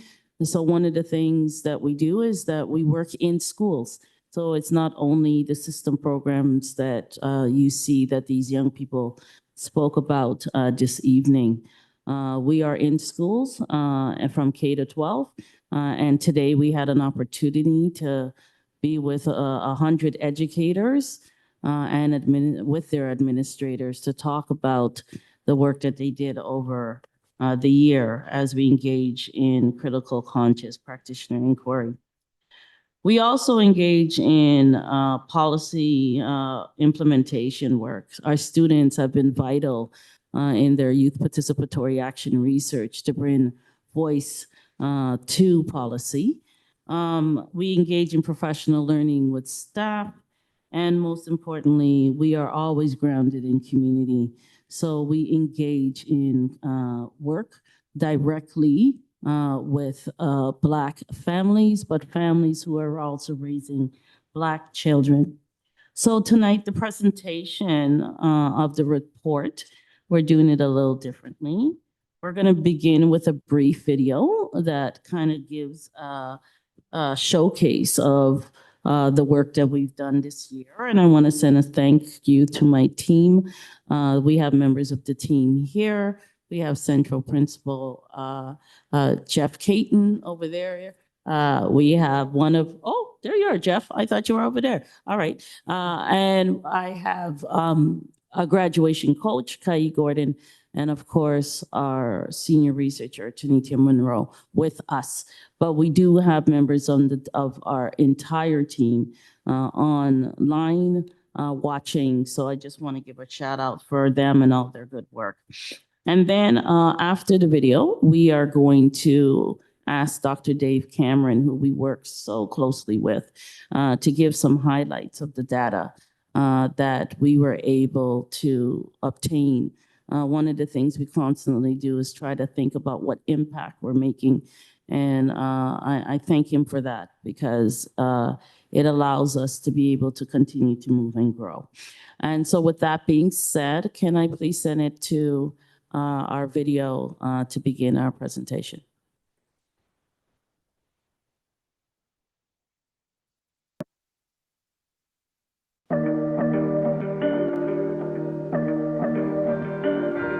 Never be limited by other people's limited imaginations. Words once shared by astronaut and first Black woman to go to space, Mae Jemison. Journey in purpose and passion with the Center of Excellence for Black Student Achievement, anchored in the hopes and aspirations of Black children to the spirit of our ancestors. Welcome to our stories. I strongly believe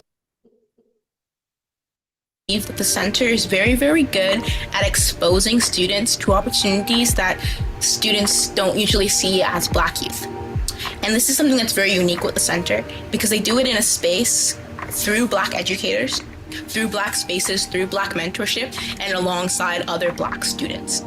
So when they say Center of Excellence for Black Student Achievement, it really does mean Black student achievement. Parallel to the mission of the Center of Excellence for Black Student Achievement in cultivating Black student leadership, voice, and self-determination is a community-rooted model of education that affirms Black brilliance, amplifies youth agency, and opens meaningful pathways to post-secondary success.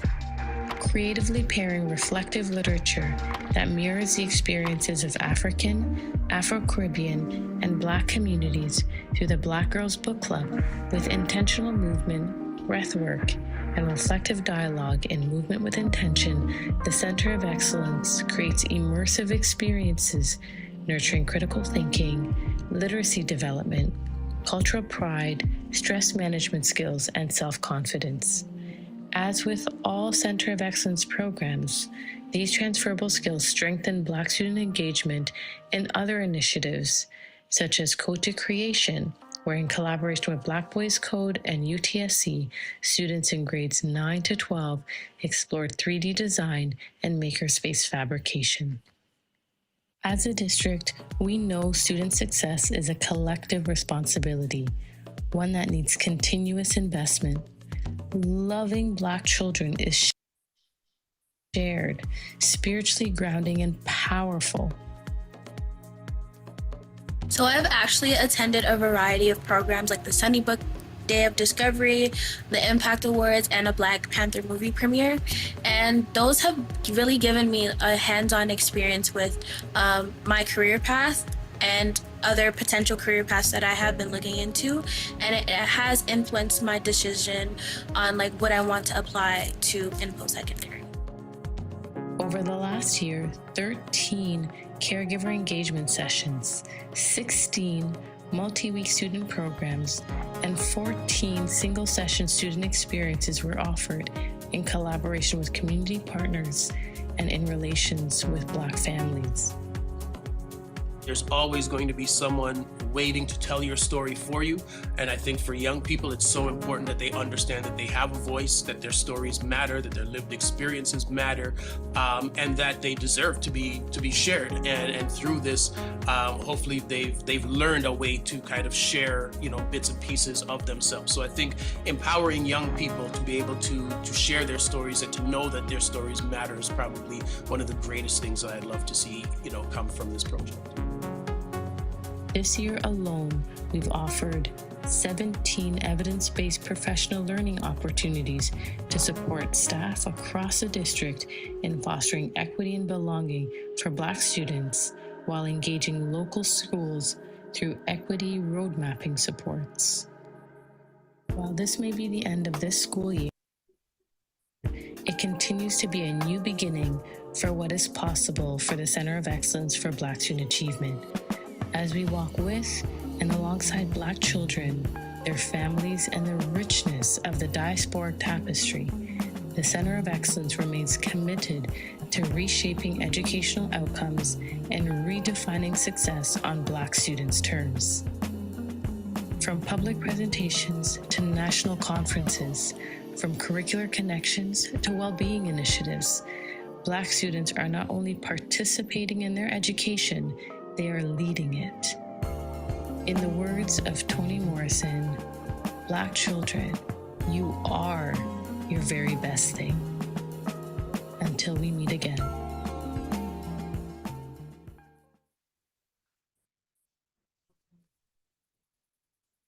Thank you so much, and I'll send it over to Dr. Dave Cameron to give some highlights on the impact of this work. Thanks, Superintendent Murray, and through the chair. That's good data. That was fabulous. So the challenge to figure out the influence of the Center of Excellence in terms of Black student success and achievement is pretty significant given their mandates. And let's be clear about what those mandates are. The real mandate in relation to staff, to parent and community, and to student is to reshape political discourses around Black excellence, right? That is the mandate. That's one of the hardest mandates you could imagine for a Center of Excellence with a staff that's in the handfuls. So when we are looking at that, we are looking at any kind of noise we could find, any kind of impacts we could find in relation to the system, K-12, the breadth of the system, in terms of making sure that we have the broad strokes of what would look like across elementary school and then through secondary into post-secondary. And then also the connection to the very specific programming to give you a sense of the impact of programs. It's not just the people that are involved in the program, it's the way the program operates from word of mouth and cascading effects in terms of the kind of optics and the kind of belief systems that the program can carry with it beyond just the people involved in the program. So as an example, a few years back when they started the student leadership program, the youth action research work, it started with a handful of students, maybe 14 students, 10 students. And in 3 years' time, 600 students applied to the program. So if you think about that, that wasn't because Superintendent Murray or Tanitia Monroe walked to door and knocked on doors for that. That's the kind of cascading effect. So how do we look at impact in relation to that in terms of the program mandates, the breadth of the programs, and then the most important part, the rigor, the value of the indicators themselves. Are they trajectory indicators? Do they point at life chances, post-secondary opportunities, and so on.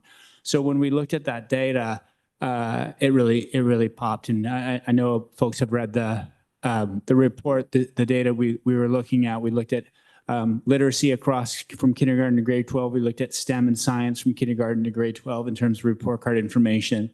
And then we also looked at trajectories, post-secondary school access, and those kinds of indicators that really speak to post-secondary school education opportunities. As in just quickly on a high level, all those markers showed that Black students were improving at a rate since the Center of Excellence started at a rate faster than all the other students in the board combined. So as an example, when you look at literacy at the pass rates at the OSSLT, it went up by 12 points up to 71%. When you look at grade 9 science report card marks from 2018-19 out into this current past year, went up by 9 points to 39%.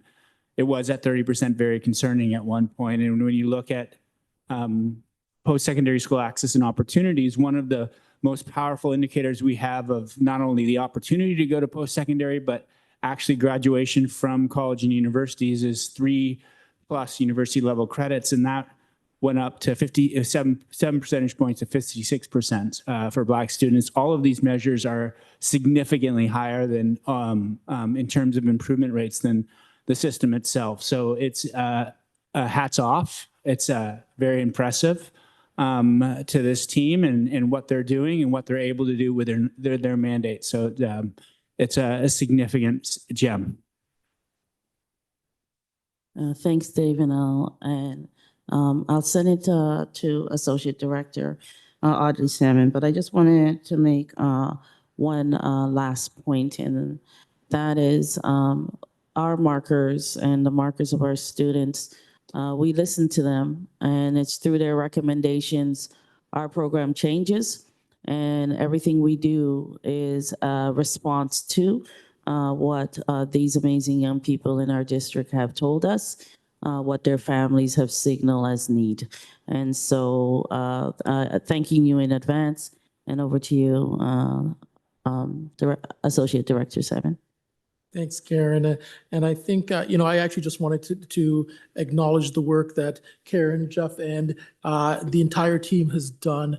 I've seen the growth of this particular program over the last X number of years, and it's what I would call transformational in so many ways. You heard from the students this afternoon what that transformation actually looks like, what that building of confidence, what that building of aspirations, and what the whole notion of hope and achievement. And it's so embodied in so much of what you hear from students, what I heard from staff this morning as I was at one of the functions with the team. And so I just really want to acknowledge the work that the team has done over the years. I also want to point out the work of Dr. Cameron, because so much of what's included in this particular document speaks to student achievement over time. It speaks to this is where we were, this is where we have gotten to, and this is what the rest of the system has been. And that's where we actually see the fundamental difference and impact that the work has been doing. And part of the work has actually been around saying that not simply one approach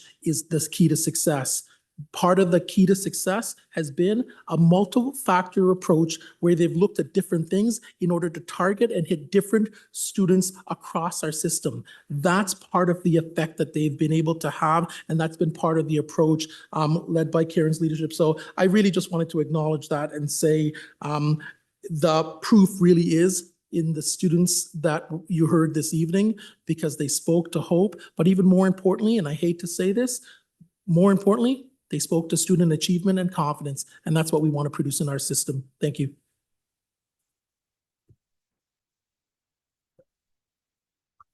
I'm open to any questions.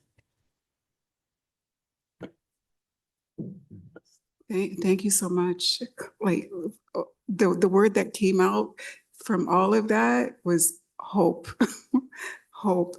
And I'll go to the speakers list. I believe it's Trustee Dawson. Excuse me, Trustee McLean is first on the speakers list. Thank you, and through the chair. I still remember the night we sat around, we were in budget times when we were not unlike where we were, not knowing how we were going to get to the end. And we were having this aspirational conversation about what was possible. And we spent some money. The ask that night was like $741,000 to kickstart this program. And at a time when we had no idea where we were going to find it, but we made it $1 million just because we had to get, this was too good an opportunity to throw back. And we made it $1 million. And to this day, that decision is my proudest moment at the board. Not that I'm responsible for any of the success that happened there, but because we collectively did what I think all trustees want to do. We all get elected thinking that we're going to collaborate together and we're going to try to find a way to raise the level of student achievement. Like, that's the objective of what we're all trying to do. And quite often we'll disagree about how that should be done. But we're excited to do that. And on that day we agreed and we put our money where our mouth was. And at the time it was money we didn't know where we were going to get. And then we just get out of the way and let the magic happen. And I'm really excited that we're now starting to get data, that it's been long, that it's around, that we can chart the data and it's no longer just anecdotal data. Because I've been in the building and I've seen and I've talked to kids and you've seen it. And so you knew it was working, but until, especially lately, we've got, society's changed a little bit when equity work isn't the thing it was 3 years ago and 5 years ago. Now it's not the thing that everyone's willing to stand up and support and be behind. And so it's a really important time to get hard data to show that this works. And I'm hoping that we can build on the success of the program and the success of being bold and optimistic and aspirational, so that we can have more conversations in this horseshoe about how do we raise the academic excellence of the students within the system. We've clearly found a way to do that, and we should be looking under every rock and every place we can to do it to every extent we can. So I will join in what I'm sure are going to be a multitude of people who congratulate you on your efforts. Thank you for your efforts. And it's really cool to see the kids. I wasn't here early enough tonight, but I've had the pleasure to be in the building before and speak with and attend the conferences and hear directly from the students about the impact it's had. So I think it's great. It's a shining thing for us, and I congratulate everyone involved. Thank you for your comments. Thank you for your comments, Trustee McLean. The next speaker is Trustee Dawson. Thank you through the chair. You guys doing an amazing, amazing job. I'm so proud of you. And for the students listening in online, you were better than any PowerPoint presentation that we could have received on this. You really did a fabulous job speaking to the many, many benefits of the Center of Excellence for Black Student Achievement. And I too remember that fateful night, not as a trustee, but on the other side as the community co-chair of BSAC. And I remember texting some of the trustees and almost shaming them. Like, can you believe that you're not even going to put $1 million toward this? So I think that did have somewhat of an impact, and I'm really glad that we're here. I did just want to quote one of the delegates tonight, because I think it really, this quote just sums it up perfectly. The center is not just a space, it's a movement. That was powerful. That was really powerful for me. And I really don't have much more that I can say other than that. So I'll leave it there. Thank you so much. Thank you, Trustee Dawson. The next speaker, Trustee King. Thank you, through you, Chair. Since we're all sharing our origin stories with the center and where we were when it began, I'll share mine. Because I was a parent, and I was a parent working with other Black parent volunteers and very much challenging the system and confronting the anti-Black racism that we were experiencing. And when we heard about the proposal for a center, it was met with skepticism on our end. We often hear about, initiatives starting, another thing, and we wondered, how is this new thing going to be the answer to the age-old problems that we were experiencing? And how many years later now? You'll fill that in. I'm really proud to be able to sit here in this role and now be able to hear the outcomes of that work, because that's the part that's really important for us to convey. So thank you for the work that you do and the work in putting that together. Anytime that I go to the center or anytime I'm in a space with students of the center, I automatically throw back to me at that age.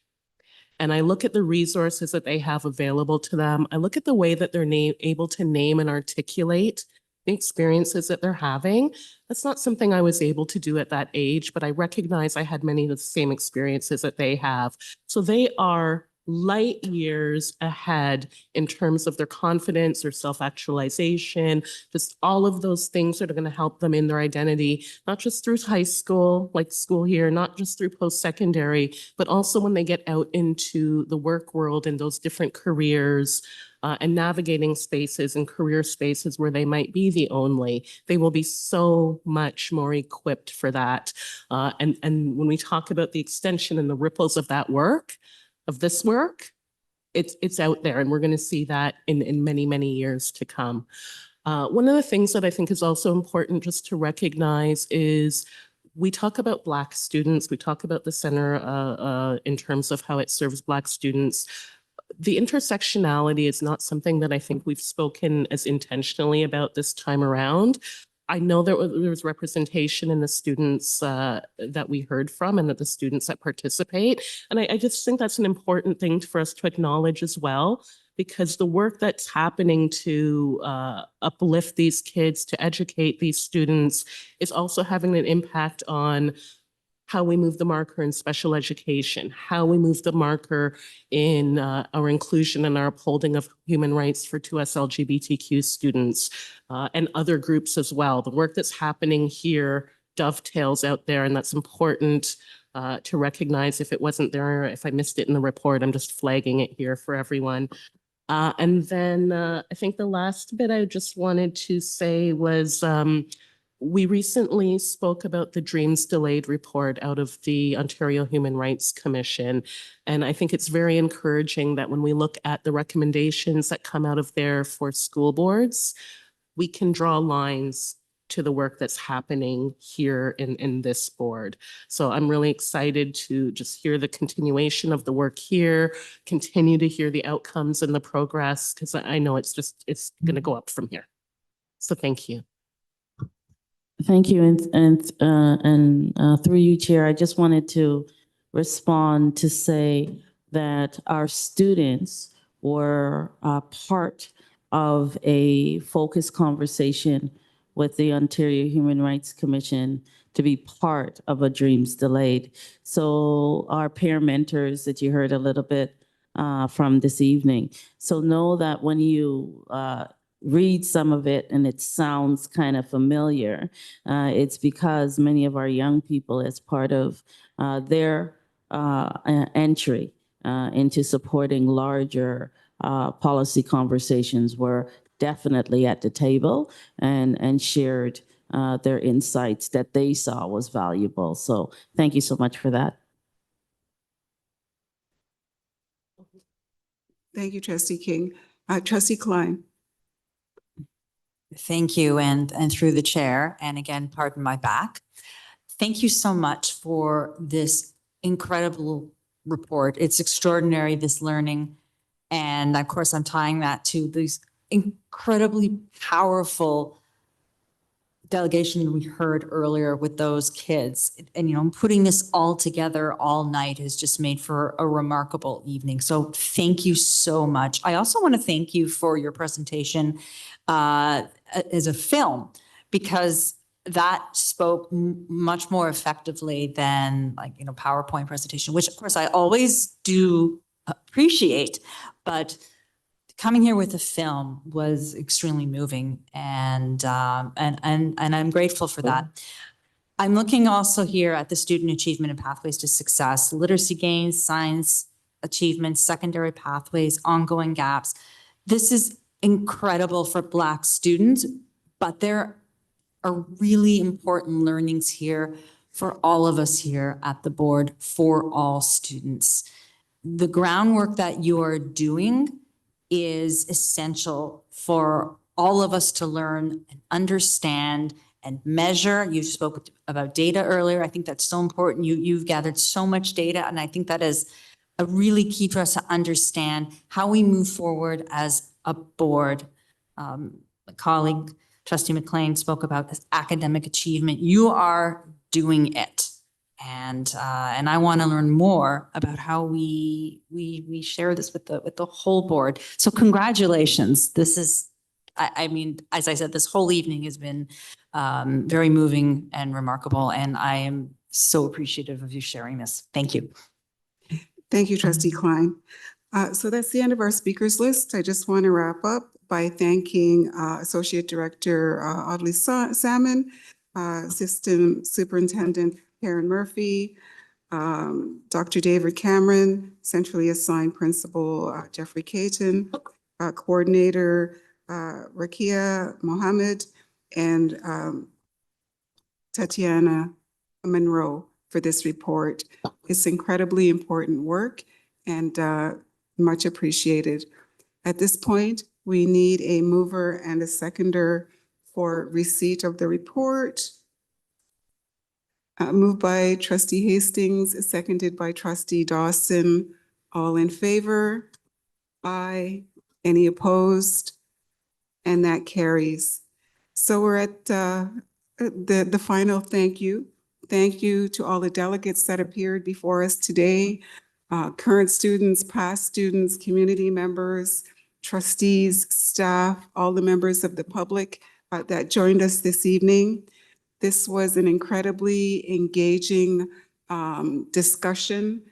We were presented with some reports, important reports, that was very demonstrative of the work that's being done at the Toronto District School Board to support student achievement and well-being. So with that, have a great evening, and thank you. I need a motion for adjournment, a mover and a seconder, moved by Trustee Dawson, seconded by Trustee Hastings. All in favor? Thank you. The meeting is adjourned. 4 years ago, we changed the